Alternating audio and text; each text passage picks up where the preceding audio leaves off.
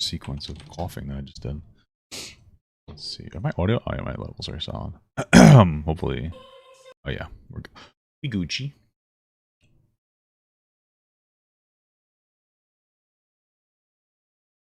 What's up, baby girl? What do you want? What? No, I wasn't doing it. You're so weird. You're a weirdo girl. My wife. I thought I was imitating her.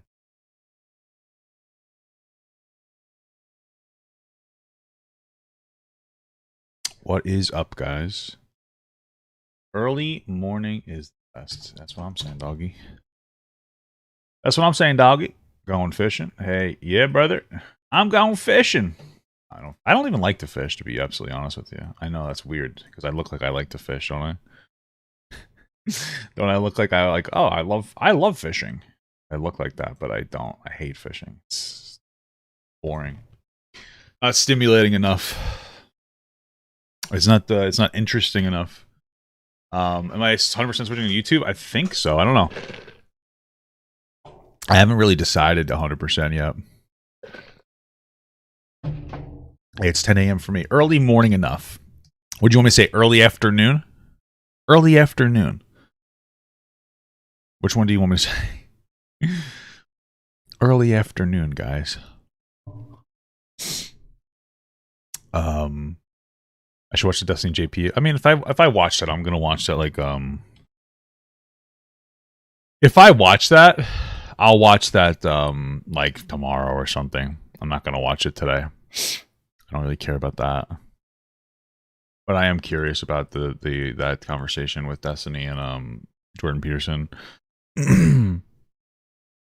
Should you delete Twitch? I don't know, man. It's up to you. I don't know if I'm gonna use Twitch. I might try to think of something creative to use Twitch. Have I seen the 16 Leo video? What is the 16 Leo video? What is it? What is that? What that means? Oh yeah, no, I haven't seen it. I mean, no, yeah, because I think that John Swan. I was debating on watching Deaf Noodle. I was debating on watching no, I'm not watching an hour and a half video on Deaf Noodles. I might watch the John Swan video.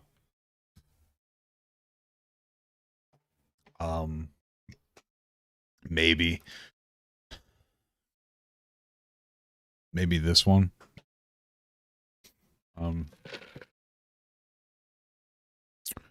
Staring at the camera for 5 seconds. Can't do it, brother. Can't do it. How's everybody doing? What am I doing with viewer call-ins again? That's a good question. When I feel like it. I'm not even trying to be rude. Like when I'm like in the mood to do it again. It's more of like you know, I have like a bunch. Like usually I'll do that more. I might do that at some point. Maybe not today. Maybe tomorrow. I don't know. We'll see.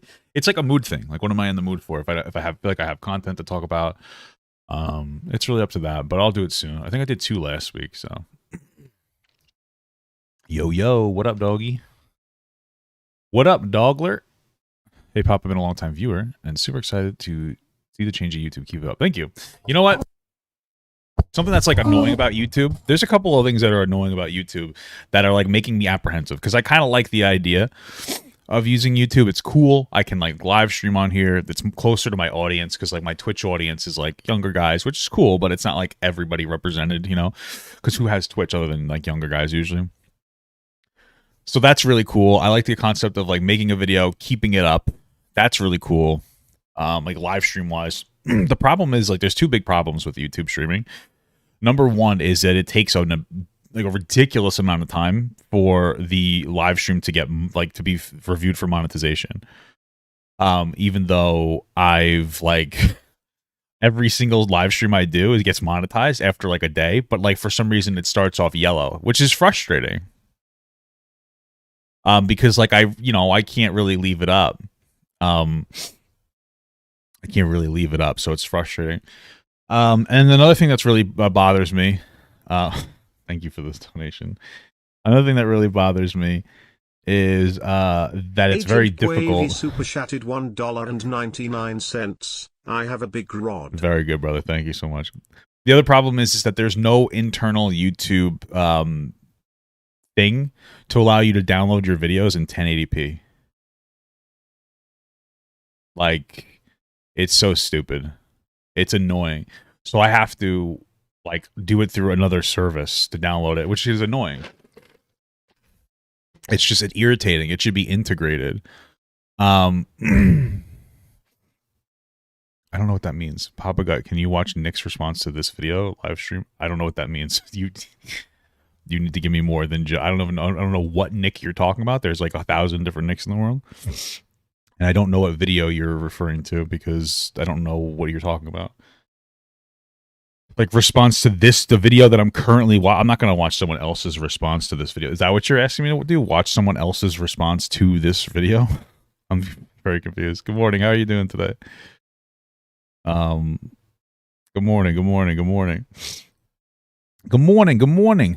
If you have anything you want to recommend, you can go into the Discord and then under meta discussions, you can put in suggestions if you like. Nicholas Diorio. Okay, so you want me to watch Nicholas Diorio's reaction to Def Noodle, the John Swan video on Def Noodles.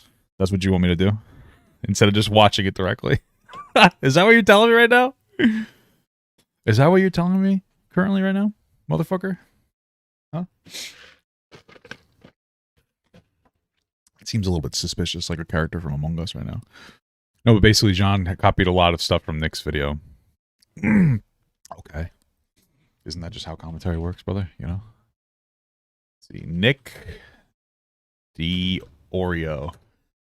I'll look and see what we're talking about. What is it that you're referring to? Resin Super Chatted $4.99. Drinking soda in the morning?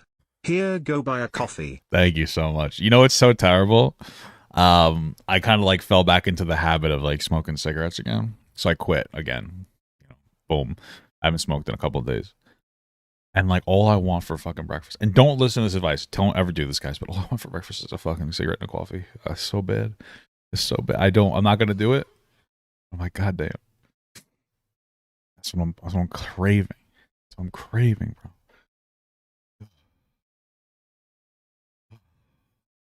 This is the video you referred to with Kidding.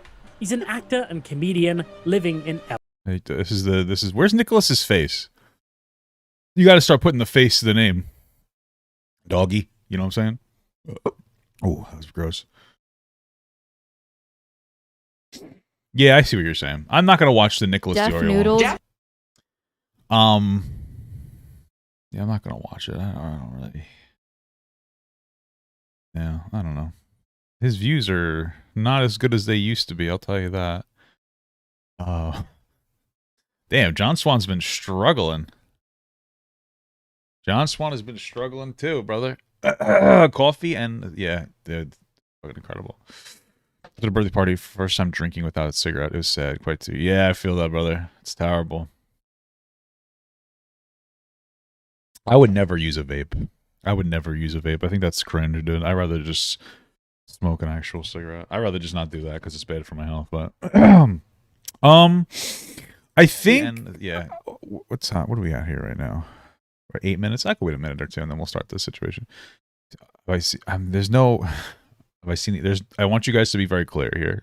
There is no update on the Call Me Carson situation at all. Nothing new has happened. Some dude came forward and made a whole twit longer in the wake of the Adrian situation, and said, "There's more to the Carson situation than you know," and then didn't do any, and then didn't say anything else. There's no update. I don't know what his motivation is, but if you think that there's something so profoundly important that you feel the need to step forward again, then say it. Don't keep milking it. That's what it sounds like. That's what it feels like, because he didn't give us any information, unless something happened like yesterday. But people keep asking me like, "Oh, did you see this?" And it's like, there's nothing to see. I read the tweet longer. There was nothing in there. It was just like, when it came to Carson, it was just kind of rambling. You know what I mean? It's like, people, it's crazy. It's crazy. How do I change the title to this live stream? Because I think let's see.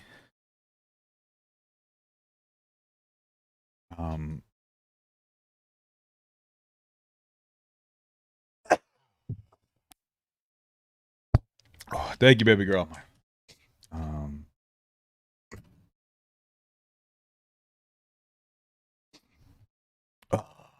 Whew. Yeah, it's weird for him to bring it up in no evidence. Yeah, it's like annoying. There's no real reason to talk about that situation anymore. So like, I don't care. You know what I mean? I'm not trying to be like rude. I just don't care. There's nothing there. It's not like interesting or anything. It's just like petty.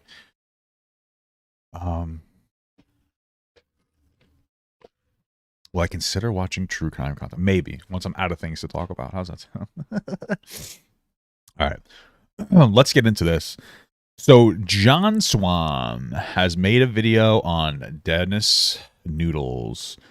I know John Swan's had been in quite a bit of controversy lately.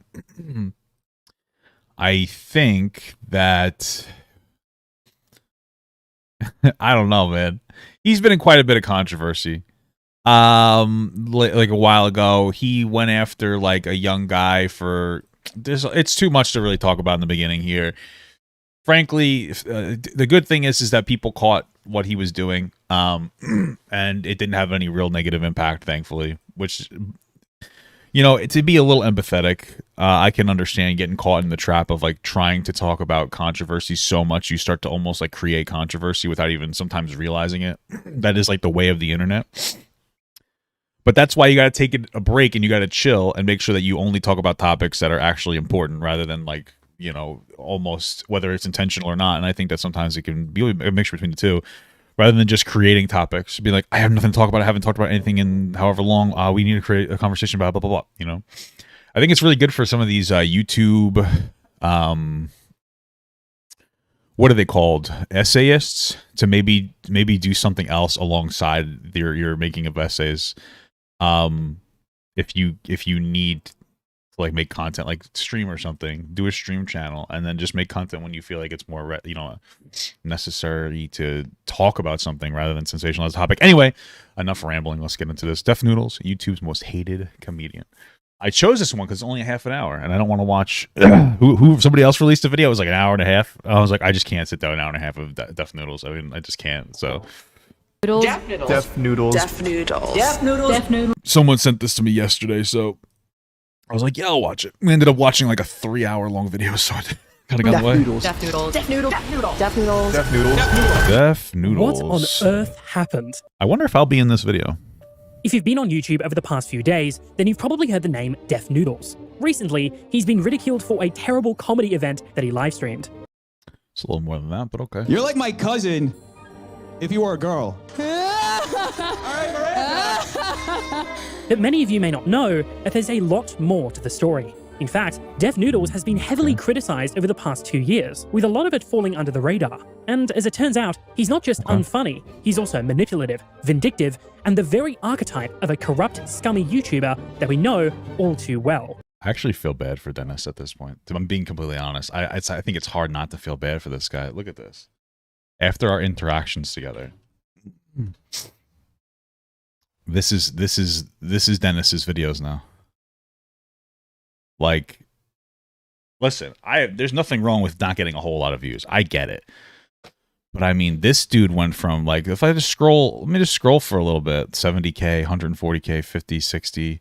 Even these are lower. He lost a lot of traction after our first interaction. He went from like 100 and 150 to like, 80 to 120. And then he just tanked down to like 5K views.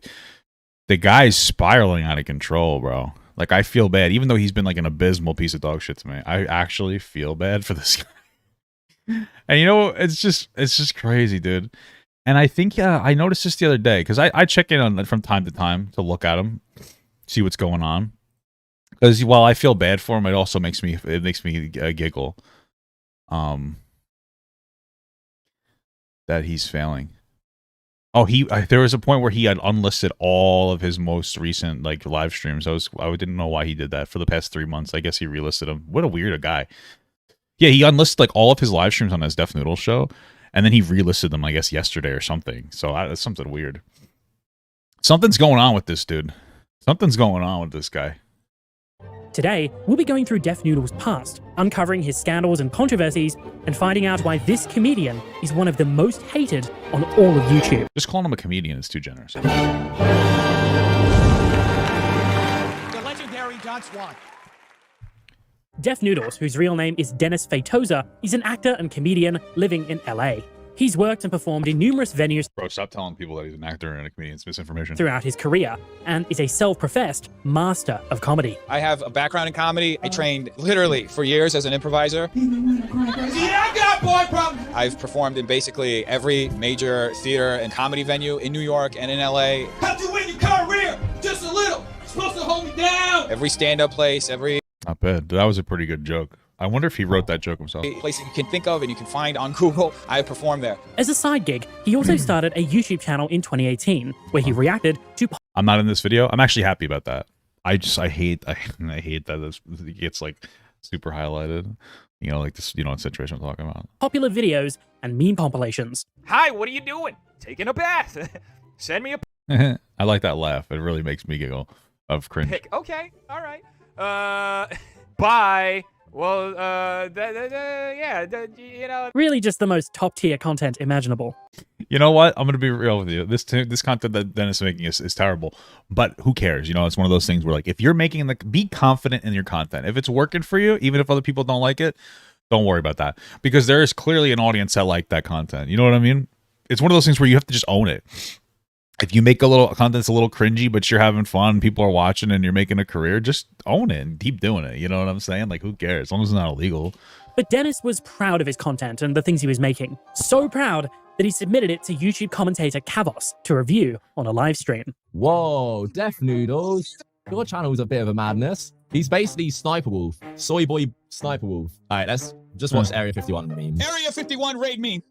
Why is Dennis's face so big on the screen though? That's the weird part. Oh, where are they? Oh, wait a minute. This guy literally just reads out memes. He just reads them out. What is this? Okay, if you just took him away, bye-bye, don't have him here, and just play this video and let the memes roll, this video would be better, instantly. This one bad review from Vaush sent Dennis into a crisis. Well, he initially All Dennis has to say is like, "Hey, brother, people like it. It's all good." I would just laugh. Why do people get so offended? Like people will be like, "Papa God, all you do is watch videos." Yeah, that's what I do, brother. Well, that's exactly what I do, dog. Some people, and you know what? There's so many people who love it. How crazy is that? Like 10,000 people will tune into me just watching a video and like giving my reaction. I mean, I do a lot of reaction. I pause a lot, but it's like, yeah, okay, that's just what it is, bro. Who gives a fuck? You do it too, you know. Pro meme reader, yeah, dude. Matt, dude, that's like an easy job. Getting paid to read memes. seemed to respond constructively to Vaush's scathing criticism. He uploaded a video the next day expressing his thoughts. And he wasn't too happy. I was going to be completely honest with you guys. I've just been kind of sad over the past few days, ever since that whole thing with Vaush, where he basically tore my channel apart. Everything. He's 35 at this point, I think, by the way. I just want you guys to know that. Like, he said he was like 25, but he's 35 years old. 35-year-old man is upset because his content got criticized. How fucking crazy is that? Everything he said has kind of been cycling in my head, and Why? I've been thinking about it and thinking of new ways that I can improve. You know what's the weirdest part about this, though, bro? The weirdest part about this is, like, if I was reading memes for a living and I enjoyed it, I'd be like, yeah, that's all I do, doggy. But this guy's like, this guy's having an existential, like, he really believed in the meme reading video. Like, you know what I'm saying? Like, if you were reading memes for a living, you'd be like, yeah, I like this and I enjoy it, but this is easy as fuck. Like, I don't give a shit. It doesn't, like, there's not a lot of, it's not very deep. It's not that deep. I'm just reading a meme. Like, ha ha ha, farts on my, hey, when you fart in your bathing suit and the bubble comes up your butt and it gets stuck in your ass crack and it tickles you and you have to shift it around a little bit and then it slaps your balls and then it comes out. Like, that's funny. That's fun. But he's like, I really believed in this content, bro. And Vaush, he fucking called me the soy boy sniper wolf. It's like, why the fuck are you getting so, why are you so deep to you, brother? Why is it so deep to you? You should just take it and be like, yo, I know, dude. That's what I do. The little fist bump. Boom. My channel. I am kind of going through a small personal crisis, if that's what you can call it. Sorry. Over the next few months, Dennis did actually try a few new things, eventually finding success covering the Onision allegations in late 2019. Okay. But then, in early 2020, There's no proof Def submitted his video to Kavos, and what I've heard was a random person who did. Oh, I thought Def paid him to do it or something. Whatever. The unforeseen happened. A pandemic swept across the world, sending everyone into immediate lockdown. I did it. It wasn't a bad. I swept the pandemic across the world. Oh, I'm sorry. I didn't. Sorry, bro. And some of the most highly affected were Rest those in working peace. in the entertainment industry.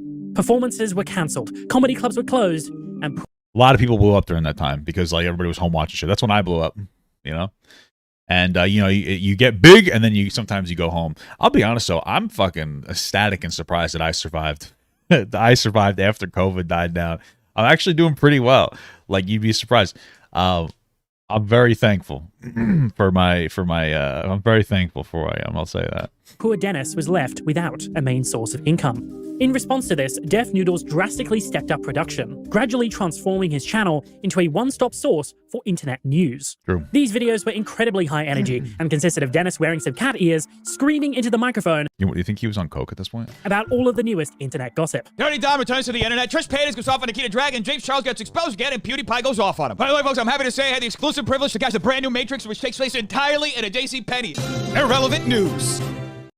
What's the joke? I don't get that joke.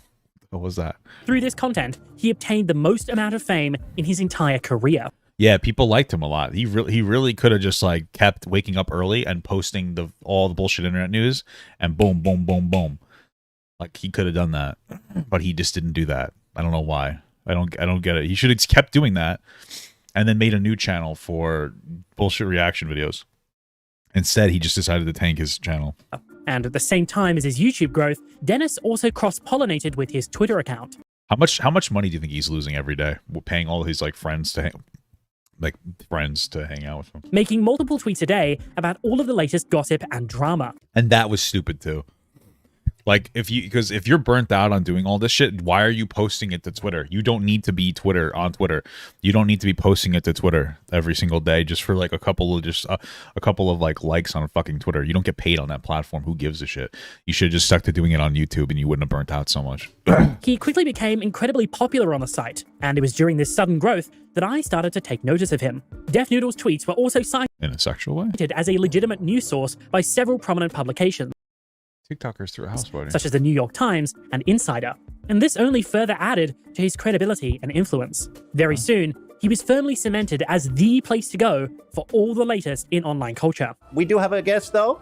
One that is beloved in the community, one that reports Ethan the facts, Ein. the news, the gossip, and all the drama. It's the one, the only, Dennis Def Noodles. But Dennis didn't just cover the petty side of internet drama. His account was also the catalyst for serious stories about some of the biggest influencers at the time. One of the main stories that he can be attributed to breaking in 2020 was Bryce Hall throwing parties during the middle of COVID lockdown. Didn't they have rapid test strips or something? I don't know. Whatever. Def Noodles' tweets about the situation were sourced by dozens of legitimate publications, such as TMZ, BuzzFeed, and the Daily Mail. He was even interviewed by Insider about the story, further establishing his credibility as a legitimate source for Matthew internet tipped news. $1.13. What's up, brother? Hey, Mr. Gut, been watching since before the TikTok ban. Hogger. First time donating and enjoying the videos. Thank you so much, Matthew. I appreciate that, my brother in Christ. Honestly, Dennis's page carried more influence than most journalists on the platform. But despite their similarities with their style of reporting, there was one major distinction. Journalists What's that? have some level of editorial oversight. Sure. Dennis just had himself. And because he didn't have anyone vetting his tweets, he would eventually fly a little too close to the sun. On August the 22nd, 2020, Def Noodles would be embroiled in his very first major internet controversy. It all started when he posted a tweet reporting on a leaked video clip Charlie D'Amelio seen vaping in a leaked video. Charlie fans are divided over whether it's appropriate for a 16-year-old to vape. She claims it's an anxiety pen. Others say it's a jewel. Legal age to person vapes is 21 in California. More on the thread. What are your thoughts? My thoughts are, who gives a fuck? Even if she was smoking a cigarette, I just wouldn't care. I'm not trying to be an asshole. You shouldn't be smoking cigarettes at all. But like, I don't know. When I grew up, everybody was like fucking 15-year-old on Smokers Island in my school, like smoking and shit. And it's like, you shouldn't be doing that. But I'm not going to have like a moral meltdown because a fucking kid smoked a cigarette. I wouldn't imagine that the parents wanted them to do that. It would be more like the parents are like, what the fuck? Charlie, what are you doing? you know, when they find out. But, you know, kids are dumb and annoying, and they want to say, I want to smoke a cigarette, I want to drink a beer. They want to be stupid little assholes and do some dumb shit, you know? So, like, whatever.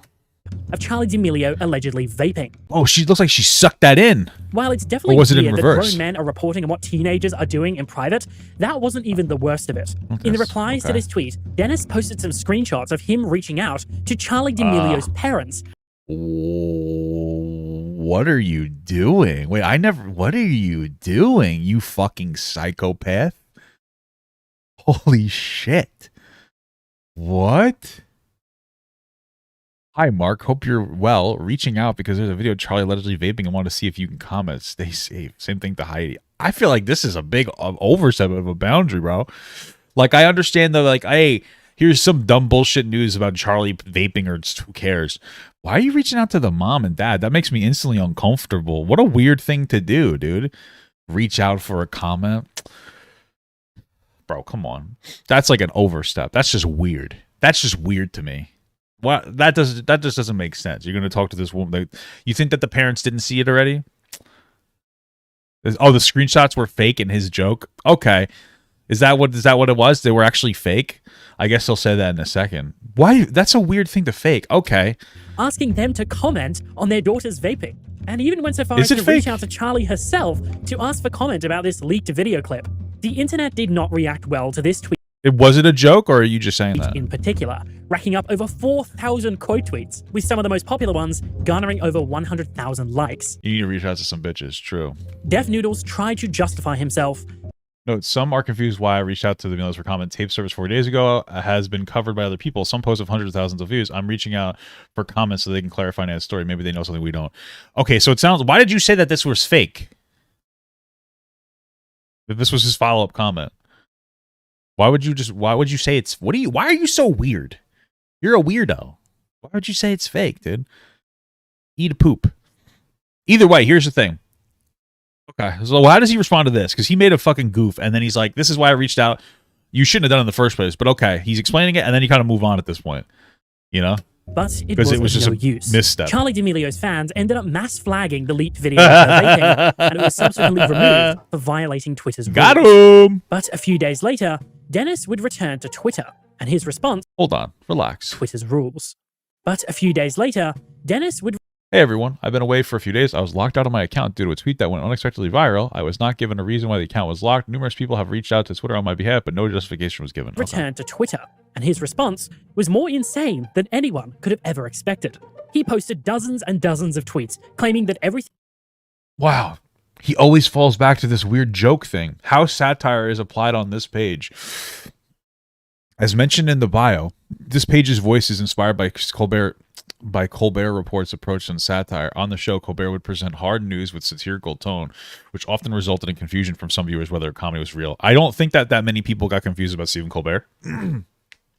Like, I love Jon Stewart. Like, truly love Jon Stewart. Matthew tipped $1. Oh, thanks, Def Matthew. Noodles, the unfunny snitch. Yeah, sure. I love Jon Stewart, and that's the person I would like to be. I'm nowhere near Jon Stewart, but I'm certainly closer to Jon Stewart than Dennis is to Colbert, because Colbert is at least funny. I'm not a big fan of Colbert anymore. When I was younger, I was. I love Jon Stewart. He's educated. I understand everybody makes mistakes, but he's an educated, funny guy who cares deeply about what he talks about. That's what I want to be. That's who I would like to be. But like this whole thing of like everything is just a joke every time is like weird. It's like pathetic. It just be like you could either say, yeah, I overstepped, or just don't even acknowledge it anymore. You did what you did. Followed up by saying, I was reaching out for more information. I think it's stupid, but like move on from it. Be mature and just move on from it. But instead, we have like a fucking 20-part paper about how everything is just a joke. He wants to be like Stephen Colbert. As mentioned in the bio, this page is a satirical take on internet news. In other words, unlike The Onion and other publications that create fake articles in themselves, the page reports on real news. This is ridiculous. On his entire account had been satire all along, and that he was actually playing a character. He claimed that the overly serious tone in his tweets made his content satirical and silly, and that his account was all just an experiment. I don't know if I could explain to you like how to make something like funny and satirical, but I just feel like he doesn't do it.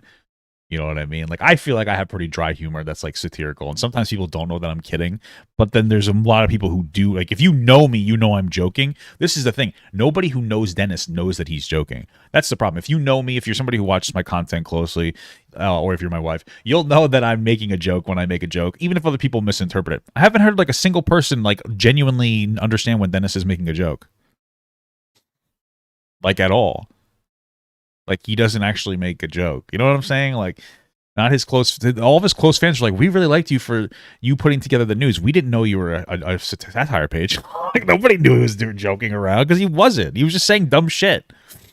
The crazy part about this was that no one seemed to realize that Def Noodles' account was a joke up until this point. His tweets were genuinely no different to what I guess his jokes weren't very funny. every other digital journalist was doing, but at a much greater scale. And the people that followed him did so because they saw him as a legitimate source for internet news. And that's evident by how many publications cited and referred to his work. The satire behind it is that I'm not a journalist, and I am doing what a journalist does. Like, the fact that I take myself so seriously as a journalist in this context, and that the way I present things is so serious, that's what's supposed to be the satire. Like, I don't know anybody else who takes doing this stuff while not being a journalist that's serious, you know? What? His whole thing is him... The joke is that he takes it seriously? I don't get it. I don't get the joke. The joke is that he takes it seriously. Okay. You know what I mean? Like, if they're a journalist, then it makes sense that they're like that serious. But I'm not. I'm like as far as you can get from being a journalist. It's like very hard to figure out who's a journalist these days or what journalism actually is, because everyone is their own publisher. People take you seriously. Is this Jonathan Swanathan right now?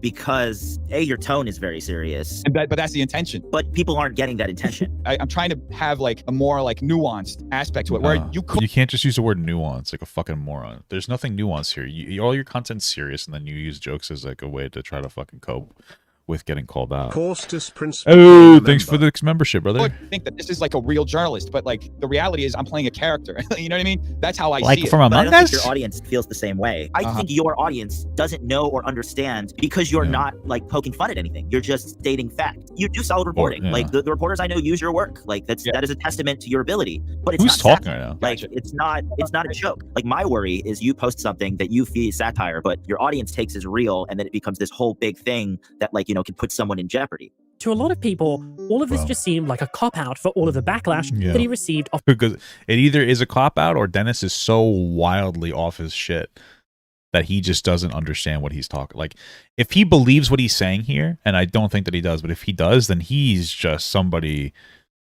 Maybe he should get evaluated for some kind of like mental disorder or something, because I don't understand how you would have this wife's banging.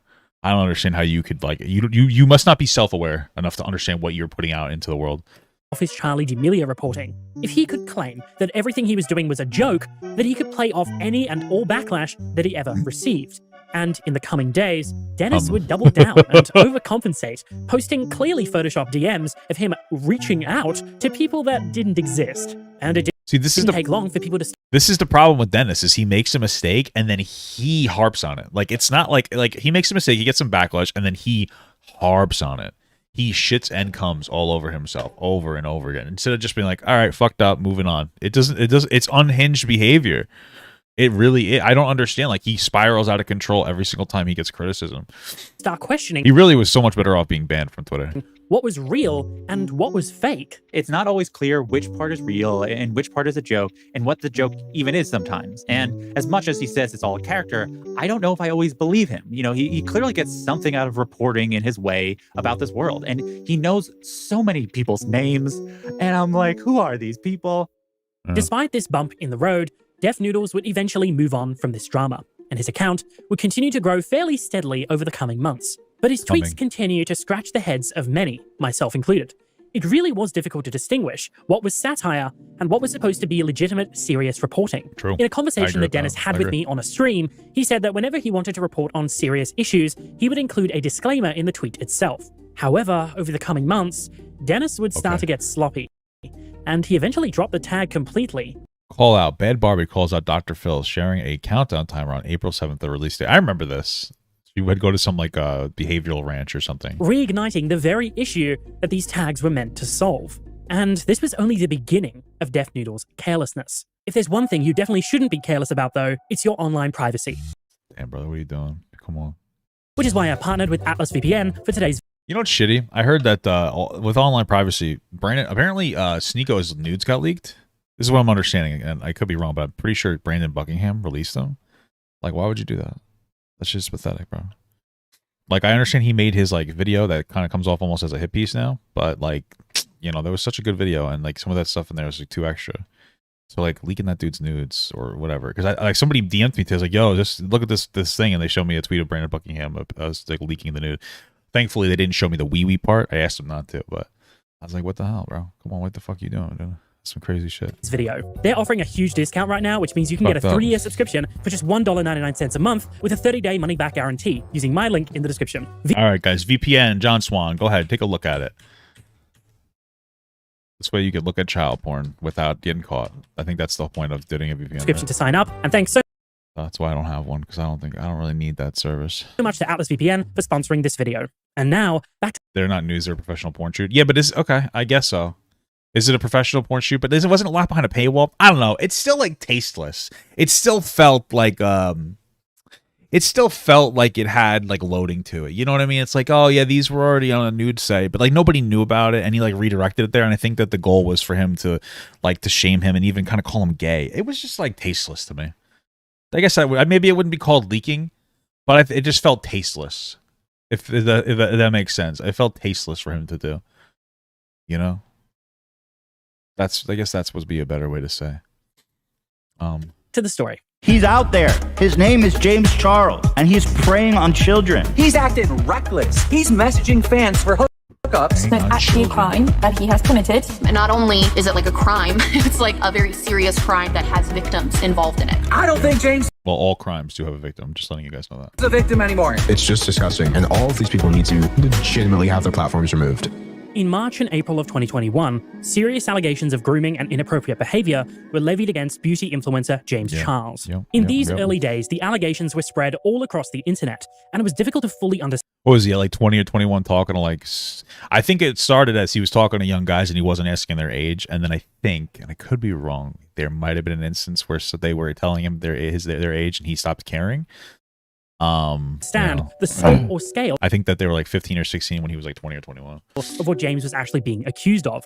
So Dennis decided to create a mega thread cataloging all of the allegations against James Charles, and it quickly became the most popular thread about the allegations, amassing over 4,000 likes on the first tweet alone. This all comes from Def Noodles, by the way, who's done a great job of archiving all this. However, just looking at it, you could draw a conclusion that this may not have been done with the right intentions in mind. Disregarding this though, Hey, Morpheus. Oh, you're saying that he's just trying to deplatform James Charles because he's being inappropriate? I mean, like, okay, like, you know, you shouldn't, you know, you shouldn't be fucking around like this.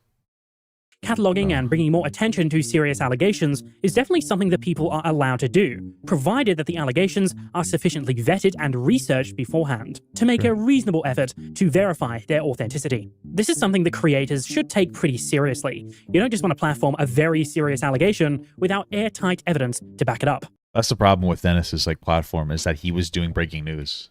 He's like boom, boom, boom, boom, boom, boom, boom, boom, boom, boom, boom, boom, boom. But that's the problem with doing breaking news, bro. It's like you're just trying to be the first one to talk about something. You're not trying to be like the most credible person talking about it. That's like the whole issue with like fundamentally on breaking news content in general. So the perceptive among you may see where this is going. On April the 5th, 2021, Dennis published a new allegation to his Twitter account. Who could have seen this coming? James Charles exposed by 14-year-old boy who alleges James Charles reached out to him in Instagram DMs, asking him to add him on Snapchat. Boy informs James he's 14, and James replies, how about now? If we take a look at the TikTok created by comedy creator Sammy Sens, it's an obviously faked DM conversation. Is it? And if we look in the caption, it's literally tagged with #meme. Oh, okay. I get that. Damn, that one's a little rough. Okay. I didn't know that, like, it was like an intentional one. So this was like an intentional joke, because people do that shit all the time. Like, I made fun of James Charles on TikTok too. Like, dude, people do that shit all the time. So this was like a fake one? Okay. DM conversation. And if we look in the caption, it's literally tagged with #meme. Not to mention and #funny. that in 2016, James would have also been a minor. Dennis made no effort to research this whatsoever. I mean, oh, really? Wait, hold on. Joke. It was so caption, Dennis made meme 8. When did he say? Oh, so he said in 2016. Oh, you stupid fuck. So that would have been like 6 years before this came out, or maybe 5 years before it. So James would have been like 17 or 18. So it wouldn't have been that good, but it would have not been as bad as it is. Okay. Not to mention that in 2016, James would have also been a minor. Dennis made no effort to research this whatsoever. I mean, the guy couldn't even look at the caption of the TikTok that he posted. Didn't even look at the date on the fucking TikTok. I didn't even look at the date in the fucking DMs. And even if he were to say that this was a joke, it was so poorly executed because it was laid out in exactly the same way as every other serious allegation that he posted to his mega thread. He did delete the tweets, but only because his own fans started to call him out in his replies. It's moments of carelessness like this that marked the beginning of the end for Def Noodles. I mean, at this point, after doing that, this is what Dennis does. He says, guys, I fucked up. I took the meme seriously. I didn't realize it was a joke. My bad. And then you just kind of move on. That's all Dennis had to do there. Be like, hey guys, I made a mistake. You know what I mean? I thought this was real. In the wake of all like these serious allegations coming forward, I misread this as another serious allegation. I'm sorry. That's really all he had to do. It didn't have to be like the super fucking crazy thing. But I'm going to assume that's exactly what he did. And it would only get worse as the days progressed. 5 days later, on the 10th of April 2021, Def Noodles posted a new allegation to his account. This time, it was a different TikTok, uploaded by I'm Kian Jones, alleging that James Charles had offered to fly him out to LA and solicited nude images from him when he was 15 years old. James Charles, 12th underage alleged victim, comes forward. This boy 15. He allegedly told James his age. James allegedly responded, "We can just chill," after allegedly offering to fly boys out. He sent a video. This is a problem with like. And basically, this is what I put, like the outfit. This is the problem when this kind of shit becomes like news in this way. Like, just realize like what's going on with like James is like very inappropriate, but like it's become a sensationalized news story on the internet, and now we're just it's like, oh, I'm getting attention, I want to keep talking about it, and then like you operate and you don't like do your due diligence, you don't verify to see if it's real. You fuck up. This is what like happens with a lot of these like reporting platforms like Dennis's, where like you just jump the gun and you don't do what you're supposed to do by verifying certain information that is like absolutely necessary, like the validity of what it is. If you need a place to stay, if you ever come to the US, you can stay with me, which yet again is just pathetic because by my Instagram I do look like a teenager. And I know this is just my fault for leading it on, but I did say I sure would stay with you. And then obviously he said we can book a hotel and have a good night, which then I didn't say my age. I put I'm 15. If you notice something a little bit off about these messages, you are not alone. In fact, just about anyone that's used Instagram DMs should be able to tell that something just doesn't look quite right here.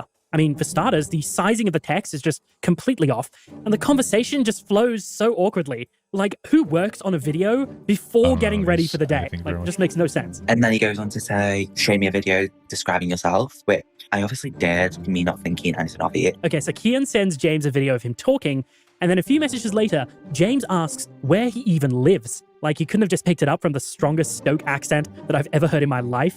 And who offers to pay for your flight like 10 minutes into the conversation? The whole thing screams fake. And naturally, this led some to express concern over the validity of the messages. But despite this, the 15-year-old continued to maintain that the messages were not edited. And of course, instead of investigating himself or asking for extra proof, Def Noodles just blindly believed. So like the biggest thing that you would do is like you would try to potentially reach out and be like, hey, listen, like can you show me a video of this? Can you show me a video of this? That would be probably like the way that you'd want to do it more than anything else. Him and refused to remove the tweets. Eventually, one of Noodles just blind. Some of you saying the latest 15-year-old will come forward exposing James Charles faked his DMs. According to the 15-year-old, he did not fake the DMs. I'm currently searching for more information on this one. I'll keep you updated. Believed him and refused to remove the tweets. Eventually, one of Dennis's followers had to scrutinize the 15-year-old themselves. And wow, would you look at that? They were blocked after questioning the validity of the screenshots. It was only after this point that Def Noodles finally deleted the tweets. But he didn't apologize. He didn't admit to any wrongdoing, and he didn't even issue a... Let's see. Removed the last allegation against James Charles. The TikToker didn't respond to a question about apology video. Some reference in his comments. He blocked the account after a question about apology video. Previously denied faking it. Will update more information to become available. But he didn't apologize. He didn't admit to any wrongdoing, and he didn't even issue a formal retraction. He did, however, turn off his replies so that no one could criticize him for his unacceptable, sloppy reporting. Yeah, But by this point, it was already too late.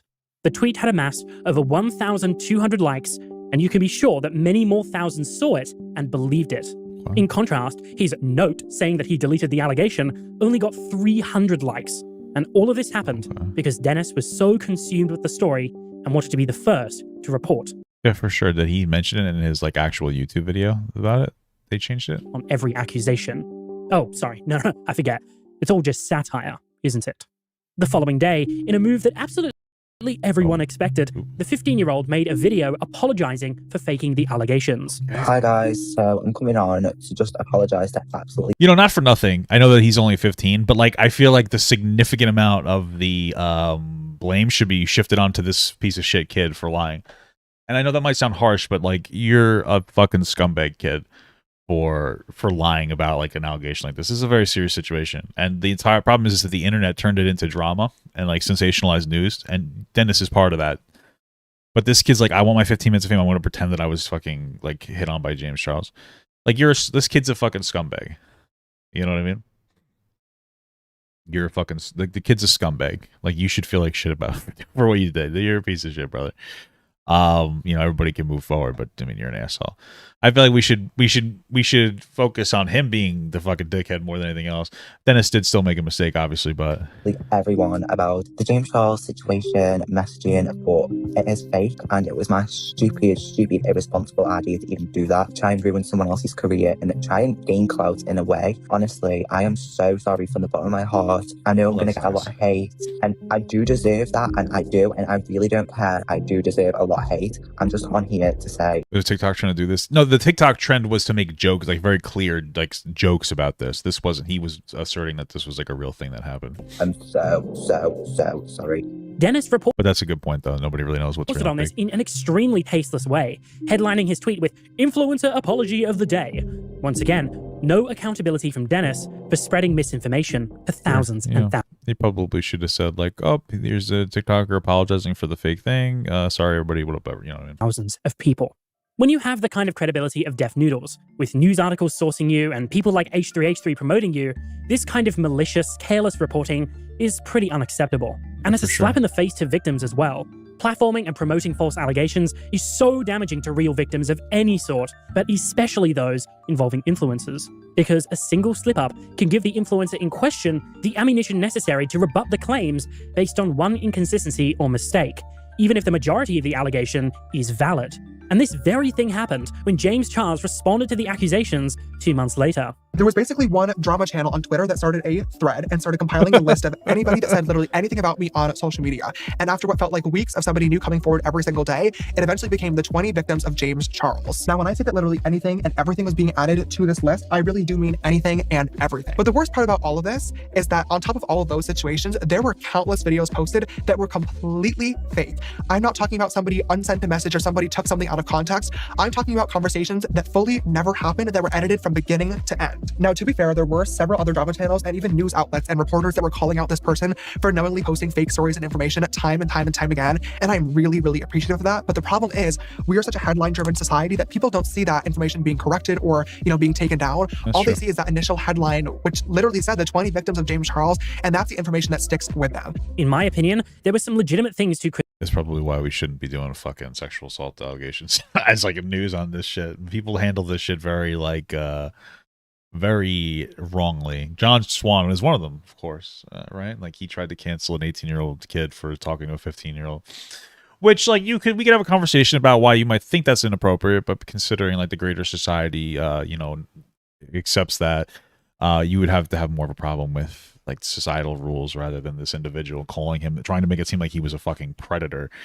You know, that's something that John Swan has done as well. So criticize James for. I think he was extremely negligent, and an influencer of his caliber should definitely know better than to go messaging fans without knowing or asking for their ages. But sloppy reporting and platforming of damaging false allegations give people like James the ability to weasel out. Well, that's the thing with the James Charles shit. From what I saw, it seemed like he was like consistently not asking the age, so he could play like this game where he's like, well, I don't really care how old, you know what I mean? So I think he was like 20, 21, or 22 at the time. I don't remember specifically. And there was like a couple of boys. I think that like the youngest was 15. Maybe it wasn't. Maybe it was 16. You know, so it was inappropriate. I wouldn't call James Charles a predator. I think people overreacted to that, but I guess it's easy to overreact when you have somebody like pushing out fake news. But I think it's definitely like incredibly inappropriate, something that needs to change, which it seems like it finally did stop. So that's good. Of giving a proper response and taking accountability. And make no mistake, Def Noodles directly caused this outcome. This situation was the first time where Def Noodles accumulated a posse of detractors, with one of the biggest being none other than our favorite internet news channel, Killer Keemstar. Sure. Over the coming months, he made multiple tweets, videos, and podcasts calling out Dennis for his terrible reporting. Basically, a new danger that has popped up that is threatening the entire YouTube community. Def Noodles is a bitch. I mean, we're talking about a straight-up A-class pussy. He's gotten so pathetic. If you're gonna lie to your audience over and over again, eventually you're done. And of course, in response, Def Noodles What is this? Keemstar? Oh, yeah, he made like a whole rolling thing. made countless videos targeting Keemstar. Yeah. Like, look at how many videos there are with Keem in the title. It's actually kind of astounding. It's giving me a fucking seizure. Obviously, there's way too much lore to go into in this video, but the cliff notes are that these guys despise each other for their respective reasons, and they talk about each other all the time. Well, at one point, Keem... It's true. Like fucking obsessed with each other. Fucking weird. ...stepped things up a notch, and made a tweet satirizing Def Noodles' style of reporting. Def Noodles has allegedly groomed girls from ages 12 to 15. Big YouTuber source. Victims are scared of him and wish to stay anonymous but may come forward soon. Def Noodles has declined to give us a comment on these allegations made against him. So, did Keem go a bit far? Yeah, definitely. Well, yeah, way too far. That's definitely like way too over the line. But a lot of people saw this as giving Dennis a taste of his own medicine. Some argued that if he was going to publish verifiably false allegations time and time again, then he should know what it feels like to be falsely accused. Keemstar's tweets sent Def Noodles into an unhinged rampage, and he made dozens and dozens of tweets over the following days, covering every single Twitter spat that Keemstar got into. Yeah, it's definitely weird. I mean, like, you would respond to it saying, like, this obviously isn't true, blah, blah, blah, blah, blah, instead of going on a fucking meltdown. That's the problem with Dennis, is that, like, Dennis has disproportionate responses to things. So, like, if he got hit with that bullshit, like, tweet that Keemstar put up, and he had just, like, whatever... what the fuck? I was like, duetted it. If he had just like retweeted and said like, this is obviously very not true, blah blah blah, and just like moved on from it, that would have been the end of it. But he spirals out of control every time he gets like hit with some kind of like controversy or criticism. And he even went so far as to dig up clips from Keemstar's past, some older than a decade. Needless to say, oh, that's the classic N-word one. Def Noodles' hatred of Keemstar runs deep, and the flinging of allegations didn't stop there. Sure. On the 13th of July, 2021, Def Noodles was permanently suspended from Twitter due to rule violations. This was the best thing that ever happened to Dennis's career, by the way. Like, let's be honest, Twitter is a very toxic environment, and the second he came back within a month, he was spiraling out of control. That's all it took. It was a month that he was going off on me like a fucking baby. While Twitter never gave any specific reason for his suspension, it is notable that it came just 10 days after James Charles indirectly called out Def Noodles in his response video.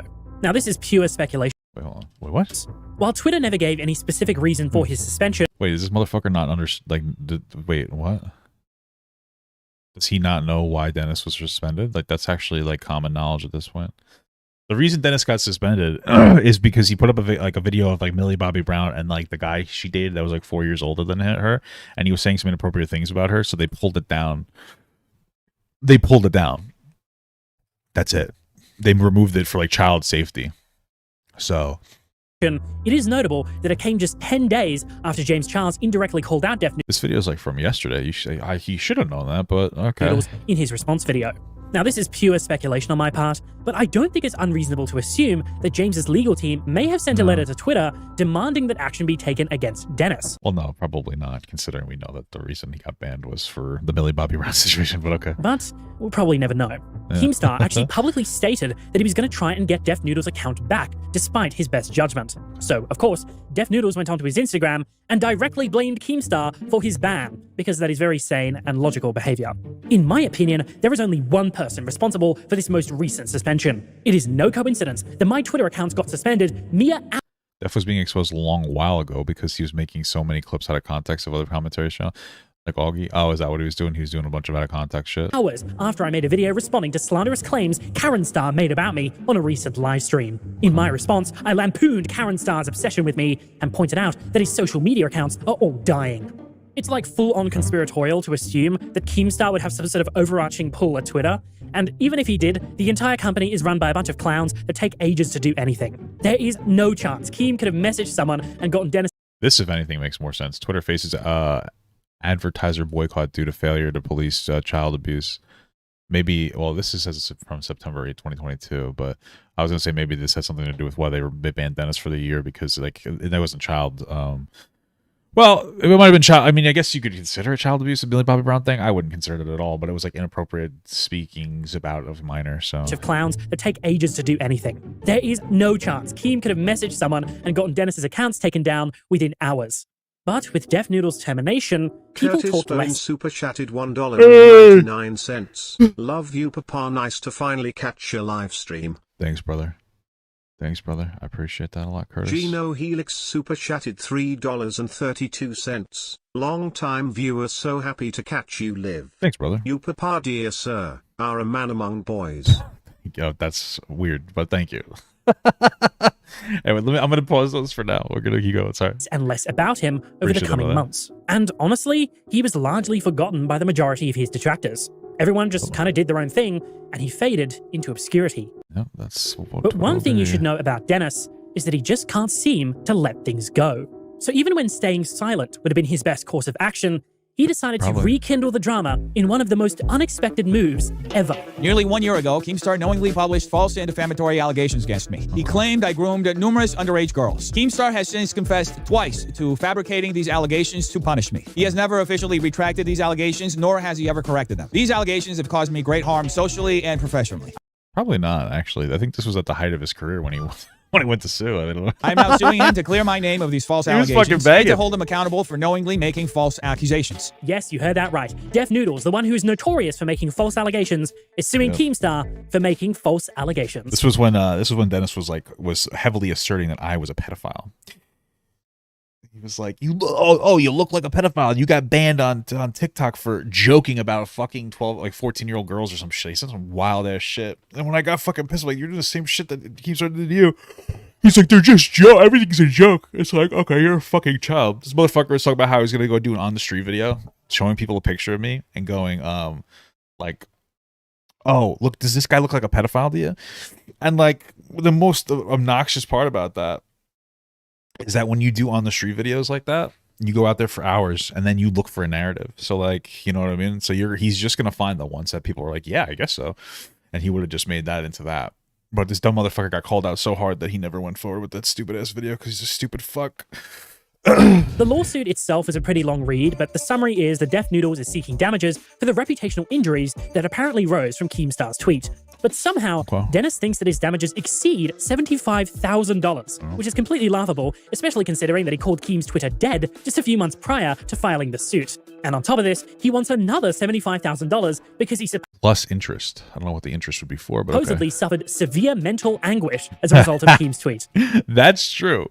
But I think that Dennis's severe mental anguish comes more from his inability to be a human being than it comes from like anybody's impact on him.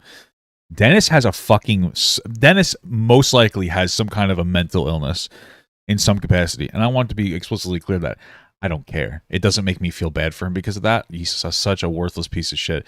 I do feel bad for him that his career is fucking dead. But I don't care. Like, you know what I mean? It's like having a mental illness it's a factor in some people's actions, but it's not an excuse. Because he definitely should know well enough at a fucking 35 years old. But at the end of the day, Dennis is his own worst enemy, you know?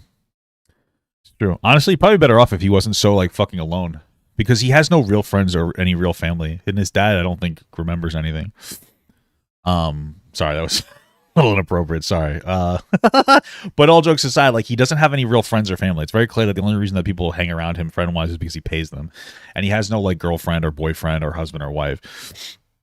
Or husband or whatever I don't know. You get my point. He doesn't have a partner, which is like a really positive. I'm 32 years old. As you get older, you need to really find somebody. I think if you don't really have a partner by like 30 or a little bit in there, you're struggling.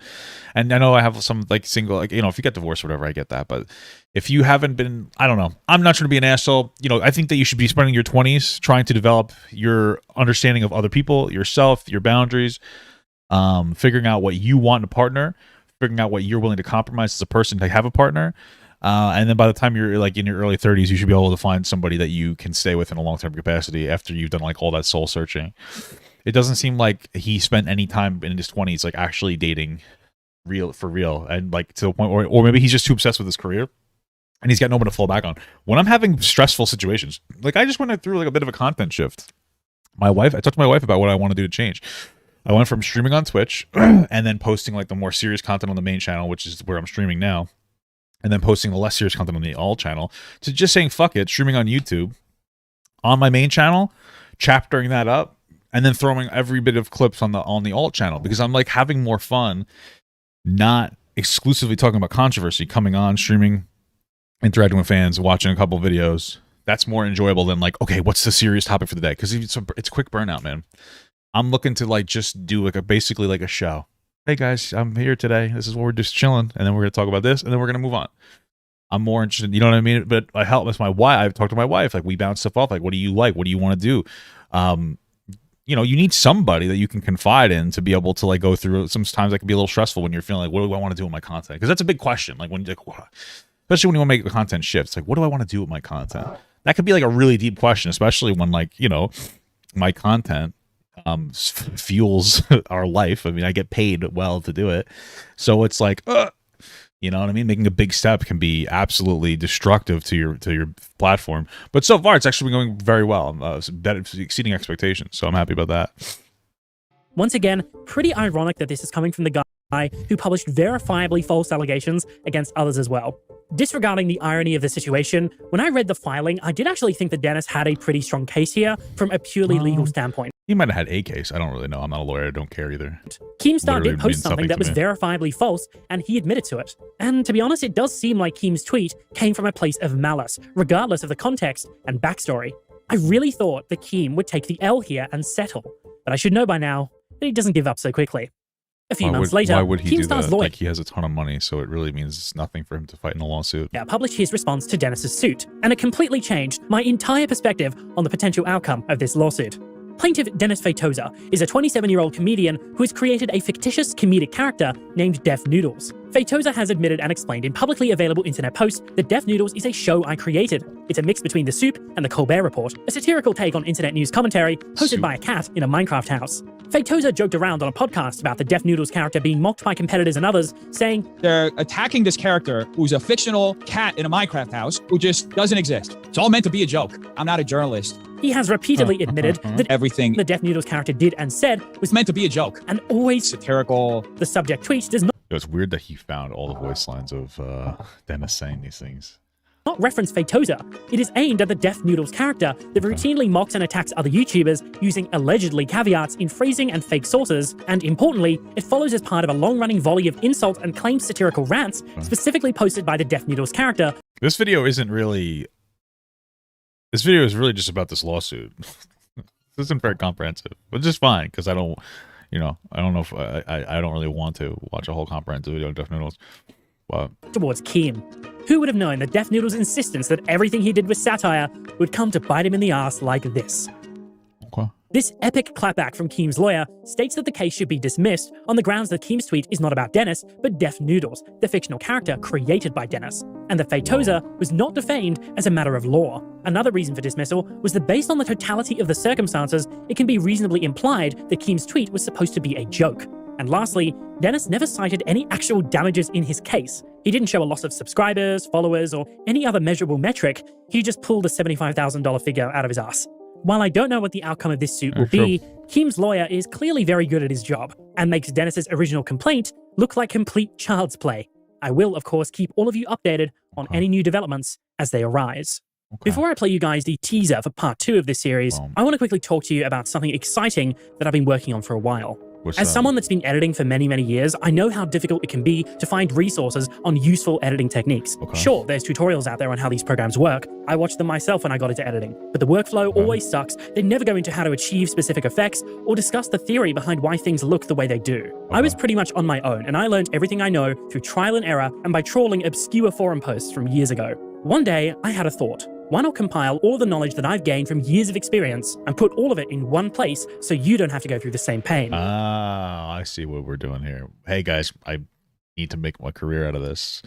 And I kind of assassinated my credibility as a content creator. Here's a Patreon so I can teach you guys how to edit. Okay.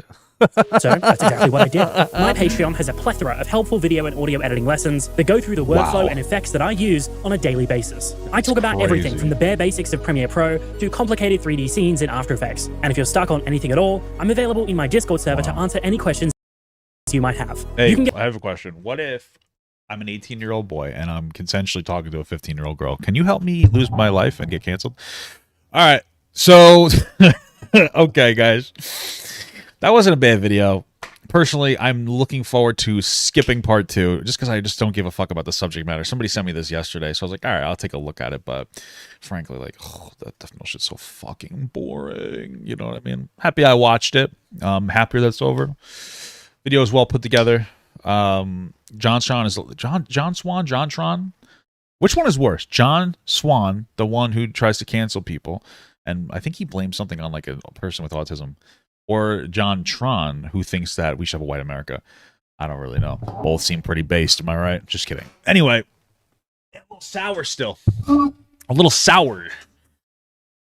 But it wasn't too bad. I'm gonna take a quick wee. If you guys want, you can subscribe to my Patreon, where you could watch me do piss tutorials inside of the toilet. The problem, though, when I go to the bathroom is that, like, this is the issue, right? So here's my toilet bowl. Let me just, it's okay. Let me draw a little better. Here's my toilet bowl, right? So, you know, here's the toilet, you know, whatever. Now, it's somewhat low to the ground. It's got like a bowl underneath it. Let's do that like a little better. You know what I mean? It's somewhat low to the ground. But I'm a tall guy. So here's me. I'm a tall guy. You know, I'm pretty tall. I'm taller than that. I think proportionally I'm taller than this. So I'm like a tall guy, right? So I'm tall. I got a big brown belly. You know, sometimes I can't see my wiener. And so here we go.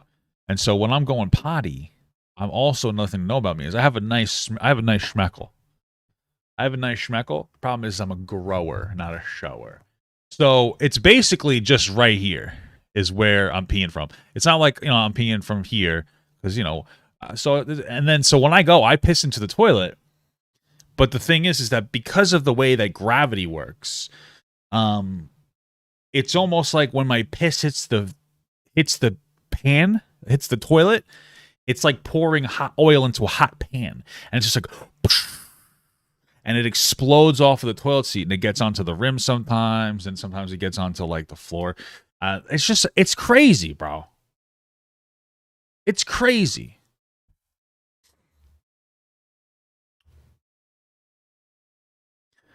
You know, probably didn't need to tell you guys that, but I'm gonna go pee.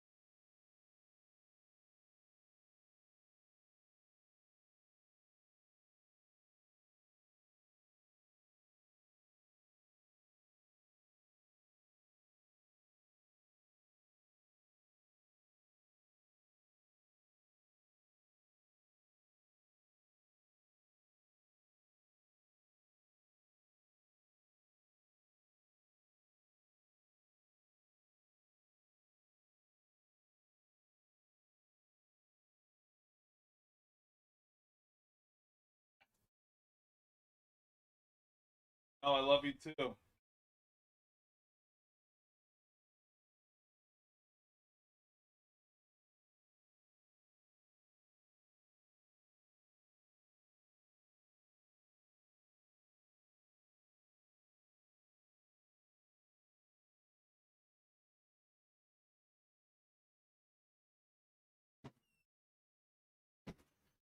Jingle bell time is a swell time. Guys, it's almost Christmas.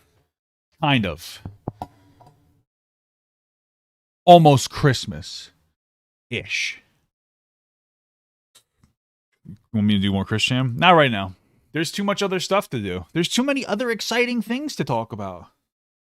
How am I going to do fucking Christian? What? How am I going to do Christian? This is actually what I want to do next, to be honest with you. Hey, brother, how am I going to do Christian when I got so many other important things to do? Jingle bell time, it's a swell time to go riding in a, is it a one-horse sleigh? Sleigh. That's how I... Near.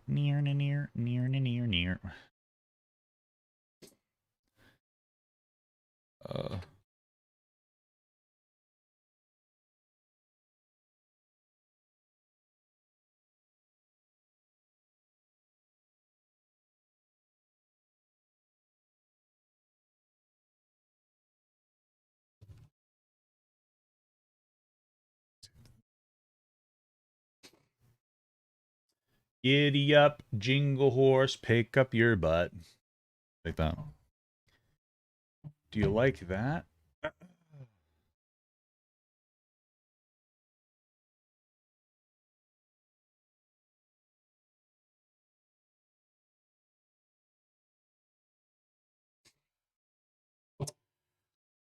Oh. Okay. Larson Vanderwall, very good. Very good. Yeah, okay. Let me get this shit going. Daniel Larson said I'm an imposter currently. I guess that is my fucking problem, huh? That's my fucking problem. That I am an imposter from Among Us. Bro, I gotta fucking talk to YouTube. It's taking way too long for me to fucking monetize this shit. Does Patreon give you the YouTube stat and your member? No, I don't think that does that. Patreon doesn't really do anything except for give you Patreon. All right, what up, guys? We are live, so we got part 2 of our debate with Vaush. So yeah. Oh, part 2. I think the first part was like 4 months ago. It's like almost irrelevant. We don't have to watch that part 1, and we won't be, so it works out. Hold on, let me get this going there. That works out just fine. Let's start watching it. Yeah, man, it's good to chat with you again. I think the big disappointment with our first debate was that it was too civil. We just wound up agreeing on too much shit. But fortunately, I think we're gonna heavily disagree on this. I don't know. We'll have to flesh out like kind of your position, but I think we're gonna have a lot of disagreement on this. But yeah, thanks for coming on, Vaush. Yeah, the pleasure. Yeah, so this is a conversation about whether Andrew Tate should or shouldn't be banned. I actually popped into Destiny's stream yesterday while I was doing some like video editing work and stuff, and I saw him watching it, and I just saw some really absurd stuff going on. So I was like, I kind of want to watch it. So let's get this going. I'm gonna restart it. All right, what up, guys? We are live, so we got part 2 of our debate with Vaush. So yeah, man, it's good to chat with you again. I think the big disappointment with our first debate was that it was too civil. I popped into the thing. I popped in, and then I was like, hey, what video is Destiny watching? And then Tipster was there, and he said, oh, hi, Papa God. And I said, guys, there's too many fat people here, so I left. But only after I got what the video was. We just wound up agreeing on too much shit. So. But fortunately, I think we're gonna heavily disagree on this. I don't know. We'll have to flesh out like kind of your position, but I think we're gonna have a lot of disagreement on this. But yeah, thanks for coming on, Vaush. Yeah, the pleasure's mine. Yeah, I'm sure we'll find a couple things we disagree with. I think on the Andrew Tate issue, we definitely disagree. I'll start off with one thing that we disagree on, that we actually agree on. I was watching your video where it was called the case for why Andrew Tate should be banned. Actually, first off, let me ask this question out, professional courtesy. Is there any words I can't say? You know, for me, I don't think Tate should have been banned. I've said this before. I don't think that he was like advocating for anything like horrible or illegal. I disagree with his positions. I think that they are sexist, but you know, I also don't think that sexism or any type of bigotry should be like an instant removal. I know that I know that it's a hot take. I don't think it's good. I think we should call it out. But I think once it gets to like harmful or like I guess aggressive rhetoric, I guess you'd say, like physical or call to violence is what I'm trying to say. That's where it becomes a problem. But now that he's banned, I'm not like exactly like crying about it. You know what I mean? Like it is what it is. I don't really care that much. I just wouldn't have banned him in the first place. Say on your stream because you're streaming right now. Is there any words you want me to avoid? You should be fine. I mean, I'd avoid the hard R just as a matter of courtesy, but outside that should be fine. Okay, so I just say like R thing, right? Like something like that, refer to it that way. So I think he meant the N-word. Oh yeah, like the N-word hard R. I don't know why he would say the N-word hard R, but okay. Oh, that okay. Yeah, oh no, you can say retard if you want. Well, I don't like that word. I don't know, but okay. I don't really understand like a lot of these like lefties who are so open to that word. I don't really get it. Because like I understand the edgy the edgy people using the R slur. Like I kind of get it. It's like it's not a slur that we've really had a conversation about, or people don't care. The reality is people don't care. People don't care about that word because like people with intellectual disabilities aren't really platformed too heavily. I think that Vaush has autism, but like not for nothing. It's usually people who aren't negatively impacted by the word that don't care about it. Like if you ask anybody with like Down syndrome or like a lower functioning, for lack of a better term, or higher support needed, like autism, they hate the word. Like I know this, my wife works with adults with intellectual disabilities, but they still use it. Like I don't get it. It's just like kind of like I really don't get I just don't get it. I don't understand how like you pretend to fucking care about like marginalized issues and then you just like go around using that word. It just seems kind of fucking stupid and whatever. Okay, I was talking about RAP. Oh no, you're good. Don't worry. Okay, cool. I'm just making sure because I saw one of your videos you bleeped it out, so I wasn't sure what the policy. Oh, that's just for the videos themselves. The streams always get demonetized anyway. All right, cool. So yeah, I'll start off on the one thing that we agree on when it comes to the Andrew Tate thing, and that is I agree with you when you said the big reason why he got deplatformed is he got too popular too fast. That was my thought. I think it was fresh said it best, where the reason he got banned is because he went on Twitch and all of a sudden like a lot of young kids were involved and people took that like really personally. Like that was actually a good point. If Andrew Tate stayed away from Twitch, which is a very heavily like, you know, child-centered app, then honestly, I think that he wouldn't have been banned. But I get it. Like he went on there and then he was exposed and like a lot of young people, like kids started going into school making fun of fucking girls and shit, and you kind of just, you know, you flew too close to the sun. Initially as well, I think when you get so popular so fast, it's a double-edged sword. Once you get the popularity, but two, you're under a lot more scrutiny. So I think on that point, you and I very much agree. Yeah, well, I mean, moderation on social media platforms is never going to be perfectly consistent. It's always going to be moderated through the attention economy and what gets focused on the most at any given point in time. So it makes sense that with his meteoric rise, he would attract all that attention so quickly, and that would cause the problems. Yeah. Now here's where the disagreement starts. So you said, and this is a direct quote, I think Andrew Tate being deplatformed is good, right? Another thing, well, actually, we'll just stick on that for a second and move on to the next thing. So what is your case for why is it good? Well, I think it's at least on my end of the aisle, it's pretty self-evident that Tate's like a monstrously bad human being on almost every level. I don't think he's monstrously bad. I just think he's like very bad for young men to listen to, like from a rhetorical sense. Like, but I don't think he's monstrously bad. Like on a professional and ethical level, like the information he distributes, the way he distributes it, everything about him just seems to be sort of maximized for worsening the world that we live in. Yeah, and given that, I think that it's perfectly okay to sort of cultivate what gets the attention, the broader social media sphere. We've always had processes for that, as far back as human civilization goes. If you're disliked enough, if you're causing enough trouble, eventually you will be taken off the soapbox. And I feel like that's kind of like rough though, because then like what happens if like your ideology is disliked? You know what I mean? Like what happens if the other side controls the narrative, and then all of a sudden like, because that's really what it comes down to, like a lot of it, like left leaning. Spaces tend to be more left-leaning, which makes sense. Ooh, I whistled a little bit. But, like, what happens if they became more right-leaning and then fundamentally they were like, yeah, we don't really like this leftist speech, you know. We don't really like you talking about A, B, C, D, X, Y, Z. Like, I just feel like it's a slippery slope a little bit. In some instances, it can be. If the other side of the aisle controlled the narrative, like, you know what I mean? That's what the whole point of, like, freedom of speech is supposed to be, outside of, like, advocating for harm being done. Like calls to violence, because like what happens if the other side of the aisle controls the narrative, you know? It's okay. By the way, I'm getting a bit of feedback from your mic when you're not talking. Let me see. Is there a StreamYard setting for? I think I could probably fix that. Yeah, hang on a second. Let me see. Tell me if this solves the issue. Gotcha. Is it better now? That totally fixed it. All right, cool. All right, keep going. Oh no, that's it really. Just I'm okay with the cultivation of presented content through terms of service. Okay, well let's explore that. Why is he a demonstrably horrible human being? Well, it seems like all the stuff that he promoted was mostly about like contempt for women, that they're like lesser creatures that need to be controlled by men. That's most of the memes that like hit front and center was like the memes about how he's a bad guy, or memes about how women are like less than. Which is funny because I remember watching his video and he's like, people are taking me out of context. Like they're putting out these clips about how like, I don't like, and they're all the ones about like women and this. And it's like, yeah, but those are your own fans doing that because they think that that's super fucking based. Like, right. So like, your fans are the ones that are like eating it up. They're eating up all the bullshit over and over again. But that is pretty much front and center of what's going on. He had an incredibly callous attitude towards consent, putting that pretty lightly there. Like him saying that they have a lesser, sort of more moderate attitudes, maybe towards sexual assault in Romania. Like out here they're less cucked, less feminist. I think what he was talking, he was talking about how he didn't like the Me Too movement. I thought it was a little bit of a red flag, but frankly, I don't think he was saying that he wants to go somewhere where rape is allowed. I think he was trying to say that he doesn't like the Me Too movement because like there are instances where you can claim sexual assault and then like people will just be like, okay, that happened, and then like it could ruin somebody's life. So I understand what he was saying. With their definitions and some kinds of stuff like that. His main lesson plan just mostly seemed to be about making young men like worse versions of themselves, which is pretty socially destructive. Young men are pretty impressionable and insecure. They're pretty easy to manipulate. You really feel like most? He said we're easy to manipulate. Are you a young man, Vaush? Like what the fuck? What the hell was that?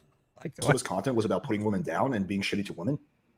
No, I think there was a lot of other stuff, like sort of projecting his insecurities, flashing his wealth, promoting his pyramid scheme, lying to people about. I wouldn't call it a pyramid scheme. Like there is a point where I did call it one, but like I think that's like not like an honest, accurate representation. It's a lazy self-help thing. And like there are areas in it where like it is almost like a pyramid scheme. I don't know if it's called pyramid. It sells you the idea that you will be successful if you pay however much money for his bullshit program. It gives you some like really, really basic advice on how to make money and whatnot. But then it tells you that if you fail, that is your fault and you didn't subscribe long enough and you're a loser and blah blah blah blah. It doesn't really do anything, but I wouldn't call it pyramid scheme because it offers something, even if that something is absolute like dog shit. The effectiveness of dropshipping and crypto investment. I think he did he holistically he did a lot, but I do think like the sort of predominant drive of his content was mostly about like fearing, hating, and trying to control women. That was kind of like the main driver, I think. Okay, I'm glad we fundamentally disagree. I think the main driver, and again, I want to clarify, I'm not some big Andrew Tate fanboy. There are things before even he got deplatformed that I publicly disagree with him on, so I don't agree with all his positions. But as far as I saw, and I think as far as a lot of people saw it, the main driver of his the main message he was pushing is how can men be better men. Now, some of the ways I hear red pill people say that. I just don't think that anybody can like reasonably make that argument that like that was the main driver of his content. He might have thought that he was pushing for men to be better men in his sphere, but a lot of it was just like him being incredibly provocative for attention. Like, I mean, I feel like we just want to gaslight ourselves and pretend that doesn't exist. Like maybe if you get deep down into it, you can maybe make that argument, but either way, telling people to focus almost exclusively on making as much money as possible isn't exactly a good message. And like I watched a lot of his stuff. I watched his date with that girl. Was it Cheyenne? And like it wasn't really about making men better. Like it's really just about him being kind of a dick and just making as much money as possible, and how women are like secondary to men. I don't really. I feel like that's a red pill cope. And I feel like a lot of people within proximity of red pill can't like outwardly say that like he was toxic, because even if people don't like him in the red pill community, they still like they it's like, which in such proximity they have to be like, well, red pill can be good. I don't think so, bro. I think the majority of red pill is like garbage, and it's just not good. I've never really seen any good advice come out of there. It's mostly just sexist shit. In which he advocated men becoming better men. I disagree with him on, right? We can disagree on the two, but that was the main thing he was pushing. Now, in terms of women, his position was that women are precious creatures that should be protected, sometimes from themselves. Meaning, like if he's that's just very patronizing and condescending. Everybody like that's like telling like fundamentally that women need be protected from themselves. It's just incredibly condescending. Come on. He's in a relationship with a girl, he's going to do his best to protect her. Now, personally, sure, that's not an attitude. That's okay. I do the best I can to protect my wife too, and she does the best to like protect me in different ways as well, I suppose. But that doesn't mean that like I protect her from herself. Like she's not a fucking idiot that can't make her own decisions. We just happen to make decisions together. It's just weird. With my girlfriend, but I don't see that as being hateful towards women. I just see that maybe being a little outdated, you could say. But I don't see any hate in that. Patronizing. Well, this is always the attitude that the bigot takes. You know, slave owners often argue that they were engaging in a kind of paternalistic protection of the slaves. That the slaves, the black African slaves, were naturally stupid and childish. So why did you need to go there? I don't understand that. This is what I came in on when I was watching Destiny, and then after I heard this part, I'm like, I have to watch this because this is fucking insane. I barely got into it, but it's like, dude, why would you go directly to slaves? You didn't have to go anywhere. You didn't have to go anywhere near that. The selfless white slave owners would provide stuff like food and housing, that it wasn't hate that motivated their interracial relations, but rather a kind of, you know, like, we all do what we can, and, you know, we fit within the slots God gave us. And misogynists tend to be like that too. This, like, you know, I love women, I want to protect women stuff. It's total bullshit. If you're a straight guy, then you loving women should be like a default. It's like a default presumption that kind of comes with the territory. People who talk about how much they love women, like over and over in between lines on how you have to control your woman to make sure she doesn't cheat on you, and like sort of glib comments on like your propensity towards abuse or your attitudes towards consent. It's really like a defense you're playing. You're like directing attention away. It's like, well, I don't, you know, my attitude toward, I don't, you know, hate women. I love women. You know, they're just like kind of stupid. And, you know, they need to be like led around, you know, stuff like that. You hear it a lot from his community. Yeah, we got to unpack a lot of those things you said. So Yeah, first it's of a all, lot, I think we can agree there's a lot of men who don't love women. There's a lot of men who hate women on the internet. Yeah, I think that they're I think I understand what Vaush is trying to say. He's trying to say that some people will say I love women as a way to kind of I guess you'd say distract from, or as a way to just roll over being sexist. I get that. But okay. I just feel okay. There's just a lot of information. Would you disagree with that? No, for sure. But like, what do you mean? Love women. There's a lot of men who hate women on the internet. Would you disagree with that? No, for sure. But like, what do you mean when you say love? Would you agree that somebody can love women? Okay, like I think Epstein loved women. I think he loved women in a lot of ways. I don't think he treated women well, you know? Yeah, I just don't think that these super exaggerated perspectives are going to really help your argument here. I don't know what it means to like love a woman in the way that a lot of these guys seem to. The way Andrew Tate probably loves a woman, it's a bit regressive, but it's this idea that he wants to have a woman who will do anything that he says, and then he will protect her unconditionally. Well, not unconditionally, but he will protect her. He will protect her like aggressively. So he loves that. I think that that's fine if you want to have that type of dynamic, because some women like that. I personally don't like the way that he advocates for it. I don't like how sexist it becomes. I don't like how he has these massive double standards where he can go on vacation with his friends, but his girlfriend can't go on vacation with like her friends. Or how like it's okay for a man to cheat, but it's not okay for a woman to cheat. Or if she has like an OnlyFans income, he gets like 80% of it. Where that the opposite wouldn't be the same. It's really bizarre, dated perspective. I don't think that Andrew Tate hates women. He's probably not a terrible partner to be with. I just think he's incredibly regressive and very shallow. He wants younger girls. He's not really interested in girls his age, which is incredibly immature, and that should be a red flag for you if an older guy like is into that kind of shit. Like there's something going on where they're not particularly mature. Like that's a red flag as well. The advocation for that is a problem, you know. So, well, are you asking me how I personally love women, or how? No, I think I'm sure you have a normative attitude towards it. You know, I'm fine with that. I'm just saying, like, what does it mean when you say you love women? Like, what are you signaling, right? Because like, think about it like this. I think this was his attitude towards women. And again, I agree it's outdated, right? But I don't think it's a misogynistic one. The way he saw it was like women are like you know, like your favorite pet. Like you love. Boom, right there. Your argument's garbage. I don't think it's outdated. It's not misogynistic. Women are like dogs. Brother, you can't make the statement that it's not misogynistic, but he thinks women are like dogs. If you think that women are like an animal, it instantly becomes misogynistic. It becomes sexist. You are now saying that women are on the same fucking level as an actual dog. Like that's sexist. Dogs are less than human beings. That is what they are in our society. You might love dogs, but you treat them as less than, where they have like very little control. Your favorite pet? Come on, brother. That's just fucking out of pocket. You can't be saying that shit. Love your pet, but you sometimes protect your pet from itself. You keep it from maybe eating bad shit on the ground. Like I love my dog, you know, but my dog, you know, he's not the smartest thing, right? He sometimes eats shit off the ground. It's bad for his stomach. Now, again, I think you know. I feel like men are more likely to eat shit off the ground than women. I'm just being honest with you.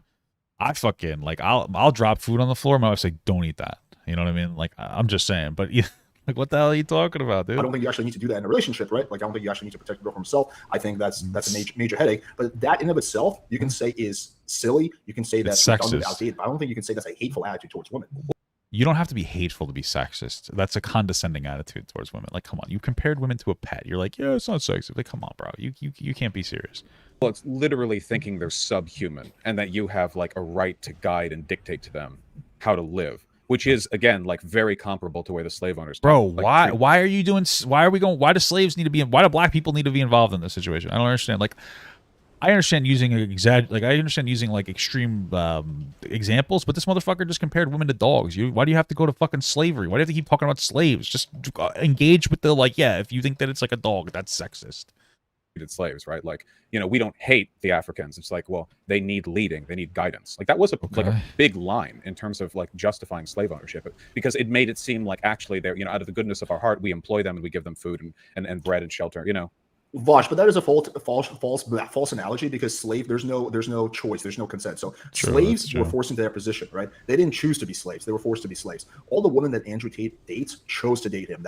That's true. I think one of the problems I have is like that is true. Like if you wanted to be in a relationship like that, there's nothing wrong with that. Like if you want, even as a woman, if you want to be in like that more regressive relationship, like, you know, you can still benefit from it if you're doing it consensually. I think the problem is that when you as a society, if we set this type of dynamic up, which is the general advocation for it, where men are the ones with like the power dynamic, it tends to disfavor women and put women into a situation where they can be abused more easily, right? Like that's the problem with like a power dynamic that favors one person, is that there can be potential abuse in that scenario, and that's societally why we've taken a shift away from that ideology. And if you want to do it consensually, be my guest, but that's the big difference there. Hopefully all the women who had sex with them too. The big difference there. Choose to be slaves. They were forced to be slaves. All the women that Andrew Tate dates chose to date him. That's the big difference there. Okay. Hopefully all the women who had sex with them too.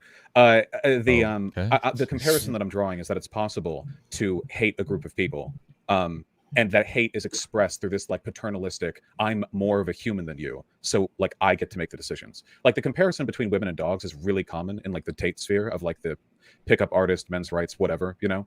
And there's really no way to believe that without hating women. If you literally think a group of people is subhuman, you can't really get around that, right? You don't have to hate them to be sexist, but you have to think, but they think less of them as people. You don't really have to go with the hateful argument. Like comparisons to dogs are historically tied, like literally to acts of genocide. Incredible. When it comes to like the language you use to demean a group or to put them in a different like category. Really let me approach it like this. Let me give you another analogy. Think about like, okay, I'll just draw from my own childhood. My dad was very overprotective, right? My dad clearly loved me, right?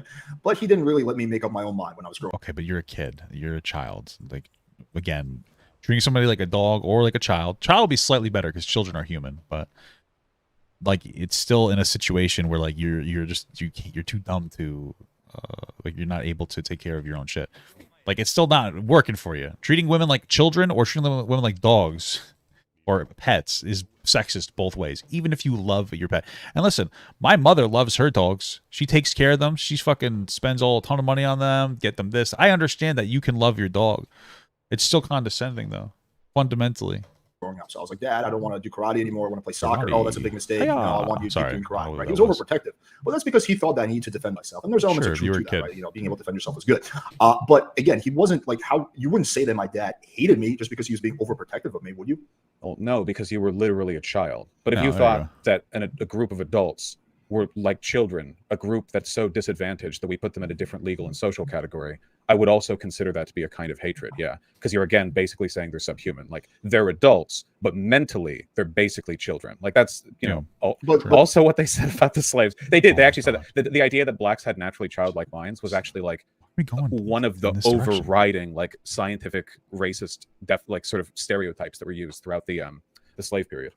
But then you would have to bite the bullet and say that liberals actually hate black people, because as you've seen a lot of black content creators like Abba and Jay, whatever, forget his name, say that like there's a lot of like liberal racism where basically it's not like blatant racism, right? It's just this condescending, like, listen, black people don't really know how to decide what's best for themselves. So you kind of have to help and guide them, right? So if we're going to say, and I don't think that's coming from a bad place, I think that's just white people generally trying to maybe help black people, right? But then you would have to bite the bullet and say all those liberals actually hate black people.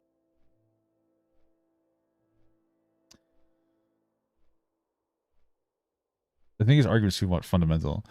I don't think that advocating for like rights for like marginalized groups is what like Abba and them call liberal racism. It's more of the argument where it becomes like condescending. Like when it comes to, he meant Gideon, that makes sense. Like, let me give the example of when Hassan watched Gideon's video on like one of the most racist town, almost immediately set us up to go. He's like, oh, I hope he doesn't whitewash this. Then after Gideon says, I wanted to make this video because I'm a content creator, but also because I'm black and I basically care about these topics, Hassan goes, you don't really care about these topics. That would be like some kind of like dismissal and like liberal racism and like and because it's being condescending, right? And it's just trying to like basically set this idea up like, if you disagree with the general social narrative, then you're not the right type of black person. That's what that rings to me. That would be liberal racism.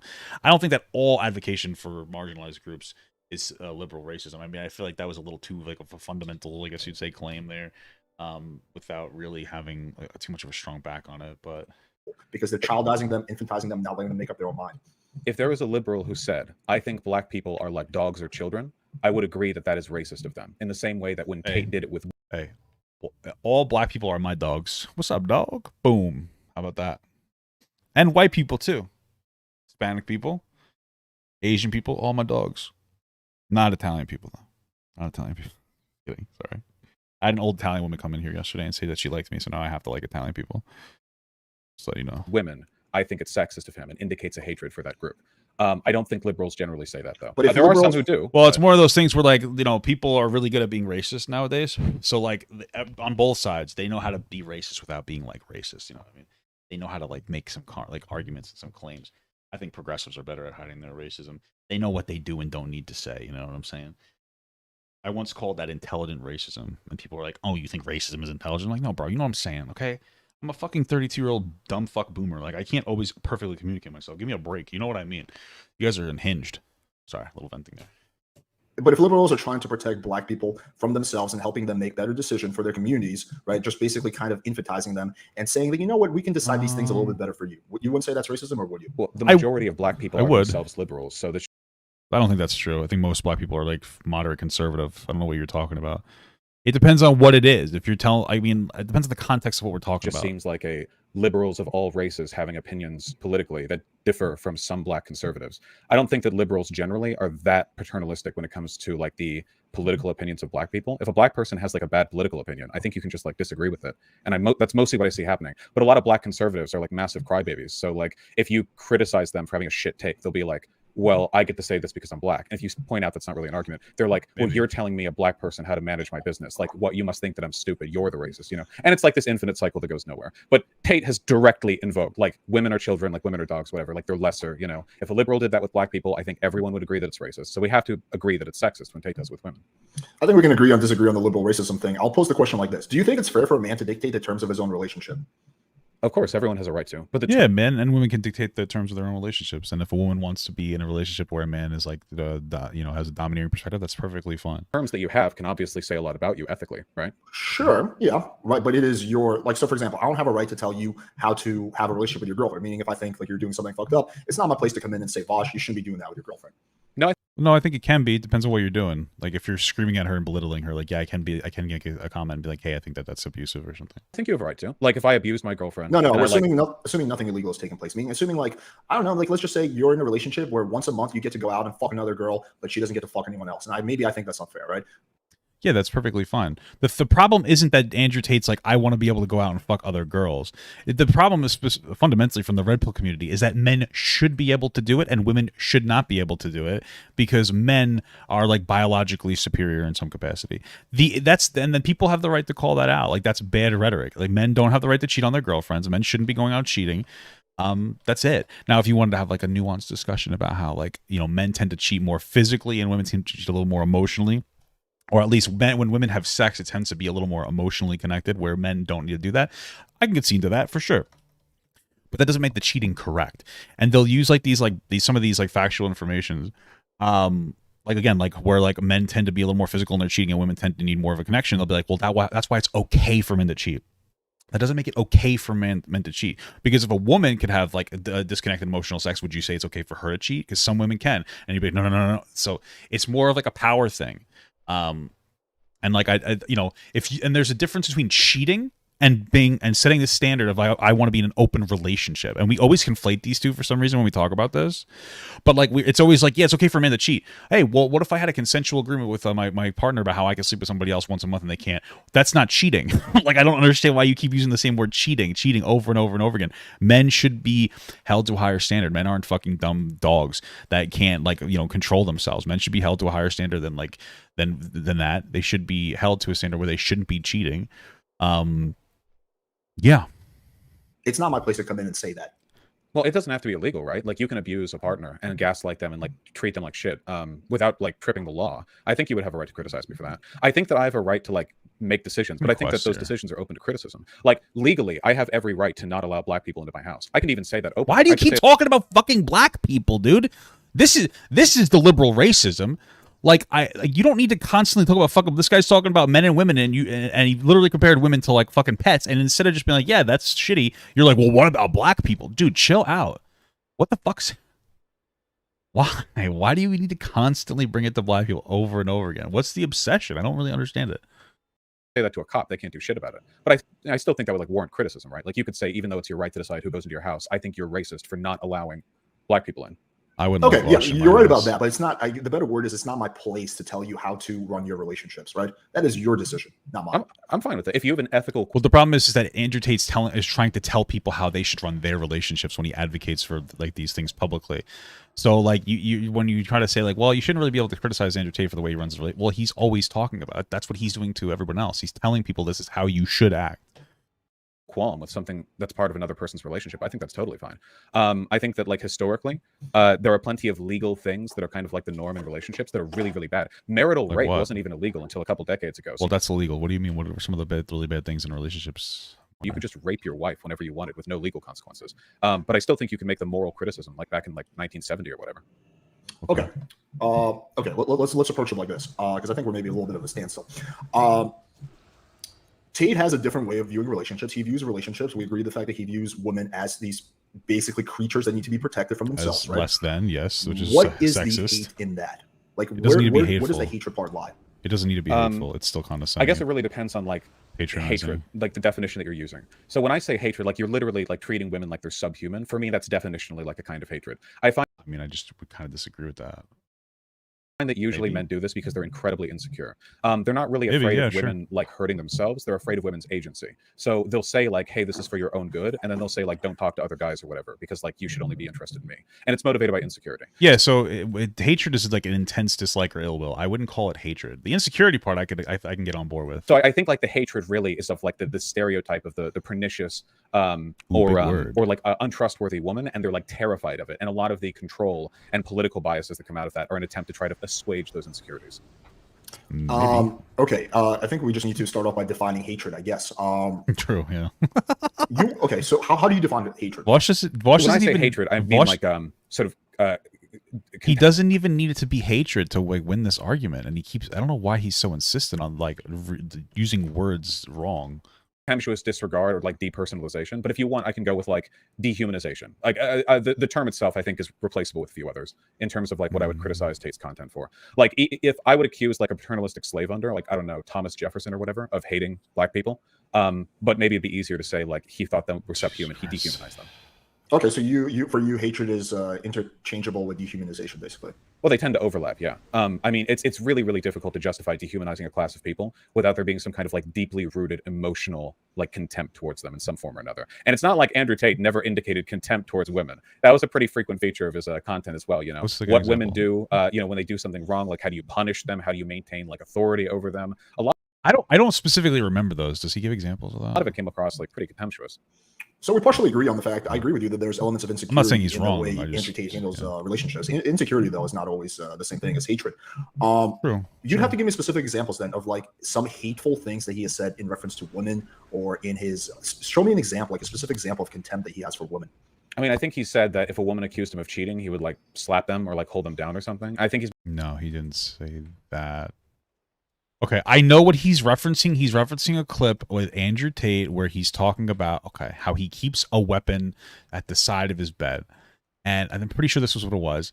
And he said, somebody was like, what if you were caught cheating and the girl tries to use the weapon on you? And he says, I'll beat the shit out of that bitch or something. So it was specifically in reference to them trying to attack him with like a machete. It was a machete that he leaves around his house. And that's what it is. So he wasn't saying he was going to beat women. He was saying that if a woman came at him with his machete because he cheated on her, and it was a machete that he left at his bedside, that he doesn't need to be worried because women, they're not very good fighters, right? So that's it. What Vaush is very incorrectly quoting that situation there. He's made a couple comments that sort of indicated he doesn't care about consent, like not exactly an affirmative consent kind of guy, like choke them, make her say yes, that kind of stuff. I don't have like a clip. I mean, you should probably have a clip because I feel like a lot of these are in like a BDSM context, and I've seen like your messages about horsecock. Like I feel like you should understand BDSM, Vaush. Come on, brother. Like you should understand like that kind of shit as long as it's consensual. Like choking, I choke the fuck out of my wife. Are you kidding me? It's all consensual. She loves it. Okay, we both do. It's called sexual chemistry. It's consensual. My wife will choke me sometimes. She doesn't like choking me that much, but I like it when she does. Anyway, getting off. The point is that just because you choke a woman doesn't mean that it's non-consensual. Like that's a kink in bed. I thought we were like beyond this. Here, I'm sure if everyone like Google's worst thing Andrew Tates have said, they'll find like a HuffPost article on like some of the more objectionable stuff. But the hatred stuff isn't really like the predominant thing. Even if there was no like hatred in him, like the dehumanization is enough for me. That hits the point just fine. Okay. Well, so the slap thing, that was a joke though. Like you do know that, right? I mean, yeah, people like him tend to say a lot of stuff that's jokes, I think. It's pretty difficult to tell because it fits perfectly in line with like all the politics he advocates for. Well, if you watch the full clip, it's like a joke. If you watch the clip, he's like playing it up a little bit, but yeah, okay, right. And I've seen enough Andrew Tate fans to know like they have a pretty contemptuous attitude towards what you might call like a feminist affirmative consent model of sex having. So I feel like this is a little bit of a stretch. Okay. Clip share like infinitely back and forth, and this is a joke and that's a joke and it's out of context, whatever. But at the end of the day, you agree with me. Like he literally thinks of humans like a lower type of person. That for me is sufficient. Of humans as a lower type, or I women? think women. Oh, sorry, as women, like a women lower type of humans. My bad. So that to me justifies like literally everything that you would like criticize him for.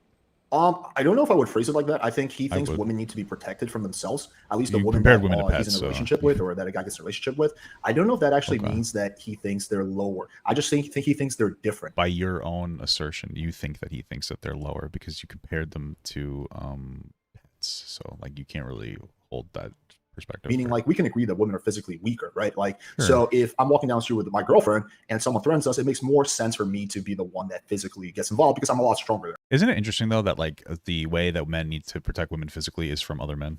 Like, I'm just saying, like it's like, yeah, men need, I mean, like I understand it, like, yeah, we should have like as a man I will protect my wife, but isn't it interesting that when I do protect my wife it has to be from another man? No, like that's the whole context of the situation. My girlfriend's 5 feet tall. So he just goes a little bit further with that line and thinks, well, women, maybe are a little bit more emotional. They tend to make more rash decisions. So maybe I disagree with that. Men are just as emotional as women. They just manifest it a little differently. I hate this idea that men get very angry. Men tend to express their emotions through like anger. Like men and women tend to think differently for sure, but that doesn't make it a less than perspective. This is where it gets a little sexist, where it's like, yeah, women are kind of dumb. They think too emotionally and they make bad decisions. I mean, I've seen tons of people make bad decisions in general. It's your duty if you're in a relationship with your girlfriend to protect her from making bad decisions. I don't think he thinks they're. My wife protects me from making bad decisions as well. Like how many, like, bro, okay, listen, this is like a real thing. How many people have been in a relationship where they wanted to buy I wanted to buy a new car. I might have the money. My wife's like, but maybe we should save it. I want to start a new family. That would have been a bad decision if I got that car. I feel like it's so one-sided. Like people protect their partner. Like people just work together to make better decisions for their life. Like it doesn't have to be this drastic thing where like women are fundamentally like fucking stupid. Like even the way that this guy talks about women is a little bit regressive, and I would consider it a bit sexist. I wouldn't say he's a bad guy. I know a lot of sexist people that are a bit regressive. That's like I mean, like I have a fucking family members, you know what I mean? But I mean, like, come on. it's inferior. It's just different. But women, for example, might be better when it comes to like, emotional stuff. Like when I say emotional stuff, I mean like, social situations, right? Like reading the room or maybe maternal things and stuff like that. So I just think he thinks they're different things. Not one is better or worse than the other. The problem is like, that's what they always say, right? Like white supremacists will say the same thing. Like, I don't believe white people are better than black people. We're just different, like good at different things. White people are good at civilization, math, science, intelligence, and everything. Black people are good at basketball. The implication's always there. And also like the comparison between women and dogs and or children, like dogs and or children aren't like different kinds of adults. They're like legally and capability wise like worse than adults. Children are literally underdeveloped and dogs are literally not human. But these are frequent comparisons that are made. Well, those are comparisons I made, just for the record, not Tate. I said those things. No, I know. But that's what you're extrapolating from what Tate is saying, and Tate would probably agree with you to an extent. That was your representation of the argument, so you can't now just go like, well, Tate didn't say that. It's like, okay, but you're arguing that's what Tate thinks, so no. But like he has as well. The comparison between women and dogs has been like a pretty common men's pickup artist thing for a long time. And dogs and children are lesser to adult humans, kind of by definition, right? It's if it was just like, oh, if you're a guy, like you should use your superior strength to help in situations where that's relevant, I don't think anyone would object to that. But he's talking about being like the leader in decision making broadly, because women can't do that because men do it better. And that is like a category of people he's putting on a lower step than men. Okay, you agree there are fundamental differences between men and women, right? Sure. Yeah, but not when it comes to like their ability to manage their lives, the worth of their agency, or anything like that. It would just be like, their average like strength and size differences, reproductive stuff, minor stuff like that. Definitely not in regards to their agency. But for example, it's not a really far stretch to say that men, on average, make better leaders than women. That's due to testosterone, due to some brain differences, right? I don't know if I would agree with that. There tend to be more men in leadership positions. I mean, maybe I'm biased because I had like a very strong single mother who like dominated her field. Like she used to work for White Castle. She ran half White Castle. They wanted to promote her all the way up the chain, but she didn't want to like move to Kentucky. I was younger at the time, so I think women are perfectly capable of being leaders in different capacities. I think that part of it, maybe that part of it has to do with brain chemistry, but I think that it's impossible to tell 100% because then part of it, I would say, is environmental. My mom was raised by her, like my mom loved her dad a lot, and identified with her father more than her mother. And so like, maybe it was like, so my grandfather kind of like taught her to be a man a little bit more than he taught the other women in the family. So like that was an environmental thing of like, my mother being taught to be more of a man kind of a thing. I don't know that I would make this sweeping generalization that women can't do these things. I would say that there's probably, maybe there's a genetic factor, but I'm sure that there's a pretty big environmental factor when it comes to leadership roles. We tend to not push women towards leadership roles, and you think that maybe just like maintaining that standard has an impact. I'm not saying that biology doesn't have an impact on this thing. I'm saying that we always assert like very heavily that environment is like I'm not saying that genetics don't have an impact on this. I'm just saying that like we fall heavily to genetics without considering the environmental impact of things as well, and that happens a lot. And that's where it becomes like not like really like a reasonable, nuanced conversation anymore. Just kind of becomes like a shit throwing contest of like men are better, without realizing it. That's not a big stretch. I think there's pretty good data for that. There isn't though. Okay, you would disagree with that? No, yeah, 100%. There's no evidence at all that the brain structure of men and women respectively makes men better leaders. But that belief is like a common like, oh well, it's not bigotry, it's science, right? There are social biases towards men in leadership roles, but sure. That's not really like an affirmation of the difference, right? I mean, there were social biases between white and black people in Jim Crow era America. Like that's kind of leading on the scales a little bit. But you don't think massive difference? Just say the N word at this point, brother. Like Jesus fucking Christ. Doesn't testosterone will play a role in how assertive you are in a workspace? I don't know. In terms of how assertive you are, this is very socially determined. When women are assertive, they get called bitches, and when guys are assertive, they get called go-getters. So there's kind of like a socially discouraging factor. So I'm an Eagle Scout. Like I know that a lot of people cringe at that, but like I grew up like learning a lot of like leadership things. I'm supposed to like do something to these after I fucking kill them. Are you kidding me? That's fucking stupid as hell. Anyway. So, like, I'm pretty leadership-oriented. Dude, I swear to God, stop fucking with my shit, you nerd.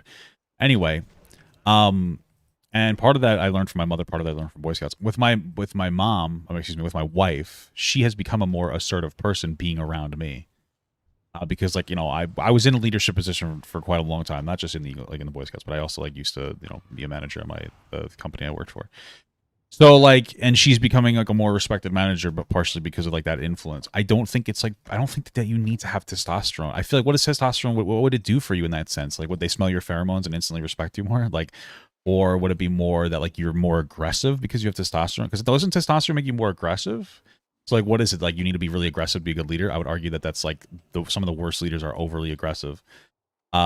Maybe you could argue that like men being physically larger make it so that people have a higher chance of listening to them because they're just more intimidating. But I think that that's something that we could socialize out of, you know, our behaviors. I just don't think that like, I mean, maybe it does. I just think that we're leaning too much on this is a fact rather than this is like an opinion.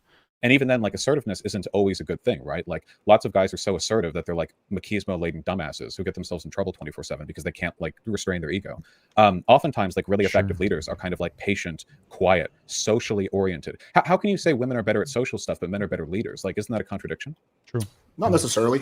Being a leader is a very, kind of very is. specific type of social things, right? It's a very specific and distinct type. There's many other types of social things. I think this is where you and I are going to disagree on. This is a whole new can of worms. You're going to say, I think, and correct me if I'm wrong, that the reason why that like 98% of Fortune 500 CEOs are men is because of social factors and because of biases in the workplace. I'm going to say it's partially. I don't think that Fortune 500 people are a good representation of like managerial material. I don't know if it's biological or social, but there does seem to be like a competitive nature that men have that maybe women don't have as much, which might explain that. But that's like, those are outliers. Most managers, we don't need to be Fortune 500 CEOs. Like, I feel like that's like that's just not, that's not a necessary comparison. I'm talking more about managerial roles that like are more realistic for people to maintain, like at their workplace setting. And more and more women are filling those roles more and more every day, and they're doing perfectly fine. Sometimes better. You know, I've had good women and men managers and bad women and men managers. You know, because of that, but partially also because of biological factors. Am I assuming your position correctly? You're correct. Yeah, I think it's overwhelmingly social influences rather than biological ones. Right, and I'm going to say it's closer to like split down the middle, but that's a whole can of worms that I think you wouldn't consider it split down the middle of social and biological, because your argument is it's heavily biological. You're not even like accurately representing yourself here. What are you talking about? We can debate for hours and hours on it. The problem is that there's just no scientific evidence for the claim that it is. Usually this is how it happens. This is like the problem with Evo Psych, right? You'll have a social bias. Some group of people are treated worse than the other. And people will say, oh, well, that's not unfair. One group is just naturally different / worse than the other. What's the evidence for this? Well, no. And then they like come up with some explanation. Then social circumstances change and that gap like sort of closes. And then like, it was just like cope, right?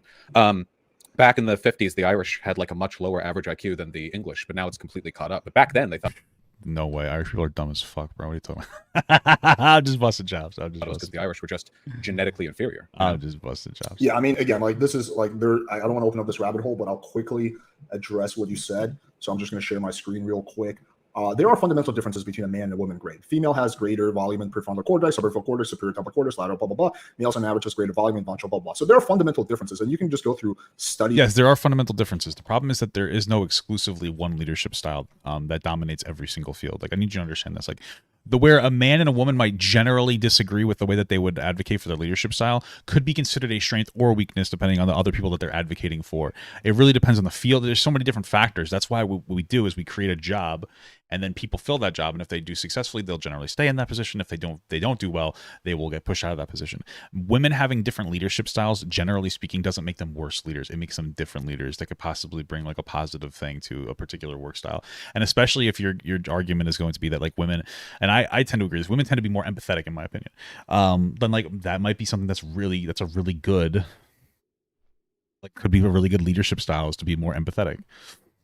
For days and days, there are fundamental differences between a man's brain and a woman's brain. Now, look, no one's going to give you a clear-cut answer how those differences in the man's and woman's brains are going to manifest in terms of their, let's just say, ability to climb the work hierarchy, right? That's going to be more of a theorizing type of thing. But to say that there's like no differences between a man's and woman's brain is fundamentally not true. There's also the aspect where like there are some men who don't respect women and won't listen to them as managers, which is a struggle for women when it shouldn't be. like all the science supports that. Yes, they've studied this to death. There are fundamental differences between a man's brain and a woman's brain. But yeah, that's, I think, again, a whole different I know there are differences, but the question is, to what extent can those differences be determined to be like causatively affecting social outcomes?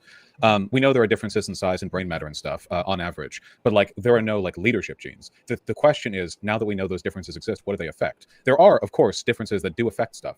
Obviously, due to the hormone washes that men and women tend to be subjected to, there are differences in a lot of stuff having to do with reproduction, for example. They say like pain tolerance for women is higher.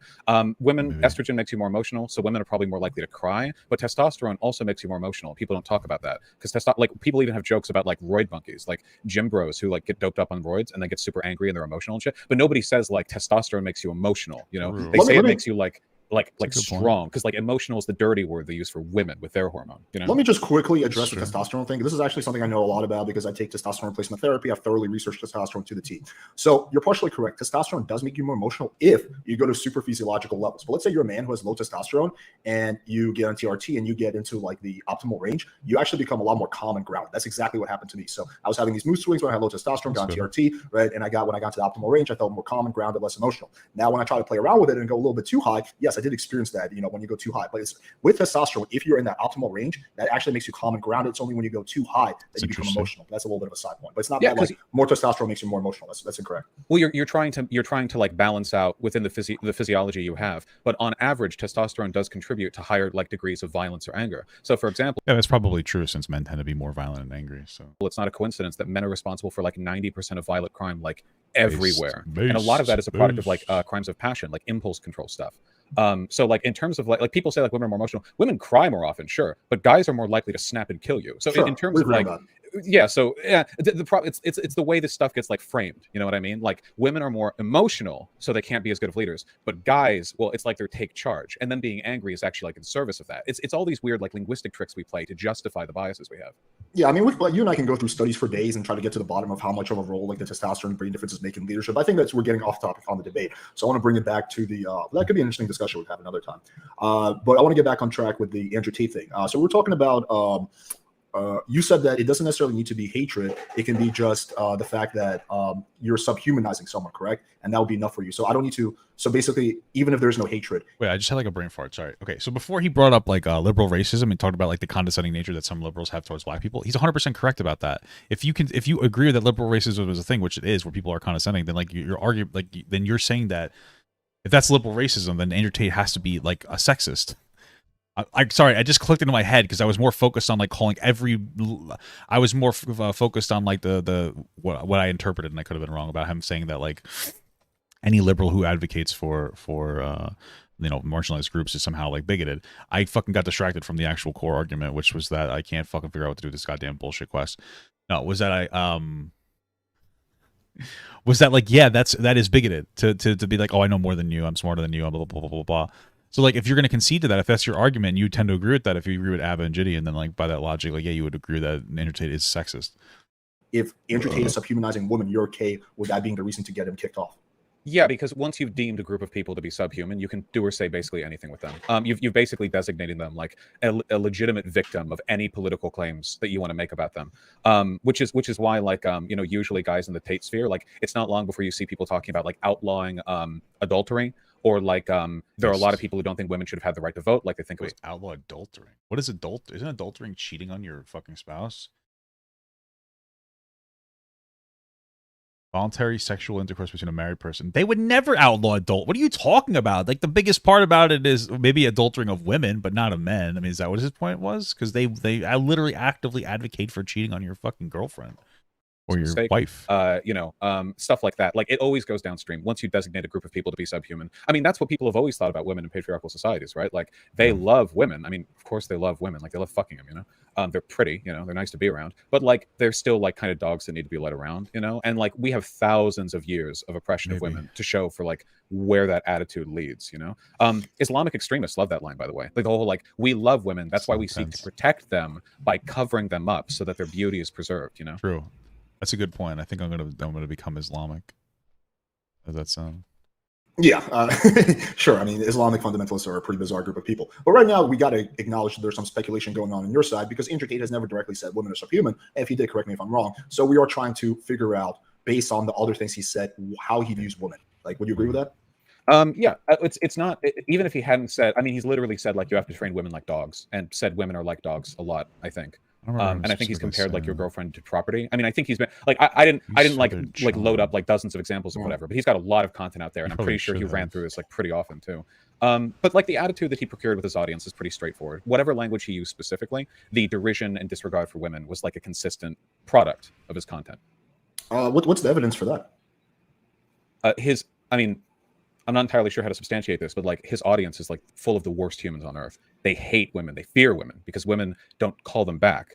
So it's like an insecurity thing, you know, because that's like the bulk of where the attention gets, right? Like, he doesn't seem like he's super ready for this conversation. I brought it up earlier, that different things that Andrew Tate said about women. One of them is like how women are worse drivers, for instance, despite the fact that like statistically they're better drivers, based on the fact that like it's cheaper for you to have insurance as a woman. They're safer drivers, and people will always go, but yeah, what about professional drivers? Like, yeah, but that's not our everyday driving experience. Our everyday driving experience is like getting from A to B safely.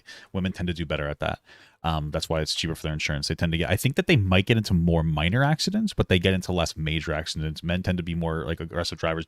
Men tend to be the ones that drink and drive more. Men tend to be the ones that have more road rage, right? So, you know, and like despite this, it's like, oh, well, men are better drivers, is that? And then I remember Andrew Tate classically, he was like, yeah, if it's snowing out and I'm with an 18-year-old girl, of course I'm gonna drive. I'm not gonna let the 18-year-old girl drive. It's like, well, yeah, she's 18, you fucking idiot. You're like 35, so that would be bizarre.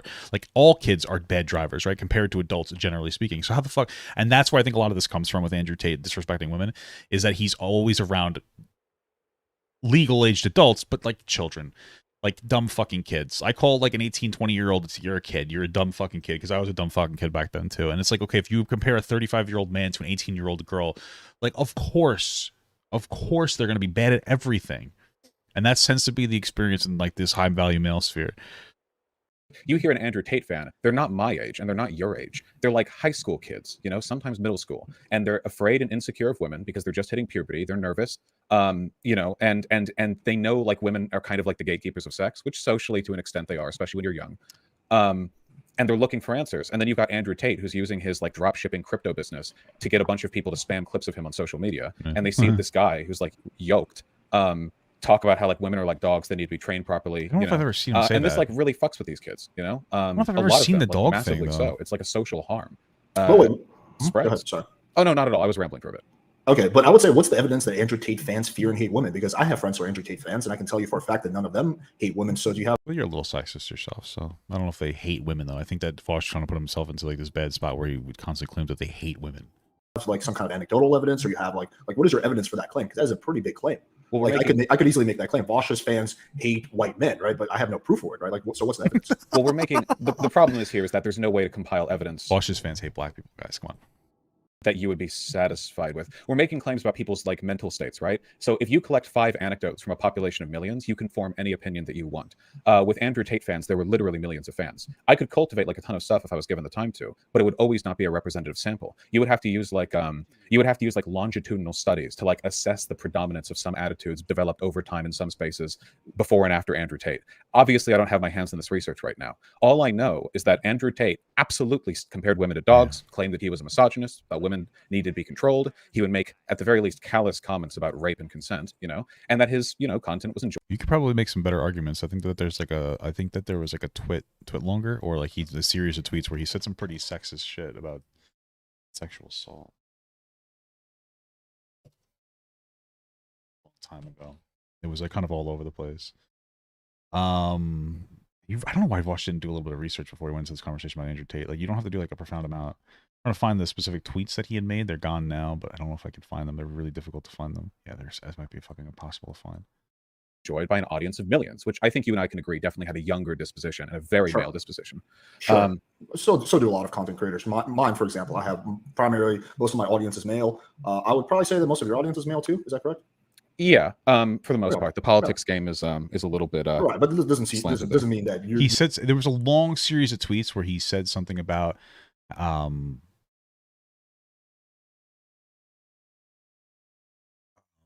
like how women are partially to be blamed for sexual assault. It was really insensitive and dumb. But then there was also a part of it where he talked about how some people are weaponizing like the Me Too movement, and they'll be like, they'll get really drunk at a party, and the guy will get really drunk, and then they'll both like have sex together, but then somehow like the woman was raped and the guy wasn't, kind of a thing.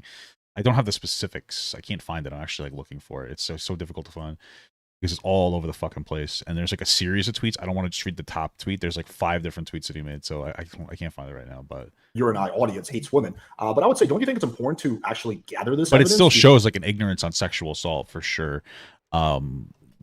Absolutely. I should really before we rush to condemn the guy. Like, I understand that it can be difficult to get this evidence, but don't you think it's a little unfair to jump to this massive conclusion that his audience predominantly fears and hates women before making a statement like that? Like, I would say that's very irresponsible to say that if you don't have the evidence. No, not even remotely. He's not very subtle about the stuff that he says. Like, again, comparing women to dogs, dehumanizing them, bragging about being a misogynist, saying that he moved out to Romania because they have less cucked attitudes towards consent and rape and stuff like that. Like, you can pile on, and if somebody was dedicated enough, they could probably compile like hours of footage of him saying stuff like this. And I've interacted with Andrew Tate fans, and they are incredibly misogynistic.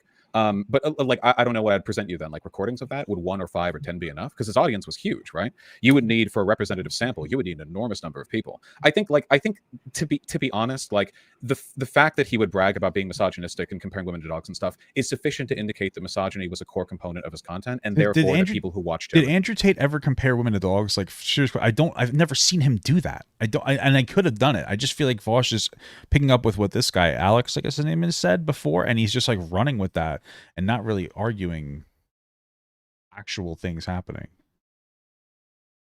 Enjoyed the misogyny. I mean, if he's bragging about being a misogynist and comparing women to dogs, and his audience is consuming that content, I think it's reasonable to assume from that they like that part of the content and that it's reflective, at least in part, of their positions. The comparing to women to dogs thing, you already know how I'm going to respond to that. I'm going to say that was a joke. That's my interpretation. Maybe your interpretation that he was. Did he actually compare women to dogs? I mean, this guy compared women to dogs. Like, what the fuck are you talking about? Burp.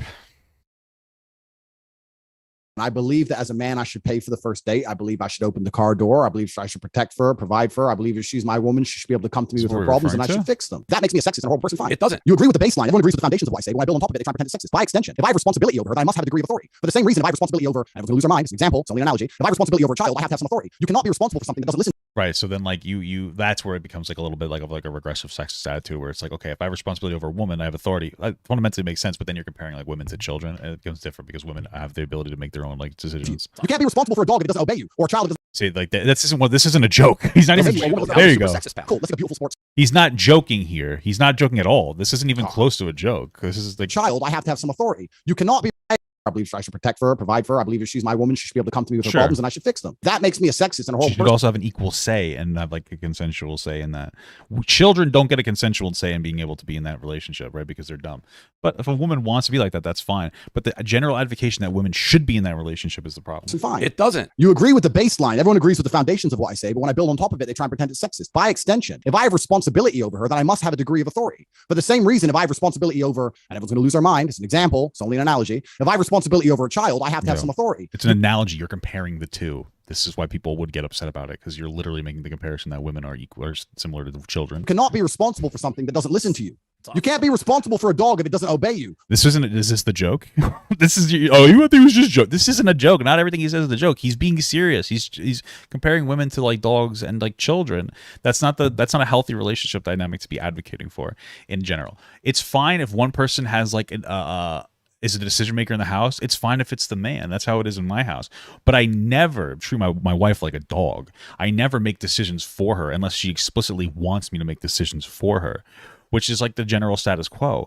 But if she doesn't want to make a decision, a dog doesn't get to change whether they want to go outside or not. You will be like, no, you're doing this because I own you. I don't like, and like I do own my wife, but she has mutual ownership of me as well. You know what I mean? It's like, that's just our perspective. So this isn't a joke. This isn't a joke. It isn't a joke. You don't understand that. Serious. My interpretation, and this is after actually interacting with the guy personally and kind of understanding his sense of humor, is that was kind of a bad attempt at humor. It wasn't a joke. But he was definitely. It just wasn't a joke. There was no setup or punch. Like, it wasn't a joke. He was making the actual assertion, and he's hiding behind a joke. Some of the things he says are jokes, but not everything he says are jokes. That wasn't a joke. You really would have to be like, you'd have to be running defense for the guy to pretend that was a joke. Not being serious again. You can interpret it differently. He was being serious. But I just think that claim that his audience predominantly like hates women is a very, very extreme claim. And it seems to be based on a series of assumptions. Like, okay, like if you want to say that I think that Andrew Tate hates women, you might have a better case for that because you can pull up quotes that he says. But then you want to go one step further and say, furthermore, I think his audience hates women. That is a really big claim. And like, yeah, I understand it's hard to gather evidence, but a little bit is better than nothing. Like right now, you're sitting at zero evidence for that claim. Wait, I'm sorry. What is the evidence like provided? I need to provide a study that doesn't exist on this. I've interacted with Andrew Tate fans. Okay, so you do have some evidence. Well, I remember when Vaush used to do fucking like used to. I listen. I don't even dig that deep into like all the evidence when I talk about stuff. I'm not gonna lie. But I mean, that was like what Vaush was known for, wasn't it? Like what happened? Why did he didn't look into like any clips before. He didn't give it like any pushback. He doesn't even really know what the fuck's going on here. Crazy. Yeah. Well, yeah. I mean, I don't really think anecdotal evidence is worth much. I mean, I could just lie to you directly, but well, it's better than nothing. You keep saying every Andrew Tate fan. You keep saying anecdotal evidence doesn't work. Every Andrew Tate fan I've interacted with is sexist. That's anecdotal evidence. What are you talking about? Interacted with on or off stream in any context in any capacity seems to have wait Destiny's not having an actual conversation with Jordan Peterson. That fucking piece of shit was a bait. What? For the misogyny that was his brand. I guess this seems kind of odd to me. If there's like a neo-Nazi YouTuber and they're like openly a neo-Nazi, I think it's safe to say like, oh, their audience is neo-Nazis. Not all of them. You know, there are people who hate watch. This seems kind of odd to me. If there's like a neo-Nazi YouTuber and they're like openly a neo-Nazi, I think it's safe to say like, oh, their audience is neo-Nazi. Yeah, but like, so Andrew Tate doesn't openly like hate women. He doesn't openly say I hate women or anything. So like, you can't really go with the openly argument. Not all of them. You know, there are people who hate watch, people who aren't really on board with the ideas. I get that. You know, you can't generalize all those people concretely. But the audience is defined by the positions they enjoy in the person they're watching. And in Tate's case, you know, it seems to be largely young, insecure men who are terrified of women and hate them because they're being taught that feminism has made society anti-masculine and has made women, well, hypergamous, you know, so they'll withhold pussy. And go sleep with the alpha or whatever, which means that they're like contributing to societal decline, and they're all like gold diggers and so on and so on. I don't know about that second part. The gold diggers part, like, yeah, I've seen them talk about that. The hatred for feminism, sure. I don't know about the maybe. And that makes them hate them. Like the insecurity drives the forces that make them hate. The Nazi analogy would apply, for example, if Tate's content was just completely focused on women, right? But Tate's content was pretty multidimensional. He talked a lot about fitness. He talked a lot about mental toughness. He talked a lot about. Unfortunately, we barely got any of the fitness or mental toughness stuff out there. I did see some clips about mental toughness, so that's a reasonable argument to make. But like a lot of it seemed like, and maybe this is just because this is what his fans are picking up from this, because most of the clips you see are sexist clips, and most of the clips that you see are sexist clips that are saying this is so right and based. Like that's the problem, and maybe it's because kids shouldn't be exposed to Andrew Tate, and that's the problem. Maybe adults would have like a more nuanced take on it. Personally, I don't know, but you know, he did say on his website that he used to get girls to fall in love with him, and then he would make them he would have them do webcam shit, which seems very inappropriate and fucking suspicious behavior, to get girls to fall in love with you just so that you can basically like pimp them out. But you know, about finances. He talked a lot about traveling. He talked a lot about politics. He talked about a whole bunch of things, right? It wasn't one-dimensional. Furthermore, I am absolutely not convinced that he has the part of his content, the small part of his content, or let's say the moderate amount of his content that was in regards to women was hateful towards women.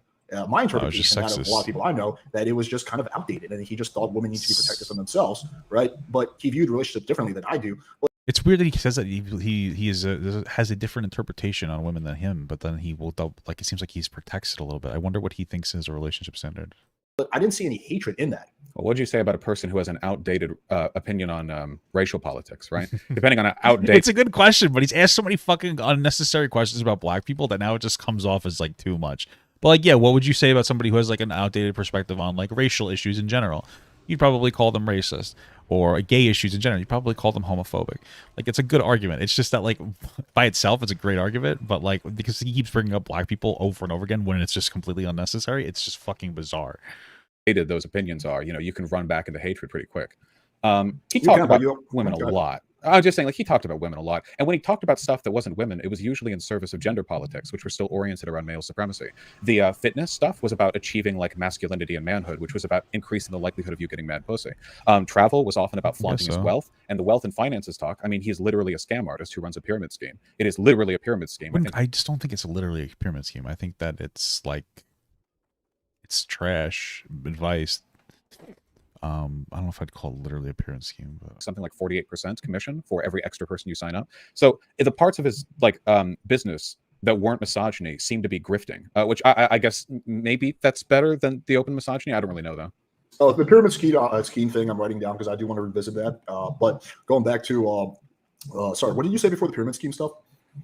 Oh, just that a lot of the stuff that he did, you know, like being the best man you can be in his case, like oftentimes it was just like a sort of a frame within the gender politics, an effort to sort of cultivate self in a way that complements the attitudes that he has towards women. Okay, Vaush, do you think you can hate feminism without hating a woman? Probably, yeah. Only by being really misguided. I think that you'd have to have a very poor understanding of what feminism is. But feminism is the ideology of women's liberation. So, well, I mean, it depends on like what, you know. There are some people who take it too far. I think it was yesterday where I was comparing women to dogs. I'm just kidding. I think it was yesterday where I was talking about how like incels are like the opposite end of the spectrum of like what your stereotypical blue-haired fucking feminist, you know, where like they take an ideology fundamentally like, hey, there's a woman's rights issue, which is true, and then they take it and they use it to hate men, whereas like incels are pretty much the same in some capacity. Yeah, so it depends. Like, you know, some people aren't. The feminism is supposed to be about advocating for equal rights, and sometimes some people use it to advocate for men to be like trash and, you know, hateful. I guess you'd consider like a misandry. So again, when we say hate, like I don't know if hate's the right word here, because a lot of like really misogynistic rapists don't think they hate women. You know, they think women are beautiful, delicate flowers who are just kind of dumb and need to be led around by a guy. And if they say no, they mean yes. Like hate might not be the right word. It's just bad. It's a, you know, bad. My understanding, and I could be wrong, is that a lot of sexual assault happens because like it's more of like it's like a power thing. But okay. Attitude. But yeah, no, I think that, you know, feminism being the women's lib ideology is kind of necessary. Would you say that there's some parts of feminism potentially that have gone a little too far and have been nasty? I would ask. I would respond to him with like, what part do you think went too far? That's what I would like to know. What part do you think goes too far? Any social movement is going to like create people who are obnoxious and have ideas that sort of work within the dialectic. Like women saying all men are pigs, all men are trash. Like you would it's not obviously be in favor wrong. of that, would you? No, I think it's really dumb when they do that. I don't think it causes like a big social problem. A lot of those women go home at the end of the day and get like railed by dudes. So, you know, clearly it's not effective. Sure, that we agree on. Yes, I do agree with you. The hypocrisy of extreme feminists. Sure, but you know, I don't think that's extreme feminism, by the way. I think most women hate men a little bit, and this is like one of those problems. It's like a lot of women don't really like men. They like men, but they don't like men. I don't know how to explain it. I would say that there are women that fuck up men's lives, and there are men that fuck up women's lives. And I think it happens for everybody. There's women in my life who've been so fucking horrible to me. I just haven't developed like I hate women on it. But then like there's a lot of guys who will develop it, but like it's like a weird hatred. It's like I hate women kind of. I started, but I don't hate women. It's so hard to communicate. Someone were like, yeah, I hate like the men, but they don't actually hate men. It's impossible for me to communicate this because I'm never gonna be able to do a good job on like what the fuck I'm talking about. Some people, if you get what I'm saying, you'll get it. If you don't get it, I understand. It's like they hate some of the way that women have been treating or men have been treating them. Same thing with men when it comes to women. So it sours them to men and women, but like they still want to be with a man or a woman. That's what I'm trying to say. It's hard to communicate. You just have to try to like not allow that to make you actually hate men, but just like hate some actions that like a lot of men may take. Same thing with women, that hate some women that, well, you know, actions that women may take. So okay, so if you believe that feminism, your view on feminism is that it's this thing where it's become about taking power from men, it's about shaming and hating on men. If that's regardless of whether it's true or not, if that's what your view of feminism is, and you don't like that idea, why can't you still at the same time be like, well, I like women, I just don't like this idea? That because even if it's true or not, I think that's what feminism is. Like I said, I think you'd have to be misguided, because I do think that's a misguided attitude towards what feminism is. But this has always been like the attitude, right? Like as far back as women liberation exists, you can go to like Wollstonecraft or whatever, or even farther back. I mean, you can go to like what we might call like proto-feminists in the Islamic age, the Islamic golden age. You know, the attitude towards women has never been one of explicit hatred. It's always been of the paternalism. It's always been like, women don't know what's best for them, therefore it's our job to sort of lead them around by the nose. And feminism looks to correct that. Even if there are sort of bad excesses at times, which has been the case with, I think, all ideological developments, I still think overall it's a good thing to believe in. Okay, let's just say it's misguided, but being misguided is very different from being, let's just say, dehumanizing or hateful, right? Okay, so here's what I don't like about what this guy's saying, okay? He's not necessarily wrong, but what I find interesting is that when it comes to men not liking feminism because there are some bad feminists that take it too far, those men are just misguided and disliking feminism. But when it comes to women hating men because like they've been treated like shit by men, we're not calling that misguided. We're calling that like actively like anger. But like in both cases, they would both be misguided, no?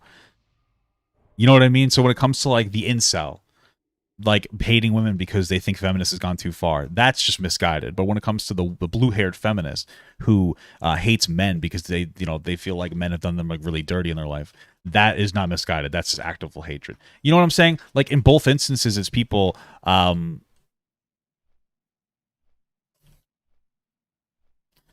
It's just like an interesting. It's always that perspective where like it's always like that perspective where it's the person on the other side is being like dishonest in some capacity. You know what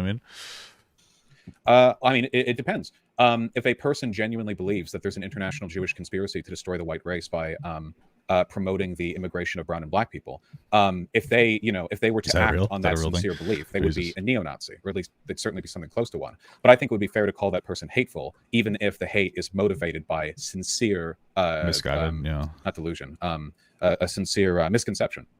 Okay, let's just assume a set of premises. Let's assume that Andrew Tate believes feminism is this nasty thing that's about hating and putting men down, right? Let's just assume that premise is true. And he doesn't like that idea. And he communicates I think that's very clear that he doesn't like feminism. I mean, so he moved to another country for like two reasons. Reason number one was because he felt the Me Too movement was going too far, which is like a feminist ideology, which means that he would like by association that like dislike feminism. Reason number two is because he wants corruption to be available to everybody with money, not just like politicians with money, right? So by this logic, like, yeah, that's a reasonable assertion to make that he actually does not like feminism and thinks it's gone too far. He thinks the Me Too movement's gone too far. That is absolutely an extension of feminism. He thinks feminism has gone too far. It's not unreasonable to say that he doesn't believe that. Like, he does believe that. To his audience, and his audience also doesn't like the idea of a bunch of women putting a bunch of men down, right? And so their belief is that, hey, this isn't good for society. We shouldn't be putting men down. I don't want to be shamed for being a man, so I don't like this idea. What am I going to do about it? Well, I'm probably just going to say feminism sucks. So yeah, maybe I am misguided, but this belief isn't going to lead to these guys going out there and like fucking like attacking women or something like that. This is Yeah, it does. Like maybe not actively attacking women, but like creating hatred for women. It's the exact same thing, bro. This logic, it's the exact same thing as women who take feminism too far. Like it goes both ways. It's this misguided nature. It's leaning too much into like your personal experience and biasy on what's happening in the situation and starting to create a hatred for men or women depending on the situation. Like you can't chastise feminism going too far because of a misconception that men are all garbage, possibly because some women are being like ogled or raped, and then like be wholly charitable to the people, like to the men. I just don't understand. You can't do both of these at the same time. It's both sides would be misguided in this capacity. This is just like, okay, I think this thing sucks. You can argue that it's been misrepresented and these guys are misguided, but I think you'd have a really hard time going further than that. Well, he also bragged about being a misogynist and how women are dogs. So it seems like his dislike for feminism was motivated more by it being a women's liberation movement and less by, any kind of like misconceived understanding. Both these guys suck, bro. Fuck. Think of what it is. He literally believes women are lesser people. Of course, he would like take issue with their liberation movement, right? But even then, like the idea that these people don't go out and hurt people, yeah, they do. They rape people. Andrew Tate's like the stuff that he said about consent, like the like no means yes, or like you choke her, you slap her out, or whatever. I've certainly never seen the guy like. Can he show what the fuck he's talking about? Explain to his audience of young impressionable men like what affirmative consent is. Like rape happens. It happens a lot, and oftentimes the rapist doesn't even know they're doing it because they have a really fucking stupid idea of what consent is. That's true. So like the harm does exist. It does go out there. Theoretical harm, sure, but let's see what he's saying. I'm gonna. Andrew Tate's second cousins with my uncle's badger. Andrew Tate. Oh, this just says Andrew Tate, yes or no. I thought there was going to be like a quote that says no means yes. I'm just like again, we're going to be at a standstill on this because I'm going to say, and again, I'm doing this in good faith, is that misogynist, him saying I'm misogynist and saying women are dogs is his attempt at humor, right? But it's not contradicted with any like it wasn't his attempt at so humor. Like I make jokes about like saying haha I hate women misogynist because I make like edgy jokes or whatever. Yeah, but like, he's serious, so that's how you know it's not a joke. I've done like political theses on the importance of feminism and women's liberation. Like you can tell it's a joke because it's contrasted against the extensive positions that I've laid out. But you say he's joking when he says like women are dogs, women are like lesser, like I'm a misogynist, haha. But there's nothing contrasting that. There's no like it's not that deep. He doesn't have to have written a thesis on fucking women's rights to make it a joke. I don't know what your standard for jokes are fucking dumb. It's just that like he wasn't joking. That's what it is. We literally watched a clip. He wasn't joking.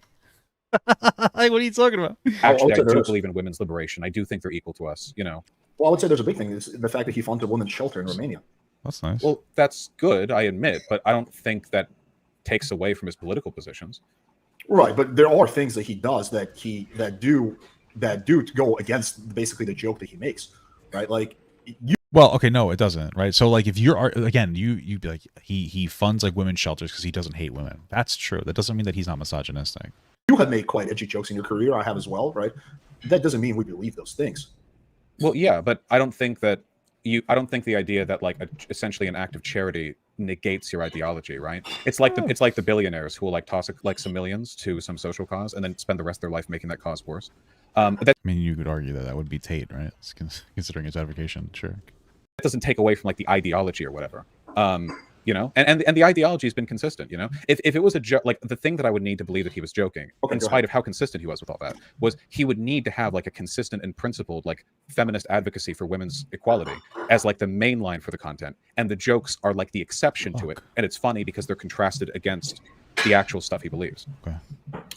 Sure, I could say he could have outlined his true non-sarcastic positions better. I think he actually post YouTube ban has actually said that himself, that he could have lined out his positions better. He could have been smarter in the way he words things. Again, I think you and I are not gonna, because your opinion is that the stuff you're saying wasn't a joke. My opinion is that it was a joke. It wasn't a joke. You know, it's kind of open to interpretation.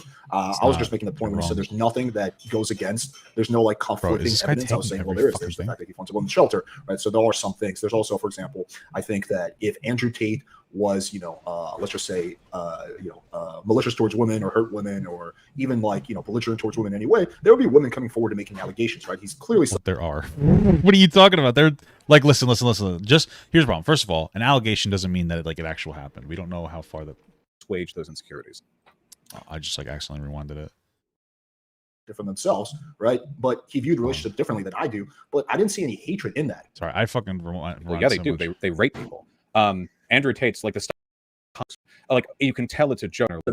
In your career, I have as well. I don't think the billionaires will take away from like the thing that I would need to believe that he was joking. Okay. Advocacy for what's funny. He could have outlined his true non-sarcastic positions better. I think he actually post YouTube ban has actually said that himself, that he could have lined out his positions better. He could have been smarter the way he words things. Again, I think you and I are not gonna, because your opinion is that the stuff you're saying wasn't a joke. My opinion is that it was a joke. It's kind of open to interpretation. Really, I was just making the point when you said there's nothing that goes against. There's no like conflicting evidence. I was saying, well, there's the fact that he funds a women's shelter, right? So there are some things. There's also, for example, I think that if Andrew Tate was, let's just say, this is where we're going. Malicious towards women or hurt women or even like, belligerent towards women anyway, there would be women coming forward and making allegations, right? So first and foremost, I just want to be explicitly clear. Somebody making an allegation doesn't mean that it's like true. However, like Daz had a bunch of people, he's claimed that a bunch of women came forward and said that he was a bad guy, blah, blah, blah, blah, blah, blah, blah. Right? So that doesn't mean that there aren't women, like by that logic, if we agree with, like there just seem to be some, although there doesn't seem to be like this huge active thing. But that doesn't mean that he's not sexist just because he's not abusive. There were some questionable clips that came up, but it seems like that was like a role play type of a deal. Just wanted to kind of bring that up. Clearly slept with hundreds of girls, right? There's never once been an allegation made against him, right? At least not that I've seen. I've done a good amount of research. So I think that's also another piece of evidence. I mean, a couple of points. There has been an investigation. I think there have been accusations against him, if I'm not wrong. But even I don't think it's necessary that any of those exist. I'm only concerned with his public platform. I don't think a person's YouTube channel should be deleted because they're a rapist off platform. Like that. What? That doesn't really manifest in the channel. It's. What are you talking about? What? Wait, what? What? Wait, what? What the fuck is that? Wait. What the fuck does that mean? Oh, dude, I could not have heard that right. I don't think it's necessary that any of those exist. Wait, hold on. I mean, a couple of points. There has been an investigation. I think there have been accusations against him, if I'm not wrong. But even I don't think it's necessary that any of those exist. I'm only concerned with his public platform. I don't think a person's YouTube channel should be deleted because they're a rapist off platform. Like. What do you mean? What do you mean you don't think that somebody's platform shouldn't be banned because they're a rapist off platform? That is like I'm shocked. I truly am shocked that this motherfucker said that. Holy fuck. Is he joking? No, he's not joking. Maybe he'll say, well, no, it's actually a joke because I've wrote 5 theses on why women shouldn't be raped. Bro, I'm struggling with that one. I need a second. Dude, what are you talking about? If somebody rapes somebody, they shouldn't have a platform. What do you mean? They're off. What are you talking about? By this logic, like somebody saying meaning words about women is more bannable than like actually sexually assaulting a woman. That doesn't really manifest in the channel. You know, it's if he's like you know, projecting those political positions. Well, we're trying to establish on whether he means that stuff or it's a joke, right? What matters to me is the effect it has on the audience. And having talked to a decent number of Andrew Tate fans, I know that he's saying that a rapist shouldn't lose their platform if they rape off platform. First of all, I don't know how you rape someone on YouTube. Second of all, I disagree fundamentally with that. I don't know. That's it. If those fuckers were joking, they sure were consistent in their jokes, you know, almost unrelenting even. Because I never got like they're all anti-feminist. They all think that women are lesser and need to be controlled by men. There's no like, there's no ambiguity in what they believe. It's incredibly consistent. Like from Tate to the people who I've talked to and seen who like him, it's very, very, very consistent. You know, I don't think there's like a veil of irony that cloaks any of this. Okay, so first I just want to very quickly address the real life stuff, the allegation. So there's two things that happened in his career, as far as I know. First was in England. One of the girls that worked for a scam thing, she wanted money from him. He didn't want to give her money. She wanted like basically a bribe. No, that is not at all what happened. You are fucking horrible. I watched Andrew Tate talk about this. She didn't. Oh my god, both of you are insufferably fucking annoying. Like somehow Andrew Tate became the victim in this scenario. What had happened was that his top earning webcam girl threw up because she got too drunk in like his apartment or something like that. And then she didn't want to clean it up. So he said, clean it up or you're fired. And she wouldn't clean it up. So he fired her. And then he refused to pay her what he owed her with the work that she did. So she called the police saying that he was like suspicious in some capacity. What are you talking about? A fucking bribe? This is self-admitted. I watched him say this on the Fresh and Fit podcast. You guys are both terrible. This is horrible. What's fucking happening? She threatened to go to the police. I don't know if she actually went to the police or not. I think she did. The police dropped the investigation. There was no charges pressed. There's nothing. The whole thing was basically like a joke. So there's never any kind of charges filed. And certainly he wasn't convicted. What was weird though was when he was telling that story, he talked about how he like when the police went through the door, he like threw his phone away. He was like, yeah, I threw my phone away as like an impulse in case I had anything on there. That was like really weird to me. Like, why the fuck would you need to throw your phone away? But in Romania, as far as I understand, and I have researched the story pretty closely, there was one girl who was at one of his parties. Her boyfriend called her from France. She panicked and said that she was there against her will. The Romanian police came, they investigated. No charges were filed. I think that there was another girl there that like the mother said something happened. It's so unclear what the fuck really went on there. But certainly there was no conviction. But I think the big thing is there was no charges filed. And he was on the street in like 1 hour. He just had to go down to the police station and make a statement. I think if there was any kind of a case, then at least charges would have been filed and he would have to fight it out in court. Okay, now going back to what you were saying earlier, like, okay, well, it doesn't really matter what happens in his day-to-day life. I care about what he says on the platform. So I kind of want to see where you draw that line. So let's say, hypothetically speaking, I make a joke, it's a bad joke, and it causes some kind of harm to the public. Should I be deplatformed for that one bad joke because it caused some kind of harm to the public? Or does there need to be like 5 bad jokes, 10 bad jokes? Like, where do you draw that line? I don't think there's a solid line. There never can be. Even our like legal definitions for the point at which a person can be arrested for a crime are often pretty vague. Like, find a consistent line for the legal definition of harassment, for example, or stalking. You know, it's really difficult to ever find a concrete line. But I don't think we're like anywhere near that line here. He didn't make a couple of jokes. Like, he used his wealth to build a pyramid scheme empire where he paid people to spread clips that got billions of views, where he was consistently and unambiguously misogynistic, you know, sort of like blaming victims of rape, comparing women to dogs, stuff like that. It wasn't like we're not talking like degrees of ambiguity here. Like, I really wish he would like cite his sources with this rape thing. I really can't find that tweets anymore. I really wish I could. The reason the ban hammer came down on him when there were so many misogynists on YouTube is because he got so bad, so big, so quickly. He essentially became like a social harm. I think it was like morally necessary to deplatform him. And I'm glad they did, you know. I'm glad that he angered the normies to the point where he got nuked. Yeah, on that we fundamentally disagree on. Okay, so since you're bringing up a pyramid scheme, let's just address this. So I could give you my explanation, but Spencer Cornelia has a really good video on this, who's someone who I personally trust. He's very objective, and he's not a big like Andrew Tate fan. So let me just quickly, Spencer Cornelia. Are you familiar with him? Well, I wouldn't trust. No, I'm not. He's a pretty popular content creator. I think he's extremely objective, and I was actually surprised to see the video. But let me just bring up this video because he's going to explain a lot better than I can, and we'll take like a few minutes, and then we can kind of address this. So 1 second. I would have kind of written this up. I just didn't know we were going to get into like the pyramid scheme stuff. Okay. I don't know if we can kick for the full 16 minutes. No, we're not. Can you hear it? I just want to know. Unfortunately, I can't. Only your mic is keyed in. Okay, let me quickly. If you want, though, oh, this is a pyramid scheme thing. Well, who cares? It's just like pretty irrelevant to the conversation. Although Vaush just keeps saying that like he's running a pyramid scheme, and that's not really true. But okay. I can run through the video myself and look at the I can look at the closed captioning. To see it really quickly. Is Andrew Tate running a pyramid scheme here? Right. Let me try to do that myself. I see the video right here. Okay. Right here. Show transcript. Okay. How do you see the transcript? There are 3 dots on the right side that you can click on. It says show transcript, and you can skim through it really quickly. 3 dots. Oh, right. I see it. Okay, cool. Let me do that too. Okay. All right. The Hustler University.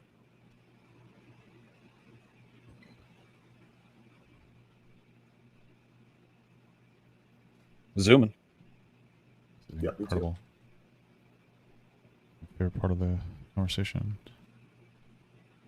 Where the fuck is this sleeping Shatterhorn? Yeah, I think around 206, 208 is when it gets interesting. Let me see. Most people have to recruit product, recruit business, and investment opportunities. We're really doing this now. First, I'm legal single marketing, so selling a product, receiving commission. So the markback example for some of the hustlers, first you get paid a commission, indicating there are multiple levels for creating involved. It's just affiliate marketing, which is not legal, it's inherently unethical. You believe it's just saying that you're rich, that you refuse to rejoin.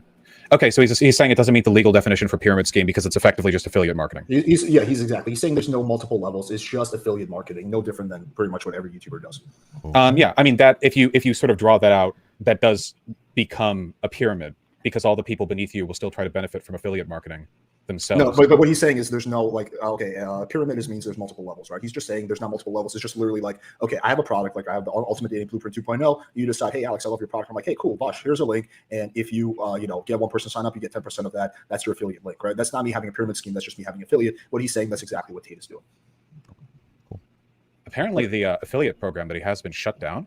Hustle University affiliate program. I think he shut down himself to put up a new one or something like that. To me, that does indicate that there's something suspicious going on. If he felt the need to remove it and just put it back up, but he shut it down when he started facing all the public that's scrutiny. definitely concerning. Doesn't mean that he was running a pyramid scheme. I mean, that doesn't mean that he wasn't running a pyramid scheme, but it's definitely super fucking suspicious that he was, after getting a lot of heat, he decides to shut down his fucking program. This was investigated pretty thoroughly. There's just one level, it's just affiliate. There's no pyramid. But that was a common talking point that I saw. Well, I know pyramid schemes like fly under the law like all the time. But the shape of that is still the reason I'm like pointing out that it's so in addition to the Hustle University thing being a scam on its own, which that's a whole that's a whole thing. I don't even care that much about it. There are plenty of scammers all over the place online. The problem is that he was using the pyramid scheme affiliate marketing thing as a way of distributing the clips that he had produced everywhere in a way that like can't really be dealt with without some like massive multi-social media platform crackdown. Which I think was pretty necessary in this case. Have you gone through Hustlers University yourself? Yeah, I looked through it on stream. It was pretty hilarious. What did you think was like a scam about it? Everything about as a general rule to any people who are watching, if there's like some wealthy guy who's like telling you that you can be like him as he poses with a Bugatti or like shoots a gun or like does like LARPy training exercises when you know for a fact that he has absolutely no combat training or anything like that. What he's trying to do is sell you an image of masculinity. And not only is it fake because you can construct anything with wealth, literally anything, but like you can't have that. The thing that he's selling you is the money itself that he possesses. You can get all the like lessons online you want in like drop shipping, like training or like crypto investment or whatever. Most people who go through this end up broke. There's literally like a warpath through the internet, like from the .com boom all the way up to now, of people with these crazy ideas on how to get rich fast. And this is just like a continuation of that. I get there's a lot of scams on the internet, but what about specifically about Hustlers University did you think was a scam? Like, what were the promises that were made that weren't true? Like, because as far as I understand, of course, there was a section about drop shipping, there was crypto, all things that people have made money on, right? I don't think anything about that is a scam. Well, it's the idea that like anybody can do it kind of a thing. I mean, I don't know if you call it a scam. I mean, I think a lot of these get rich quick schemes are just fundamentally a scam in some capacity. So that's what kind of where I would argue from. But I mean, I don't care enough about Hustlers University to make it like, whoa, look at this. Big old titties. Hey, look at this. I didn't even know this was in the game. Okay. Anyway, sorry. I'm a little distracted there. How could you not, though? It's a fucking tree with titties. Damn, she got an ass, too. Woo! I want to talk about titties and ass. I got a porn bot coming in here. Come on, bro. I gotta stop talking about that stuff just so I don't get the porn bot. Anyway, what was I saying? Oh, who cares about the Hustlers University? It's a distracting conversation. people have made money on crypto, but not most people who get into crypto. A small number of very wealthy people, usually people who already had a lot of money, made money on crypto, in addition to a collection of early investors. But we've had like a giant crypto crash recently. Like obviously any advice on investing in crypto, right? Like in the past couple of months, it would have just led to a bunch of people losing their money. I mean, it's a pump and dump scheme, right? Okay, and the Vaush, dropshipping thing, I don't think like it's if pump making and money dump, online was that easy, like more people would do it to the point where you reach market equilibrium, and then it would no longer be profitable to get into. There's not like a hidden market like anywhere. It's not like the gold rush days anymore, right? Like there are no like cheat codes or whatever. Most people who get really wealthy really quick are really lucky. You know, that's the secret. All right, Vaush, would you say a professional poker player who writes a book about how to be good at poker is a scammer? No, if they provide tips on how to be good at poker, which is a skill-based game, of course. But there's luck. Sure, there is. There's luck in everything. There's a lot of people who play poker and lose a lot of money. True. Of course. But people understand that poker is a competitive game with luck elements. The problem is that people have no clue what they're getting into when they're like paying an online course to get drop shipping and crypto investment advice. First of all, if you're getting crypto investment advice from anybody, you should immediately like never listen to them again. Nobody has crypto advice that's good unless it says don't invest. Because odds are it will not end up in your favor. Like that's the good advice, you know, but I'll give that for free. And as for the dropshipping stuff, like this is pretty standard stuff, right? Like he's using the image of like wealthy masculinity to sell a product. He's gotten really, really wealthy off gullible people. I just think it's kind of like morally wrong. It's not always illegal, right? Like, you know, this stuff is So we have a little bit of common ground. I agree with you. There's nothing like magical in his course that's groundbreaking. But then again, he's only charging $50 a month for it. So I probably wouldn't expect a course that I pay $50 a month for to give me some kind of like magical information. But you would agree that a lot of people who pick up poker books are like, oh, poker is awesome, right? There was this big poker boom about 10 years ago, right? Oh, I'm going to make a lot of money playing online poker. Most of those people don't make a lot of money. They make either no money or they lose some money. Like you would agree with that, right? Let me put it this way. If there was a poker player who had a website where they were like in a Bugatti or a private plane and they were like, you can have this. And then it's like for $50 a month, the poker tips that'll get you loaded. Here's like 50 people who have gotten really wealthy. Don't look at the 200 who haven't, you know? And then they did that. It's like, here's $50 a month. I would say that's good odds. 50 people got wealthy, 200 lost. Shit, 20% chance? Shit, that would be pretty good. Unethical. It's not just about the information that you're providing, it's also about the way you're providing it and the expectations you're setting and the subscription model too, right? Like that's because the shit they do behind the scenes is disgusting, right? It's never just like, oh, here's the product, here's what you get. There's this constant like, this is the problem with advice, right? Like Dan said, you know, it's something that can only be evaluated in retrospect. You never know how valuable the advice you're getting is until after you've already paid for it, always. So you get into this like month by month scheme and you're you know, every day, you know, next month I'm going to give you the course that'll really teach you to grind down on dropshipping or whatever. And it's like these tactics exist in other types of media, like gotcha games. They prey on weak-minded people who have a dream of something like a social attainment or wealth or power. Yeah, but like, I mean, I would call gotcha games like a scam loosely in the same way I'd call Hustlers University a scam loosely, but you wouldn't call like a gotcha game like a multi-level marketing scheme, right? So like, again, this conversation seems to be fucking relevant, but and it strips them of everything they have, and Tate becomes a multimillionaire, and a lot of people just sort of fall in the cracks. Okay, but just because there's some over-the-top marketing doesn't mean the product itself is a scam, right? Well, I think the marketing the marketing determines whether or not it's a scam, right? Because if you're honest about a bad product, it's not a scam. If the marketing is consistent with the product, it can't really be a scam by definition. Oh, but then 99% of the internet is a scam. Everyone does over-the-top marketing. Like everyone, probably with the exception of me, potentially. Like literally, like literally every single person, any industry, fitness, health, supplements. Oh yeah. Lifestyle, does over-the-top marketing. Everyone's promising more than can give.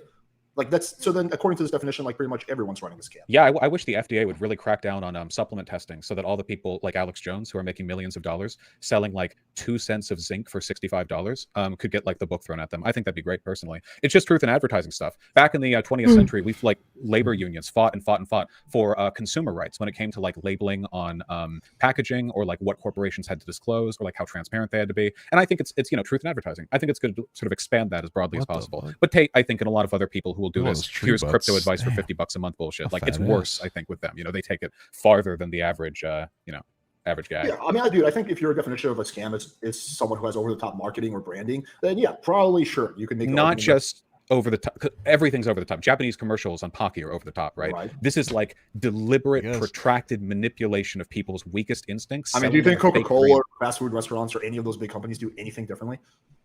Yeah, because if you want to buy a Coca-Cola, it's like, here's $1 that you pay once. Here's a bottle with Coke in it. With Andrew Tate, it's the secrets. Oh yeah, you get the product. And when I pay for Coca-Cola, I get a product. Problem is that with fast food restaurant, it's like here's a soda for $2. Okay, or you go to the store, get $1 for a big fucking 2-liter. And for some reason, the food at the drinks at the fast food place taste so much better. It's fucking crazy. They must be putting piss in there or something. The girl at the counter must be spitting in it. I don't know. It just tastes so much better. Can be yours, but they're gated behind a monthly subscription and this social club. And as is often the case with these pyramid schemes or whatever, if you join up and things don't go well for you, it's your fault, right? Like, oh, you're drop shipping, your crypto investment's not making you money. Well, that's because you didn't do it right. So it creates this feedback loop. Where and once I've heard Andrew Tate say this, once you unsubscribe, like even if you resubscribe, you'll never be successful. Because like you've given up and you lost like the passion or something. Like it's honestly such a piece of shit move the way he talks about it. It's fucked, brother. It's fucked. Rain from people with like no reprise. Like it's like they get fucked by this, right? Like it's a real like cult mentality victim thing, you know? But Coca-Cola also like pays for death squads to kill striking workers in the in Latin America, so whatever. Okay, well, let's take a gym. They have photos of like really sexy people looking jacked, and probably most of those models are taking steroids. The gym knows that most people are never going to look that good just from going to their gym, right? So what is their goal? Well, their goal is to get people to basically look at that photo and be like, oh, I want to look like this guy, or I want to get that girl, sign up. True. I think that everybody that's on the fucking tests and shit should have to disclose that they're on test. And other PEDs. I feel like this guy should agree with that, and I feel like it actually would be a scam. To sell some bullshit supplement to people without that. For that monthly membership. After 2 months, they stop going to the gym and they collect monthly membership. I don't see how this is any different than the gym. Like, well, I think gym memberships are crazy exploitative. I've tried to cancel gym memberships multiple times because I have a home gym now, and like it's like, oh, can you come in person to cancel it? Sure, okay, what the fuck do you? Why is that exploitative? What are you talking about? Aren't you fucking idiot? What? Okay, whatever. Words just don't mean anything anymore, guys. I forgot. Fuck. Super annoying. You want me to come in with a gun? I've had that happen at Lathe in this too. Yeah, it's like super annoying. I just call my credit card company and just have them cancel it. Yeah, like so. No, gyms are pretty, but to a lesser extent, I think, because the broader like the thing that they're offering is upfront and available. You can go to a gym, you see the machines, the pool, the locker room. You know what you're getting with the membership. Whereas the purpose of a subscription model with something like Andrew Tate's thing is this interminable like gatekeep behind info and social access that you have to continue paying into, not just to continue benefiting from it, but also to like get the next secret. It's not so like you can be in a gym for one day and immediately know, is this worth my consistent monthly payment? This is what it is. It's unambiguous. But advice, again, has to be valued in retrospect, especially financial advice. But the reason people are joining the gym is to achieve a certain image that is being advertised in the ads. Like in the ads, you never see like some like average fit guy. You see some super jack dude or some super hot chick with big tits, right? It's always so like that image, like 99% of people who are going to the gym, they're not going to get there, right? Because they don't have the discipline, they don't have the willpower, but they could theoretically, potentially. If they have well, that's different though, because like you could theoretically achieve the best version of your body. Everybody could do it if they started more willpower. And if you take 100 people, like, and there's no trade-off. Like when it comes to winning crypto, it's people have to lose for you to win. When it comes to going to the gym and getting healthier, nobody has to lose for you to win. So this is how that would be disanalogous. Good genetics look really good if they stick with their workout, right? The gym is just giving you the tools, right? But the gym is, I don't see how this is in any way different than the gym. The gym is giving you over-the-top marketing to try to get you in the door so they collect your money payment. So I think that if you want to say that, I think it would have been better to sit with like the fucking like sell you this supplement, maybe, you know what I mean? Well, you know, Andrew Tate's Hustlers University is scammed. Then you have to say, okay, well, gyms are scammed too because they promise you shit that probably 99% of people aren't going to achieve. Unrealistic promises are just a part of advertising, but the difference with the gym is that you can always assess exactly what it is you're getting. If gyms had like progressive tiers of membership where the longer you stay, you unlock extra secrets that they claim will definitely boost your muscle growth by this amount, and then they're like giving you like hokey like bullshit. And by the way, considering the fact that Tate's encouraging crypto investment, he's actively encouraging people to drop their money into a toilet. So like the gym, you know how much you're paying. It's the monthly membership per month. Whereas with like this drop shipping, which you have to invest in, or crypto, which you have to invest in, you're paying money for uncertain info that changes, contextualized based on stuff that you can't predict, and the info is on stuff that's usually bad financial advice that will then cause you to lose more money over like hope. I don't think they're comparable at all. Okay, I think we would disagree on that. I mean, I would say that it is up to you at that point as an adult to decide if you want to get involved in crypto, if you want to get involved in drop shipping. Now, the crypto crash happened way after Hustlers University came out. I think if he was writing this course now, he probably wouldn't put crypto in there. But to be fair, at that time, before the crypto crash, every single person, literally that I knew who had a lot of money was investing in crypto. Like, I mean, crypto was the hot thing. So back when the course was created, that's crypto not a good argument though. For crypto was right. But there's been a lot of financial advice that used to be good wisdom that turned out to be bad wisdom. Right? Like that's just happened throughout the course of like decades. Like, oh yeah, like invest in you know, this and this and this. Bam, that thing crashed. Oh, .com, yeah, they're not going to go bam, that crashes. And they've all been scams. Like you're describing the history of people getting scammed. But stocks aren't scams. They just turn out to be a bad investment. People telling you. So first of all, there's a difference between stocks and crypto investments because stocks are reflected by the performance of a company, and crypto is purely speculative, in which the only value assigned to crypto is more. I guess that's true, but at the end of the day, they are like similar. I mean, I feel like this part of the conversation is irrelevant. Buying into it, which means that it's by definition a pump and dump. You can like invest in crypto, and if more people buy in, your crypto gets worth more. But at the end of the day, to cash that money out, which you will eventually want to do because crypto isn't a currency, it's a speculative investment. You have to pull out, and that lowers the value of the coin for everyone. And if everyone does that, the coin is worth nothing. That's the difference between crypto and like regular money, right? If everyone withdraws money from a bank at once, that money is still worth the same amount. Even if the bank has trouble, if you get your $100, it's worth $100. But if everyone sells crypto at once, you might sell. Is that true though? I know this is like a weird question to ask though, but how true is that? Like, because if people have like a bunch of money in the bank, does that mean that bro, why are you entering combat? Are you fucking kidding me? Doesn't that mean the money's not in the market anymore? I don't know. Maybe I just don't understand things. And then once you insert more money into the market, wouldn't that increase the cost of like goods and services? Because that's what increases. I just don't understand, brother. I don't know. Because if it's in the bank, is it in the market? I guess they gamble it in some capacity on stocks. So does that mean it's in the market? I just don't know, dude. I just don't know. I got to talk to a smart economics person for that one. Like 2 Bitcoins and have it be worth 0.08 Bitcoins by the time you actually get your transaction paid out. Okay, again, I want to avoid going down a rabbit hole. I do disagree with you that crypto is purely speculative. I think it is definitely a big part of it is speculative. It also has some practical, tangible uses. There's a whole bunch of reasons why people prefer crypto over any other type of money, including the fact that it can be traced by the government, so you don't have to pay taxes, including the fact that, for example, there's lower processing fees. There's a lot of practical reasons. Wait, they don't have lower processing fees. In order to go through Bitcoin transactions, you have to go through their very limited sort of a rate of processors, and that can cost a lot, like tens What's the or hundreds. percentage on that?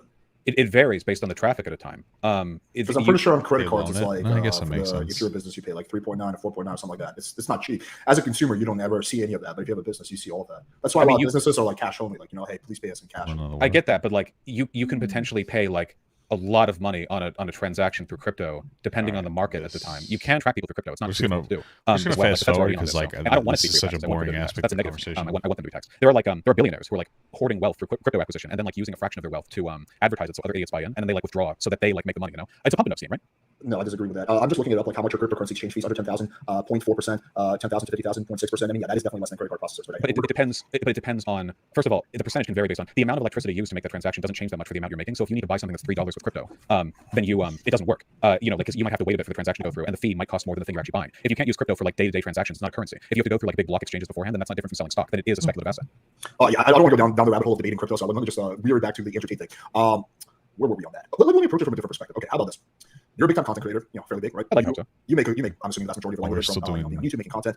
What if you got deplatformed? That would be the end of your career, or close to the end of your career, right? Like as a content creator, shouldn't you be very, very concerned about another content creator being deplatformed? Because why can't you be the next one? I mean, if I made my money as like a Starbucks barista, all you have to do as a Starbucks barista to lose your job is snap at a customer one time. As a content creator, we have more job security than basically any other profession in the history of humanity. We have the job security of like medieval aristocrats. I feel like we overstate like the threat that we face very often. It is something that I'm concerned about, but I'm more concerned with why people get deplatformed than that people get deplatformed. People get fired from jobs all the time, right? Deplatforming is relatively uncommon, certainly relative to the rate at which people get fired from jobs for like petty misbehavior. It really depends on what side of the aisle you're on, but let's I guess kind of. I don't really know. I mean, I guess it's what you consider deplatforming. If you consider it deplatforming to like, I don't know. I mean, I really just don't know. People do get fired all the time. I feel like it's in lower jobs that like don't really matter too much. It's like, but also like, what is deplatforming? Some people make a big mistake and that nobody deplatforms them. I feel like most of the time somebody, dude, what the fuck is happening here? How do I get this stupid little bitch to stop following me? Anyway, most of the time when people get deplatformed, it's oh, I guess I ran away because I yelled at him. It's like they made a big mistake and then people don't really want to watch them anymore. It's kind of like a Def Noodles was like deplatformed because he was like, he fucked up and people just didn't want to watch him anymore, kind of a thing. But let's say something like Destiny getting deplatformed from Twitch. You wouldn't say that Destiny is some woman-hating Nazi. He's a pretty liberal guy who has a generally pretty holistic message. Like, if that can happen to him, why can't it happen to you?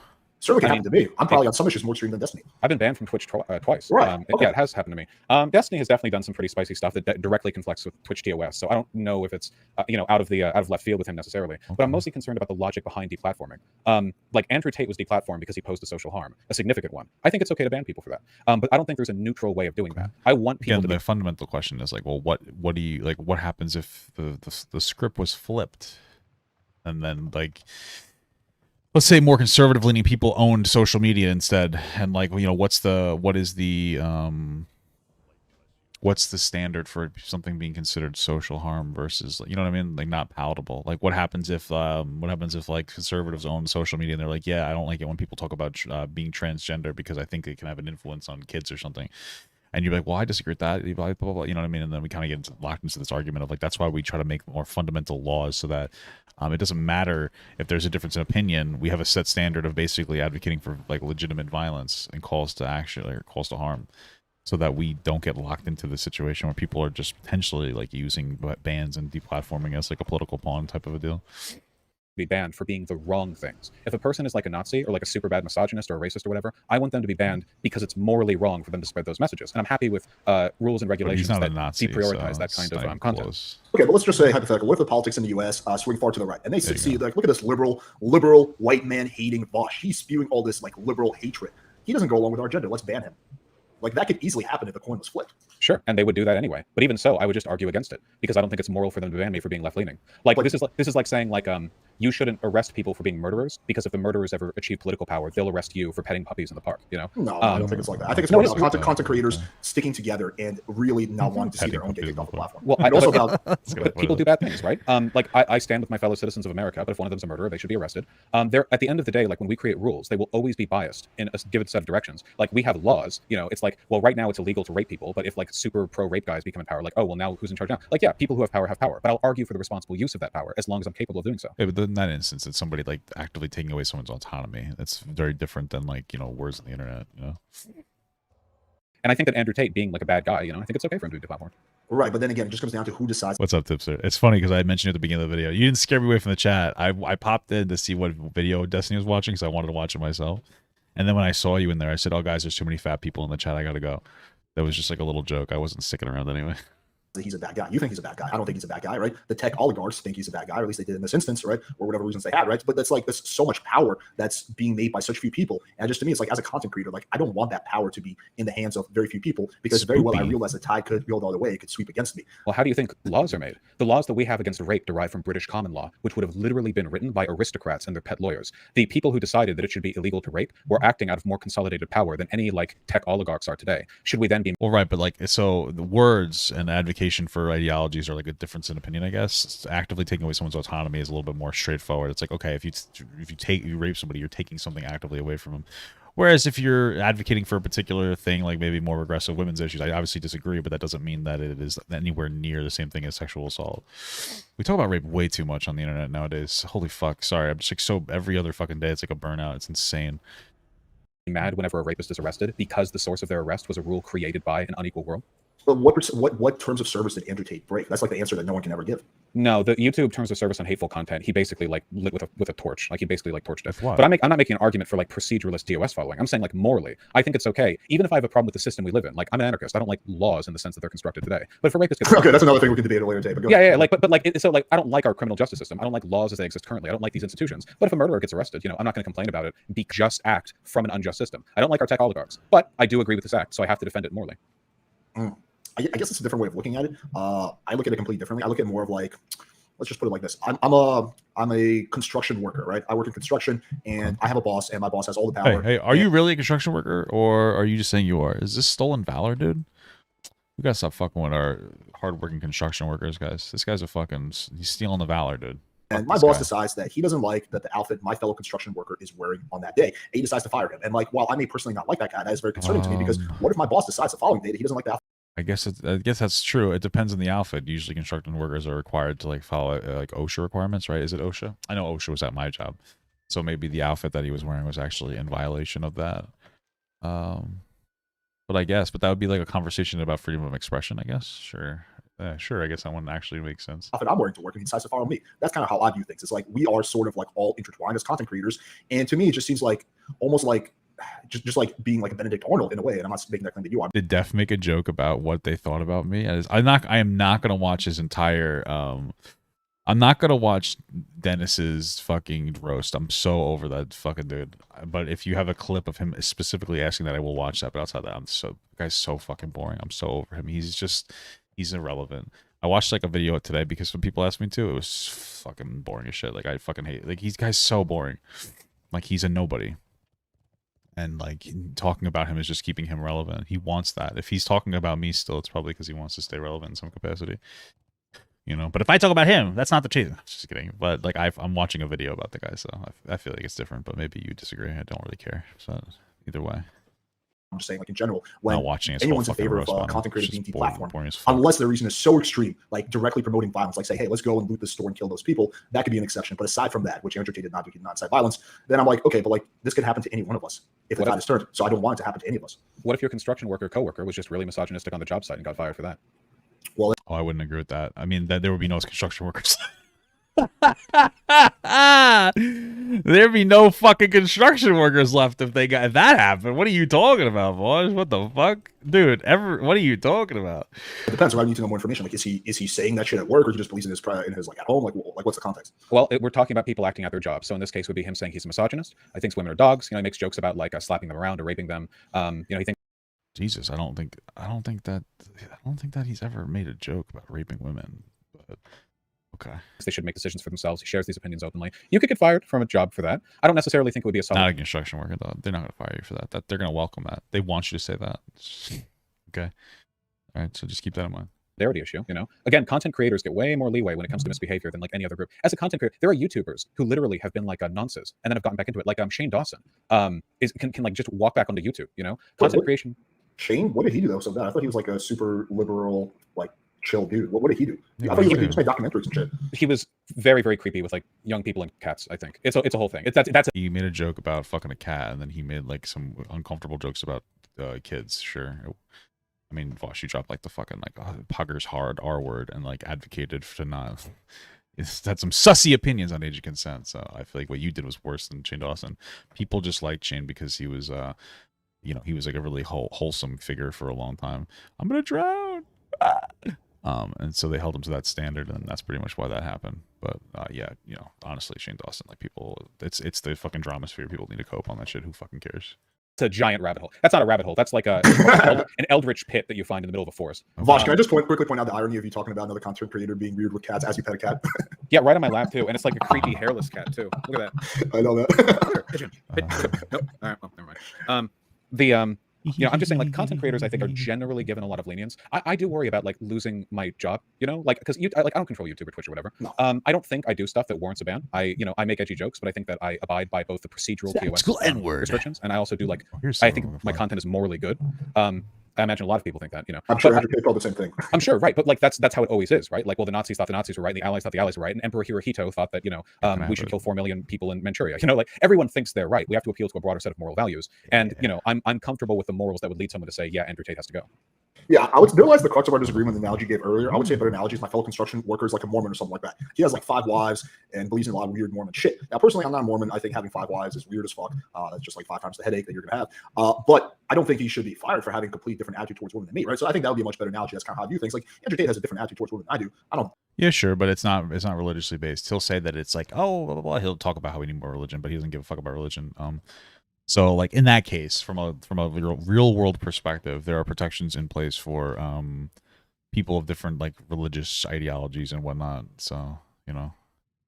I think it's one that he should be punished for, though. That's kind of where we get into the crux of our disagreement. Well, a Mormon has religious freedom. They couldn't be fired for being Mormon, but if they made women uncomfortable in the workplace by sharing their sexist moral views, then they absolutely could be fired, right? Yeah. Fortunately, that would never happen. There's a coworker that I had that would follow women to their cars and like hit on them even if they're like, I'm uncomfortable right now, and they didn't do anything about it. Because like honestly, these are some examples of like pretty regressive workspaces. I have a guy, he's not a Mormon, right? But he's just, I don't know, he loves something about having 5 wives. He decides to go to some different country, he gets married, or he has some kind of really weird relationship that is not one that I would personally take up on, but he's not really, I don't see anyone being harmed by him having that relationship, right? So I would not want I mean, I don't know why we're doing real world comparisons, only because like this isn't the real world. Like somebody, like nobody's gonna look at somebody that might be like Andrew Tate in the real world and go like, we gotta ban this guy from work. That's not what's happening here. Like Andrew Tate would be like your typical kind of like dickhead misogynist that like you would work with. He's your typical fucking mechanic or construction worker. So I mean, again, I don't think he should be banned in general, but there's like a lot more social advocacy in that case. So like somebody that's sexist like Andrew Tate, obviously, is that their argument. And again, I don't think he should have been banned. Is that he's reaching a massive audience, especially children, and he's polluting their minds with like this bullshit ideology. So I don't think the real world arguments really work that well. Punished for having a relationship that I personally don't feel like I should have or isn't right for me. That's But it would be about their workplace behavior, right? I would never argue Andrew Tate should be deplatformed for stuff he does off platform, given maybe some exceptional circumstances. But it's the stuff he does on platform. Like what you said like before that like rape doesn't constitute somebody losing their platform as long as they don't do it off platform. So I don't really understand what are some of the things that you feel should have people deplatform. He's working at his job, this hypothetical person with a weird attitude towards this, that, the other, and he's being really misogynistic to other coworkers or towards customers, then I think they could be banned for that. Well, it would be like what they do there, And if Tate was privately misogynistic but publicly responsible, I don't think I could make these arguments, Then it would be like you could hate the guy for what he believes, even off platform, but I don't think that's an argument to be banned from YouTube. Well, let's just say that construction worker is sharing stories about his relationship, right? And then he gets kicked off for that. He's not actually telling me I should have the same kind of relationship. Furthermore, I would say it's even more messed up. Well, it depends on how in depth he's getting in the relationship. Like technically, if Andrew Tate, if this construction worker said some of the same things about Andrew Tate, where like he's walking around, he's talking about like, okay, if for the things that Andrew Tate has said, he would get fired from, or he could get fired from like an actual real job, right? So talking about how you have like a machete in your house, and like talking about how if a woman cheated on you, if you cheated on a woman and she tried to come at you with a machete, you beat the shit out of her. That would make people, if that made somebody uncomfortable and they said that, then they absolutely would be grounds for at least like some kind of like an HR thing. Talking about aggressively fucking women, that's something that can that's considered sexual harassment, that can get you fired. This conversation is just all over the place in like a weird way. I don't really think. Yeah, okay. That coworker didn't get any kind of warning or any kind of thing like, hey, can you stop talking about it? He just got fired from work, right? We would think that, okay, if this is something that goes against the culture of the company, he should get a warning or have some kind of chance to stop his behavior. Not necessarily. I mean, you could. Again, I mean, in the real world perspective, that's not necessarily true, but okay. Depends on the job, depends on what you did. It can make somebody feel very afraid if you're talking about like fucking beating the shit out of a woman to death after you cheated on them. So like I couldn't see why that would person get fired from a company and not get a second chance. Not yet. I disagree. He had the TOS open to him. I mean, he knew. No, I know his stuff pretty openly violated the TOS. But even besides that, like, he wasn't just like casually stating his personal life and beliefs on the platform. He was convincing millions of people to follow his ideology. He was making prescriptive claims. He wasn't just saying like, this is how I like to live my life. He was saying like, this is how women are. This is how men are. This is how we should behave. This is what you can do to be an alpha. So he was giving advice. And again, this would get you banned in a real workplace. There's nothing that Tate did that wouldn't get him banned in a real job, unless of course he was the CEO, in which case he would probably just get like civil suits for sexual harassment. But outside of that, like he got more leeway than any regular employed person would. Have you ever had a YouTube strike of any kind on your channel? A couple of times. It's always like content idea stuff. Yeah, me too. I got one, right? So typically YouTube policy is whenever someone breaks the rules is to remind them they broke that rule. And when YouTube wants to take things further, instead of just giving you a playful like whatever, like a reminder warning, they actually give you a strike. And if you get 3 strikes, then you're out, right? So that's a pretty fair system, right? That system that is in place wasn't followed in Andrew Tate's case. He didn't get like a strike like, hey, you can't do this content. It was like, you're done, completely kicked off. There was no chance to redeem yourself. There's no chance to change your content. That is a pretty extreme situation. Like, why was he treated differently than me and you were treated when we made content that went against YouTube's terms of service? Well, they would argue that his content's much harsher, right? Like, I mean, that fundamentally isn't really the argument you would go with, because like you could just argue that like people would be like, well, his content was really extreme and I thought it was wrong. Okay, because like if somebody came on saying like screaming the N-word, you would probably be like, yeah, you know, we should probably ban that person without a warning. You'd have to, you know, then you'd work from there of like, I don't think what he did was too bad, blah, blah, blah, blah, blah. Yeah. Well, you can get insta-deleted from YouTube if they find 3 strikes at a time. You're not limited to only getting 1 strike at a time. But there's nothing in their TOS that limits them from just banning people off platform anyway. Like, imagine, sure, but that's standard policy. Yeah, but imagine, for example, if there was a YouTuber who dropped a video that was them just giving you like a 40-minute step-by-step instruction on how to like molest children. Which is, by the way, that video would not in itself be illegal depending on how it's phrased. I don't think that's a 1-strike video, right? That's a 3-strike video. Why'd you need to add that part in there, Vaush? What's so weird? Like that's a weird. That video would not in itself be illegal depending on how it's phrased. Why do you have to add that in there? That's just suspicious. What if somebody was making a step-by-step on how to molest somebody? Okay, yeah, that's something that should be banned. But technically, it may not be illegal based on how they say it. Okay, why do we need to know that? What's the relevance of us understanding that? Well, why? Why would you even need to say that? It's just weird. I don't think that's a 1-strike video, right? That's a 3-strike video to me. That's a you're out of there type video. Okay. So I think we can agree there are Even if it's situations not that illegal? are extreme enough where I don't YouTube know. has the It's right to weirded out sort by of now. swing down By the that. hammer. And given the fact that Why would Andrew you Tate's say like that? this uber wealthy like media magnate who's like weaponizing his if not pyramid scheme, at least like financial empire to spread his content farther than any person could on their own. Like he's not some little He was looking up the legality of it before. He's like, I'm really thinking about dropping this incredible banger. But I don't know how it'll be received. Is this technically legal? Like, I don't know. It just seems so fucking weird. Channel, right? He got invited to Tucker Carlson right after he got banned. You know, I'm not too concerned, I guess, about his well-being given the social harm he's caused. Well, I'm glad at least I got you to stop saying pyramid scheme, so that's a small win right there. It's a pyramid-shaped scheme. So sorry, come on, don't go back to that. It is literally a pyramid shape. All the affiliates down form as a pyramid-shaped We're making some progress. a triangular scam, not a pyramid scheme. Just affiliate marketing, bro. Just affiliate marketing, regular affiliate marketing that most people do. I don't think someone's money or wealth should have anything to do with like how the policy is enforced on them. I agree with you. There are some extreme cases. So if I make a video like where I'm like saying, yo, go kill these people, they probably won't give me. Although I don't know how it will work, but I'm assuming. Let's just assume they would just kick me off the platform. But that's like really extreme things. That's less about like your message and like the things you're saying. That's more like you're saying like really out there things. I personally don't think Tate was anywhere close to that. Like he's not inciting violence. I just think that okay, fine. Like you think like talks about like rape victims, sort of like bringing it on themselves, joking about like. When did he say that? I said rape victims have to take responsibility for what for the rape. Like he did say something like that. I just can't find the full tweet because I feel like there's some context that should be added to it. It's still bad, but I just can't find the full fucking set of tweets that he says. So you know, of course, Vaush will definitely show us that, right? But no, I would feel like I'd need the whole thing. Their part in it, you know, like wink nudge. Like, okay, Vaush, all right, let's discuss that. Okay, because I'm actually pretty familiar with that. So if you watch the long form content on that, what he was actually saying is this. He's saying, obviously, I think rape is messed up. I don't think anyone should be raped. However, if I had a daughter and I would tell her not to go out late at night on a certain part of town because that is going to increase her likelihood. But I can't really trust his right? interpretation. So that's basically what he was saying is that with rape victims, there's things you can do to minimize the chance of rape happening. And if you just defer and just say, oh, well, I have no control in this matter, you're actually limiting yourself. And that's a pretty reasonable position to have. It's like, hey, listen. I mean, maybe. I don't know if I trust this guy's like a representation of information since he hasn't gotten it right once when it came to his, like, he got it wrong when it came to the joke about women being dogs. He got it wrong when it came to one of the stories that we were talking about before of the woman who wanted money. He said she was trying to bribe. She was asking for blackmail or some bullshit like that. But she wasn't trying to scam out of money. She wanted her money. Like, obviously, it's not your fault, but there are things you can do to limit your odds of being raped. Rape is wrong either way, but like you're not doing people any favors or any service by saying it's totally outside your control. There are elements of things that you can do, like have a taser, not go to certain parts of town, that will minimize the odds, and thus it is partially with your control. That's not a crazy position. But everyone believes there are things you can do to lessen the chance of being raped. Sometimes, oftentimes people are just drugged, or the rape happens from somebody they already know, or the rape happens like mid-sexual encounter, or they're already drunk. You know, oftentimes there is like literally nothing they can do. You know, but in the cases where it does happen, like taking responsibility. This is the definition of victim blaming, right? Imagine if you're in like Saudi Arabia and there's like a Western woman there who like goes to a private party as part of a like a bit of business travel, and she dresses as a Westerner would, which is legal within the context of that business party. And later, like a magnate like finds her and rapes her or something. And later, when this gets out, people are like, "Well, she wasn't wearing a burqa." You know, you wear a burqa to protect yourself against men's eyes. You know, so you need to take responsibility. Like you could have prevented this. You can understand how like this is basically just like rape apologia, right? Like you're essentially just like minimizing.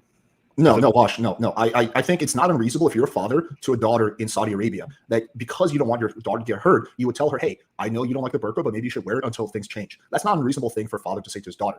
I have a potential rundown of some of what this said. I don't know if this is everything, though, so take it with a grain of salt. In one tweet, he wrote, sexual harassment is disgusting and inexcusable. However, a man looking at you, whistling at you, or asking your name isn't harassment. Another thing reading, secondly, Harvey, creep, obviously, but women have been exchanging sex for opportunities for a very long time. Some did this, weren't abused. Which, like, I understand what he's saying. There are women who are, like, complicit in the game. They're like, some women are happy to have sex for favors, for, like, job favors. Doesn't make it right because it puts you in a situation where if you set the standard where, let's say one woman wanted to fuck a guy for a promotion. Now every other woman is going to have to fuck somebody for a promotion if they want to get promoted, or else they're getting held back. So, like, it absolutely is disgusting. So I don't like that perspective on there. Of course, now they will say that they were abused. However, at the time, it was simple exchange for they partook in the voluntary, not all, but some. Tate then tweeted, next point, if you put yourself in a position to be raped, you must spare some responsibility. I'm not saying it's okay you got raped. So, like, again, like, this is a dumb fuck perspective. No woman should be abused regardless. However, with sexual assault, they want to put zero blame on the victim whatsoever. Okay, there's missing tweets here because I believe he talks about how if a woman gets, like, really drunk, she's partially blaming for getting raped. I disagree. You should be more responsible in getting drunk and not getting drunk. But, like, if you get really drunk and somebody identifies that you're really drunk and they're not also drunk to the same level you are and they decide to have sex with you, they raped you, regardless of whether it's a man or a woman. So, like, they're not all the tweets are here. I'm having a hard time finding, like, all these tweets because they're so old. But, like, yeah, it shows a profoundly unintelligent perspective on, like, rape culture. That could probably be educated into him if you pushed him a little bit more on there. Good thing that nobody even tried to push him back on those tweets. Like, God forbid somebody had a real powerful conversation that mattered. But yeah, I don't know if I could find the tweets here. But that wasn't an accurate representation of what Andrew Tate actually said. It's like fucking, it's just not an accurate representation.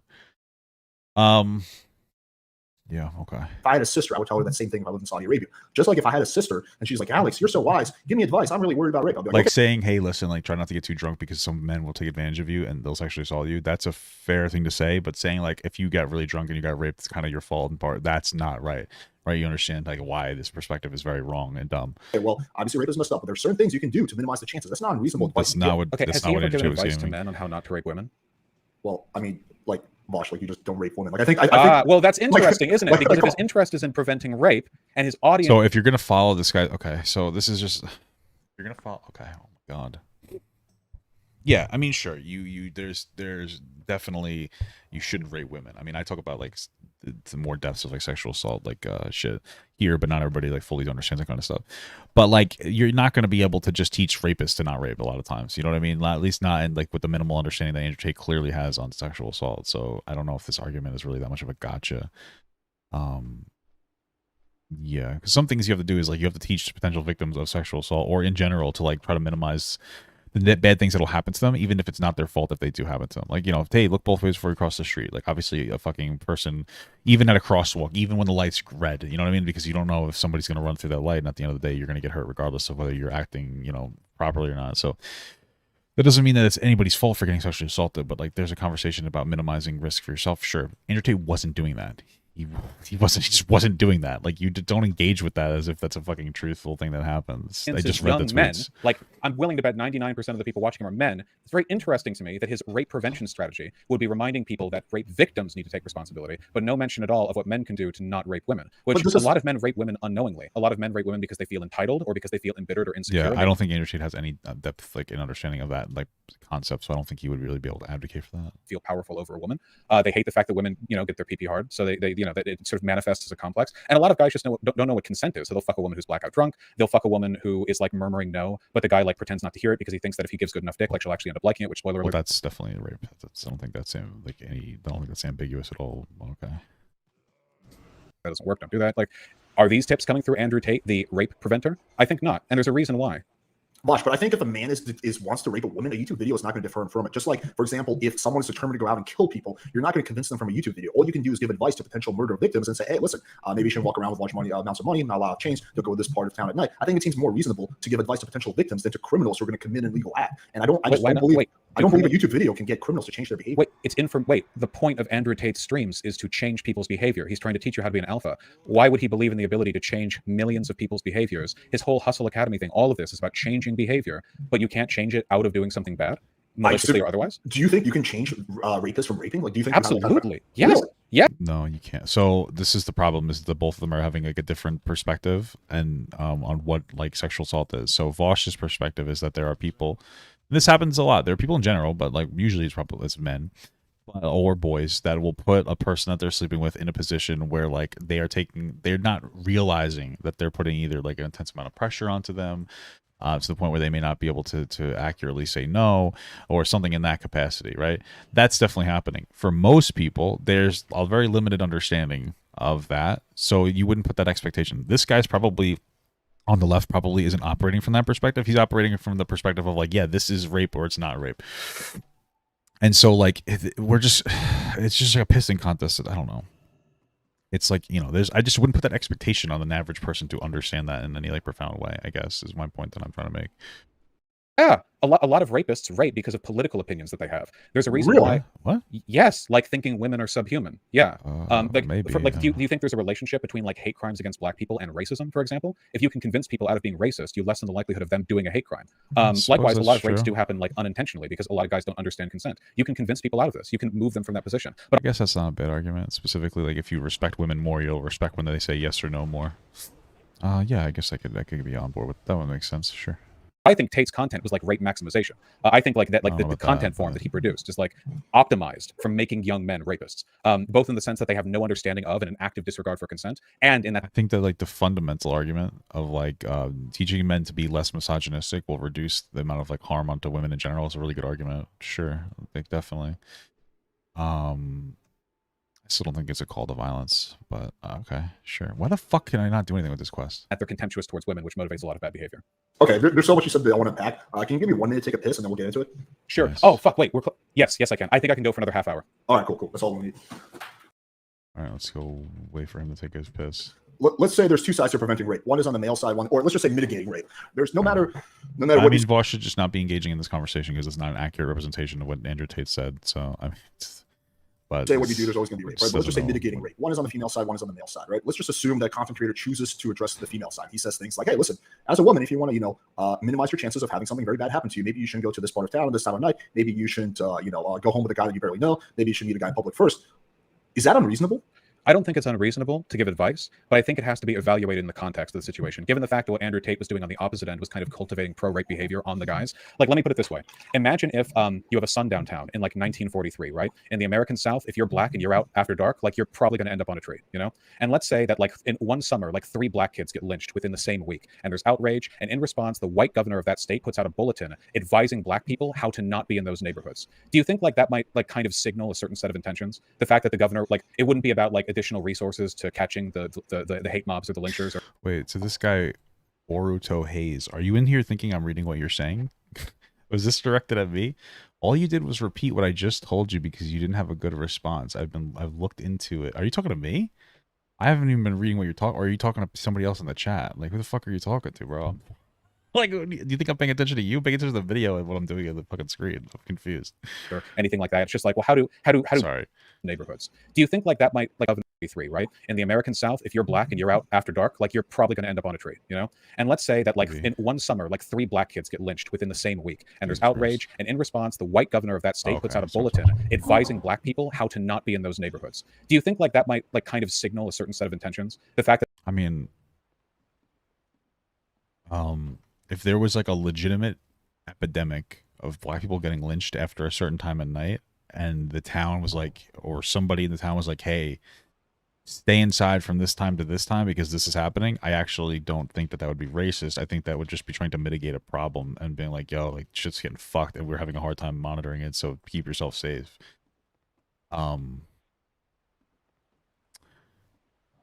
Okay. That the governor, like, it wouldn't be about like additional resources to catching I mean, I would assume that they're doing both. If they said, hey guys, we don't give a fuck about you, if you don't want to die, just don't go outside, idiot, then like, that would obviously be a problem. I mean, again, we don't even need to engage in this conversation because he's not accurately representing what Andrew Tate actually said, but hate mobs or the lynchers or anything like that. It's just like, well, how do black people, like just not be in those towns? It's kind of like an affirmative position for the racists in a way, because they're not fixing the problem. It is different because Andrew Tate is not in any way involved in the governance of anything at all, right? So this would be more like a successful white leader in that town in 1920 who likes black people saying, hey guys, listen, we live in a pretty fucked up world, so I think for you guys it makes more sense not to do this and this and this, right?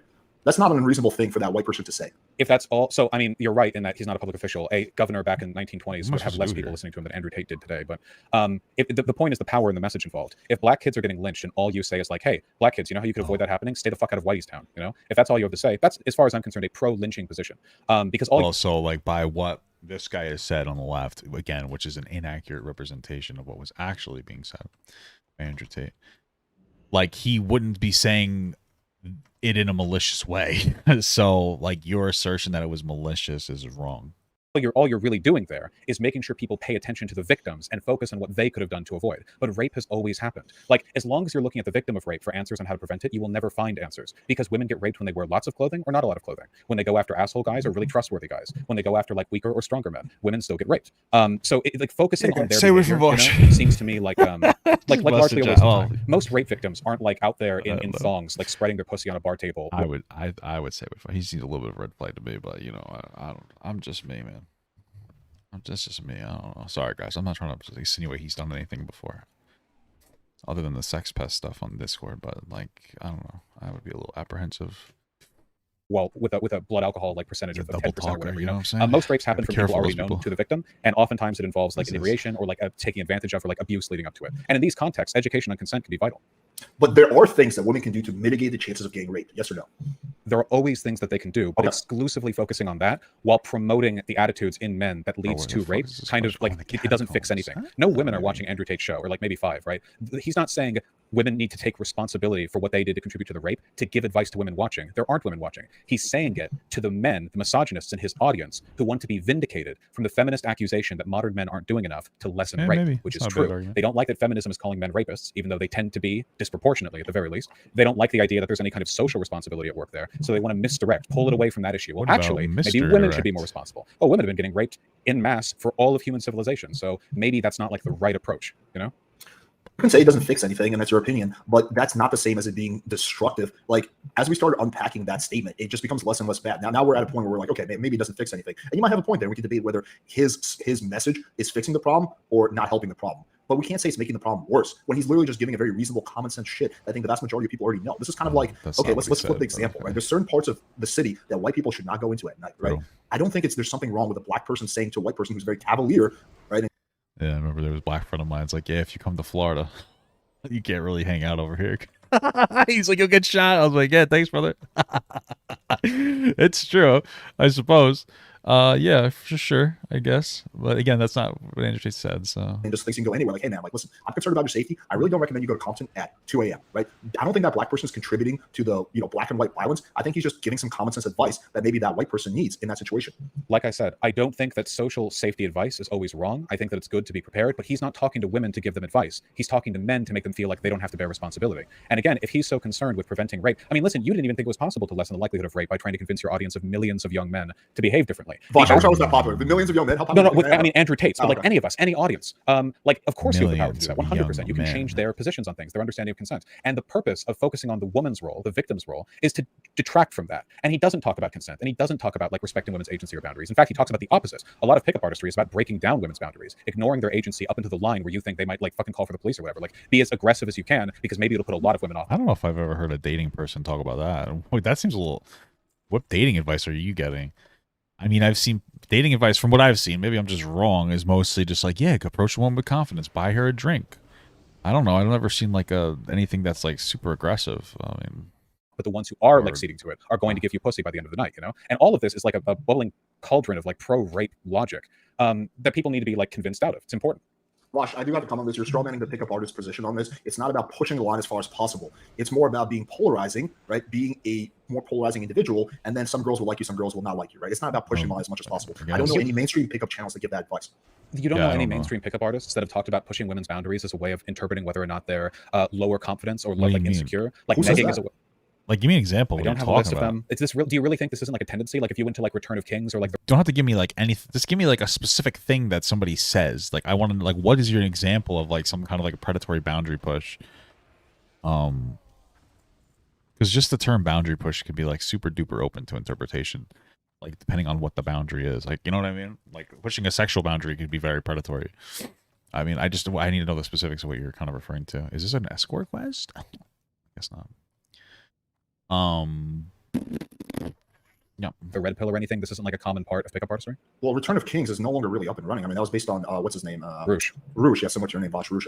He's in exile. He's like a religious like freak now. So and a pickup artist.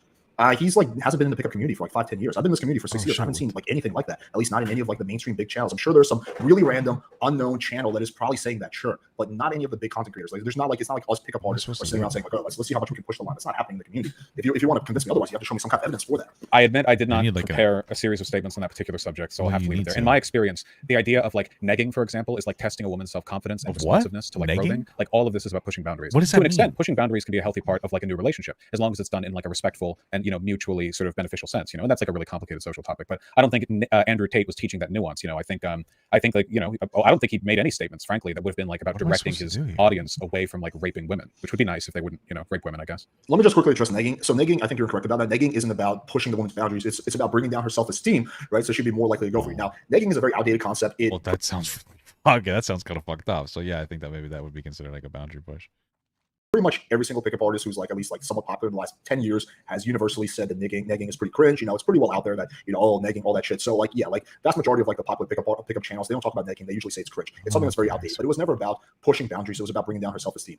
And it's usually pretty obvious and it's pretty cringe when people do it. I'd say that's a little more than cringe, bro. That's like I maybe would even say that's a little predatory. It's fucking destroy somebody's. I don't know. Maybe that's a little too much. Someone destroy someone's self-esteem so that they're more likely to fuck with you. That's really horrible. That's not cringe. That's fucking manipulative. What the fuck? Okay. Agree. Moving on to the, I just want to correct you on that real quick. Moving on to the preventing rape on men. So, okay, so this is, I think, another disagreement we have. I've heard, okay, here's what we probably agree on. There's a sentiment in the red pill community that, you know, rape is overreported. You and I agree on the fact that rape is actually underreported. I just want to say that, like, I think that, just to be clear, I don't think I've ever heard Andrew Tate talk about breaking a woman's self-esteem down to get them to be attracted to you. So I'll give him that. And this is going off a lot of anecdotal evidence. I have a lot of female friends who've been raped who never went to the police. So I've just seen some of the evidence of that. I've had, you know, countless stories of girls I hooked up with, female friends who've been raped. Never once in those stories have I heard that, well, it seemed like he didn't know what he was doing. I didn't tell him no. Every single one of the stories, the girl says no multiple times, and the guy ignores the no. So that's actually not my experience with that at all. That's interesting. A lot of the stories are of like a lot of the stories I've heard were similar to like, hey, I went out with this guy. I liked him a lot. He was really cool.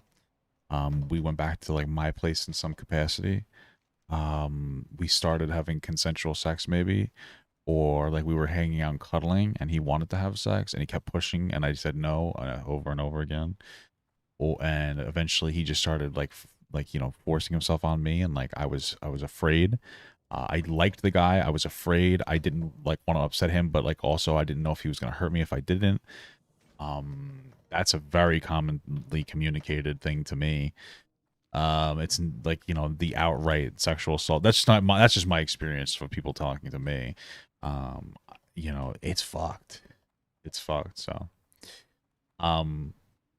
yeah, I mean, I'm not saying what he's saying is wrong at all. I'm sure, like, maybe the women he was dating, well, not maybe, the women he was dating, clearly, you know, they were more actively, but is like a situation where sometimes it's not as active. It's not as like, you know, where sometimes the person, usually the guy committing sexual assault, doesn't even realize what they're doing, or they think that that's just what you're supposed to do because I watch porn and I get my education from porn or something along those lines. So it's really fucked, man.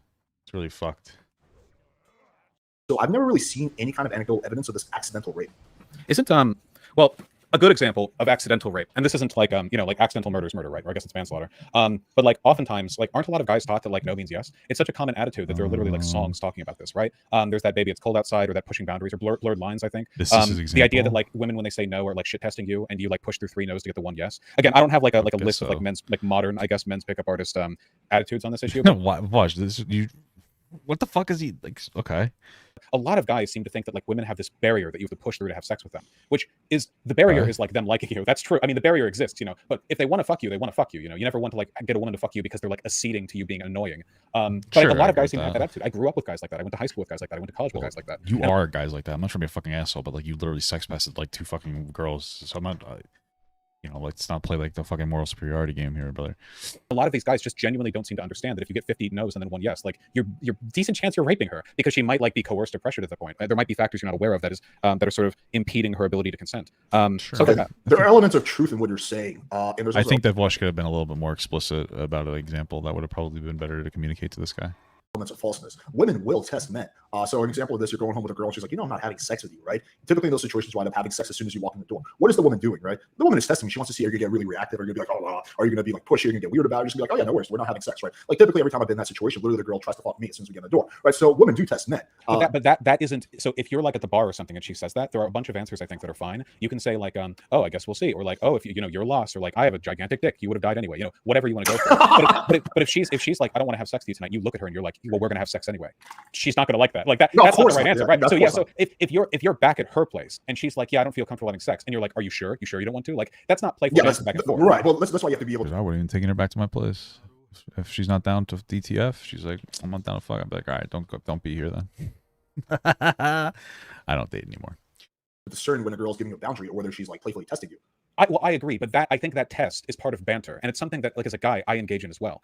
So I think that's just part of the back and forth. But there's a difference between that and actively pushing a boundary, like when they don't want something and you try to. But a lot of guys don't seem to get this. And I've had partners that I've hooked up with, or like friends, or who have been with guys like this, who just have like this very like they get angry if a woman says no because it feels like they feel like they're kind of entitled to sex because they had dinner together, or like maybe she led him on because like she felt his dick up in the car or some shit like that. But then later she's like, oh, I don't feel comfortable, whatever. And then they get angry, and that anger kind of makes them think they're getting fucked with, and that makes them like more likely to rape her. Yeah, but there are guys who get butthurt when they get rejected. 100% agree. Like going back to what we were discussing earlier of this like accidental rape, like a woman isn't gonna just like, if she's not interested, she's not just gonna be like, well, I'm just gonna lay here and hope he gets it. Like women, every single story of rape I've heard, it's always been, I told him no multiple times, he wouldn't take no for an answer, right? It's not like the guy just accidentally tripped and wound up like falling with his dick on her pussy. It was always like no, no. I really hope that Vaush just would like push back against this a little bit to try to help this guy understand what he's talking about, because like I wouldn't have really been convinced by what Vaush had said. It wasn't like very well communicated. I think I did a decent job at communicating it. But okay, let's see what he says. Oh no, and the guy ignored that. It wasn't like the guy just didn't know any better. So let's say we're talking pure malice then, not a disregard for boundary, but an act. Just kind of gloss over that. Okay, I feel like you probably should have went a little more in on that, but okay. Willingness to rape. Okay, people who are racist are more likely to commit racist hate crimes, right? I mean, that's kind of straightforward. Sure. Isn't it possible that people who are misogynistic and who are taught stuff like women are dogs, they don't know what's best for them, men need to lead them around, these people might have less concern for women's agency when it comes to stuff like sexual autonomy? Sure, yeah, you can make that correlation. Yeah, so I think like that would be another one. It's like two levels, right? You need to teach consent so people know what they're doing, and then you need to teach like I guess I call it like feminist advocacy, or like at least not being a misogynist, so that you have enough of a respect for women that you don't have a malicious desire to rape them. I just don't think as a content creator, like if you have someone who hates women and is determined to like get sex at all costs, I don't think there's anything you can say or do to talk them out of it. Okay, you can talk people into it, can't you? I don't think you could not talk me into raping anybody. I don't think you can talk someone into raping a girl. Not you, but think about it. Like a lot of these modern alt-right terrorists who like shoot up a store and kill black people or whatever, they like online content creators who post similar messaging. People's behavior is affected by their biases, and they get biases from media. And we are the media. Not all of it, but a good part of it. You know, independent content creators make up a huge portion of where people get their news these days. So if a person's watching like 8 hours a day of the Tate stir, and he's getting like, yeah, women don't know what's best for them, like false rape accusations are out of control, like women like it anyway, like women like it when men will sup around, haha, it's just a joke, but not really. Like they get that. And this guy is like young and insecure and already doesn't like have a good relationship with women. You're cultivating that behavior. It's not a one-to-one thing, but with enough people in your audience, eventually you're going to like produce that, I think that is a big stretch, that the stuff that Tate is saying is leading to more rape across the world. But going back to the earlier point is again, like again, we're talking about accidental rape. I just don't see like that happening. Like would you not agree that like pretty much every time rape happens, the woman says no, and usually she says no multiple times? Oftentimes I've noticed that accidental rape, insofar as it is accidental, is through unintentional consent. You know the It's Always Sunny bit, the like because of the implication thing? Like yeah, like that. A lot of guys don't get that. Like if you go to get drinks with a chick and you're both like mildly tipsy, and then you're like, oh, let's hang out at my place for a bit. You bring her back to your apartment, you have the car, and then like you're like, oh yeah, so you want to fuck? And she's like, oh, I don't know. And you're like, I think we should fuck. That'd be fun. And you're bigger than her and you're stronger than her, and she's mildly tipsy and not like that snap on the judgment anyway. She could say yes right there. And I still think that like even if that doesn't I mean, yeah, that could be a situation where you're pressuring. I don't think that both of you being drunk fundamentally and being like not for nothing, but like both of you getting drunk and then being at somebody's house, that doesn't instantly mean that like it's a sexual assault scenario. It could be if she doesn't want it and she says no, or if she doesn't want it. But like, I mean, usually if you went to a bar and you got a little tipsy and went back to somebody's house, there's a bit of an implication there that you want to sleep with them. That's a very complex scenario. You'd have to give like a lot more specifics in that scenario than the way that that he's laying the situation out. Meet the legal definition of the rape, at the very least, it's a bad thing to happen, And stuff like this, it's like blurred lines. The only thing that I find troubling about that is she's sort of tipsy, or the rest of that, I don't know. I think that's just like how most situations go. You wind up at someone's house. Well, if they're both sort of tipsy, I think it kind of negates, like, if she's really drunk and he's not drunk at all, then I think that's really concerning. Or if he's just really drunk and she's not drunk at all, that's really concerning. But sure, technically you're bigger than her, and there's the implication that something could go wrong. But like you can't. What are you supposed to do? Like as a guy about that, you're bigger than the girl. I mean, be careful. Well, this is so clear a point that It's Always Sunny made a joke about it. Like that was the point. The point was that Dennis was like a manipulative like rapist, so he would. Right, so there you go. Like it's enough of a thing that it was the premise for a comedy bit there. Yeah, I mean, it was a pretty funny joke. I don't know if it's like It's Always Sunny. Like they make fun of like literally everything, like including race shit. The joke was that it was creepy. Like the premise of the it is creepy for sure. It is very creepy. Yeah, sure, it is very creepy if you get a bunch of girls on a boat and then you don't take no for an answer. And it's like they can't say no, they have to fuck you. That is creepy. Sure, I agree with you on that. I think most guys aren't getting girls out on a boat with a dirty mattress, like in the boat, like with Mac on the side. Like I think that's not really happening to most dudes. I don't know. Your apartment though, right? But then where are you supposed to go with a girl? Well, yeah. I'm not saying you can't bring her back to your apartment. I'm just saying that it's a delicate situation where she might feel that she could meet with violence if she doesn't like suck your dick or whatever. Sure, I agree. It can happen for sure. But generally speaking, if you're at like a club with a girl or a bar with a girl and you say, "Can you want to come back to my place?" the implication there is that she wants to sleep with you, because then why the fuck else would you go back to his place? You know what I mean? I'm not saying she has to consent to anything. I'm just saying that like that's one of those scenarios where, like, okay, I'm going here for, if you're engaging in hookup culture, doesn't mean she has to say yes, but like that would be what we communicate to him is like, hey, she wants to sleep with me. Now if she's like, no, I actually don't want to do this, I want to leave, and he's like, no, we're fucking, like obviously that's rape in some capacity. So yeah, that happens. I agree it's a delicate situation. I don't know, just every story I've ever heard of rape wasn't really like the girl saying, yeah, I went back to his place and I never said no, but like he could, I just felt like a little intimidated. Like every story I ever heard was like, hey, I told him no multiple times. This guy wouldn't take no for an answer. That's every single story for rape I've ever heard, and there's been dozens and dozens. Well, what if she did tell him no multiple times, but after the 4th or 5th time that he insisted that they should, she said yes? But like, yeah, that would be one of those things. So this is like a scenario where you might be out with somebody and you might be like hanging out and you might say no. And then he's like, okay. And then he stops for a little bit and then like goes for it again. He's, maybe you guys are dating for a while. And then you say no again. You're like, okay, I'm not really in the mood. And then he's like, okay. And then like we teach men to be persistent in society a lot, especially when they get education through porn. And then that happens a few times. And then when she's like, okay, I'm gonna let this guy sleep with I guess I'm gonna have to like give in because I might get hurt in some capacity. Or they're already in the middle of the sexual act. And like he goes beyond like a barrier of hers, and like maybe like for instance, this can happen a lot, especially people who like very aggressive sex. He might start like having like this is something that Dave Portnoy would kind of do. He would sleep with these younger girls. They were legal, of course, but like he liked aggressive sex, so he would start engaging in aggressive sex, and then like they were too afraid to like kind of stop it. That's what I was communicated to me, and that gets into a conversation where maybe you wouldn't consider sexual assault, but it's definitely inappropriate, and it sets this woman up for a situation where she doesn't feel like she can accurately say no to a situation like that. So that's kind of where we're going here. He's like getting the vibe that this dude is going to break her nose if she like keeps saying no, Well, yeah, if a girl says no 4 or 5 times, that should probably be the end of it. Like, yeah, I would agree that's very messed up if you're like pushing past like the first no. But she said yes eventually, didn't she?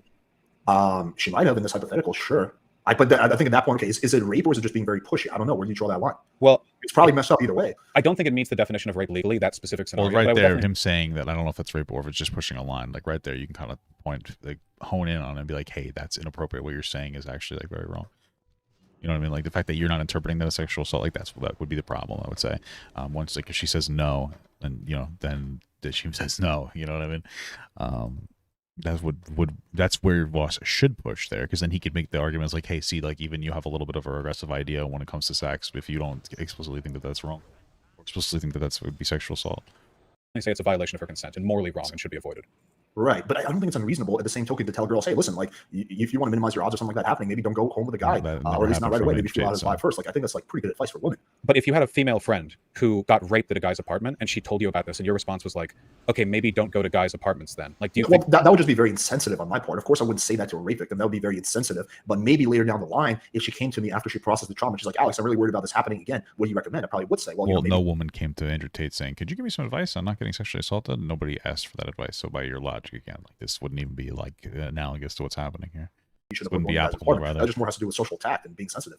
What if she'd already known the guy for a while and she went back to his apartment after like meeting up 4 or 5 times? Well, sometimes luck, can fuck you over. Sometimes like you just get unlucky. Sometimes you do everything right and you still get fucked. So we should focus on another aspect of the 2-person rape equation, right? The person actually doing the crime then. I think we should focus on both. I think we should help women mitigate risk. And I don't know if it's possible to help men who are, I think you have to be somewhat a sociopath to rape a girl because you have to have a lack of empathy for her feelings. Right? I think the vast majority of like regular guys would not do that because they have enough empathy and sympathy for the girl. But I think, I personally don't think it's possible to get that kind of like a low-key sociopath to change his behavior. It's really dangerous to say this.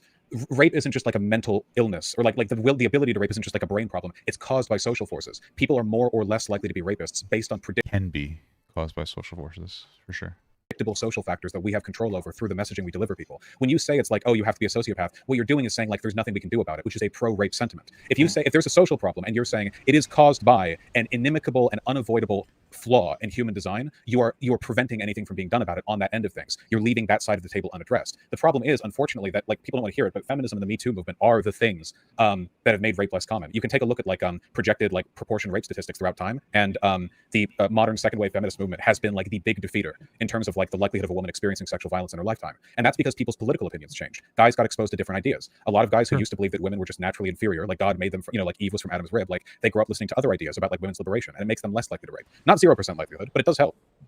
I'm just not convinced that content creators or media have the power to reduce rape. You would have to present some kind of evidence for that to me. I'm open to changing my opinion. I just haven't seen any evidence that we have that kind of power. I wish we had that kind of power. I don't know if we do about that. I don't know. I'd have to see some evidence of that claim. We talk to millions of people. I mean, I talk to millions of people, and Tate's like a million times my size. Like it's media, people's opinions. If you what's the evidence that even though you talk to millions of people, you can change the people who want to rape a girl from raping? Like, I don't know. I just personally don't think we have that kind of power, even if we have 1 billion subscribers. We know that people's like likelihood of raping is affected by political influences, and we know that content creators can affect the political. They're just having like a difference in understanding of like sexual assault, and Vaush hasn't really done a great job communicating like the idea of like we'll say like an unintentional sexual assault. Like he hasn't done a great job of communicating that to this guy on the left, so he's not going to really be able to like hammer this point home. It's just going to then be them like kind of bickering back and forth about sexual assault, and so like this is going to be unproductive. Biases of the people who are listening. Was So that transitively, was that correlation or causation? well, we know that there are causative forces in both cases. We know that like we can determine like through longitudinal studies on populations, like the introduction of different ideas. Feminist ideas definitely like tend to reduce the likelihood of rape in a society, and we know that feminist ideas are political ideas, and political ideas can be disseminated through media, including what we do. Do you think there's any amount of media power, or I don't know who your favorite content creators are, but let's just assume all of them adopt a pro-rape position. They're like, rape is great. Do you think there's any amount of media pressure that could get you to rape someone? Well, me personally, of course, I don't believe that. I don't think any person believes that about themselves. And like, ask anybody, But what realistically- advertisement could get you to buy this product? And a lot of people are going to say like, nothing. I'm immune to advertising. But advertisers know you're not. Advertisers know that you're so not immune to advertising that they'll spend billions advertising to you. Nobody's going to admit like, yeah, I would change my mind like on this position I have. Like if I would like listen to a YouTube video while strapped to a chair. But we do know that the predominance of some types of media change people's opinions. We see this with news broadcasts, TV shows. Like people are affected by this stuff. But just try to. I understand the point you're making. Sometimes it's implicit. Sometimes it's hard to be conscious of what affects you. But just try to take like a second and like really think, like objectively. Do you really think that there's any amount of media pressure has the power to get you to rape? If I'm being honest, I'm thinking about myself. I don't think there's anything. I don't care if every single one of my content creators adopts a pro-rape position. Well, yeah, well, you're an adult, right? So like the argument is that like kids would be taking like a poor message from what's being said. Right. So the argument isn't that like Andrew Tate's actively advocating for this. The argument here from Vaush is that like because Andrew Tate has a regressive perspective on women, that means that like by that extension they're going to have less of an emphasis or caring on what that woman says or thinks when it comes to any like situation, which could potentially lead to some guy sexually assaulting a girl because they're not being considerate enough of her feelings. That's the fundamental argument he's making. It's not a bad argument. It's possible, So that's the argument that he's making though. I don't think that could cause me to butch my issue on rape because I just have enough empathy to know that that would be really horrible if I was in that girl's shoes. Empathy's learned though, and what you think is hurting the girl is also learned. Like I'm not biologically different from. Yeah, and if you think that women are like this guy compared it to, like basically like dogs, that need to like be led around by like their fucking leash and controlled specifically, then like by that logic, like yeah, it actually would make sense that there would be a situation where a guy would sexually assault a girl without realizing it because he's just being taught by Andrew Tate that he should take like the leading role over a woman, and that like what she says doesn't necessarily matter. If she made it, so like yeah. Grows up in Saudi Arabia, but that guy probably has a way worse attitude when it comes to like women being raped. The difference between me and that Saudi guy is that he grew up being exposed to different influences, one of which was media. Right? It's not like a biological thing. If there are differences in the propensity for rape in different populations, that can be explained by their influences. Well, no, I do think there's some biological elements. Of course, I think they've been talking about like the murder gene or whatever, and they've kind of identified several flips that happen in your head that can make you more likely to murder, right? So you would think that there's things that biologically make you more likely to, the big three: the narcissism, Machiavellianism, and psychopathy or psychopathy, right? Those I are don't the think big there's three. any evidence to suggest that Saudis have more of a No, biological. I'm not what he's saying. He's just talking just generally that some people might have a gene. He's not saying anything about people from other countries. I'm not talking about Saudis. I'm just talking about in general. Like, forget the Saudi thing. I'm just talking about like they've identified that there's certain biological triggers that can make you way more likely to murder. Well, I think a lot of that applies to rape. I think there's certain biological things that can make you way more likely to rape. Like, I'm not saying that biology isn't a factor. I'm saying the fact that there are average differences between populations can be explained by social forces. So the average Saudi and average American probably don't have different genes when it comes to acceptance of rape, but their average opinions would differ significantly, and that's because they're exposed to different types of media, different influences growing up. All people are is nature and nurture. And nature-wise, humans all over the world are basically the same, but humans behave very differently depending on where we grow up, which must be explained by nurture. And I think that as long as you latch onto that, you recognize that people are really, really susceptible, even if they don't think they are. But what's the evidence that Saudis are more tolerable of rape? I mean, I'm not saying you're wrong. I just want to see proof of that. I would just say the attitude that they have towards the laws. The fact that they don't have laws preventing marital rape. It's like that's all I have to really say. Like, yeah, it's like people in countries that don't have robust laws that protect women. The fact that like, what evidence of that? Okay, against rape. Right. The fact that like attitudes towards marital rape, for example. Why was marital rape legal for like basically all of American history and then only recently became illegal? Like why did we become more tolerant? Did our genes change? No, of course not. Our political opinions changed on whether being married to someone made it acceptable. What about attitudes towards the abuse of children? Historically, marrying underage brides by our standard was like the norm, not the exception. But now in America, if you marry a 14-year-old girl, people dislike that. Did our genes change? No, like the attitudes we have changed because of the environmental factors that we were exposed to. Yeah, I'm just trying to look at what's interesting is that there's actually at the times where there's like increased caring about women is also associated with people wearing jeans more in society. So you could literally argue that jeans are what made us less sexist. Isn't that incredible, guys? The denim jean really changed our perspective on equality, huh? like countries with the most rape. Actually, I'm curious to get to the bottom of this. So South Africa is number 1. We got Botswana number 2. So we got a lot of African countries. Sweden is number 6. So Sweden is actually above Saudi Arabia. That's interesting because Sweden is very liberal. It's going to vary depending on the way in which they report rape statistics. Right. Sweden, for example, will report every true. individual rape separately, whereas here in America, it'll be collectively reported as one. So if a dad chained a daughter in the basement and raped her 70 times over like 2 weeks. Well, yeah, it's hard to look at the, like, 'cause in another country, they might have a very different standard for rape. So you're not going to really be able to, like, listen to that country. Like, yeah, our standard of rape is this. But if they don't have the standard of rape, like, for instance, like marital rape is included or other things, and like you're not going to really be able to listen to that. Plus, in like a lot of non-Western countries, they don't report things nearly the same with the same infrastructure that they do in like more Westernized countries. So you kind of have to be careful about looking at the statistics in that capacity. That would be 70 rape cases in Sweden, and in America, that'd be 1. Sure, I understand there's the chart. I mean, according to this one I'm looking at right now, I haven't researched this too closely, but United States is number 14, way above Saudi Arabia. But So you I have to see, mean I have about to see the some marital rape, evidence. right? Like the marital rape, like our attitudes on whether it's okay to have a child. There's that, and I don't know what like to. But then, like, what is it? Is it proportionality or is it just raw numbers? I mean, other bride, or it's okay to like rape your wife. Like those have changed, not because of changes in genetics, but because changes in what we consider acceptable. For most of human society, so there's like a tenth of the population of Saudi Arabia is like compared to America. So it's like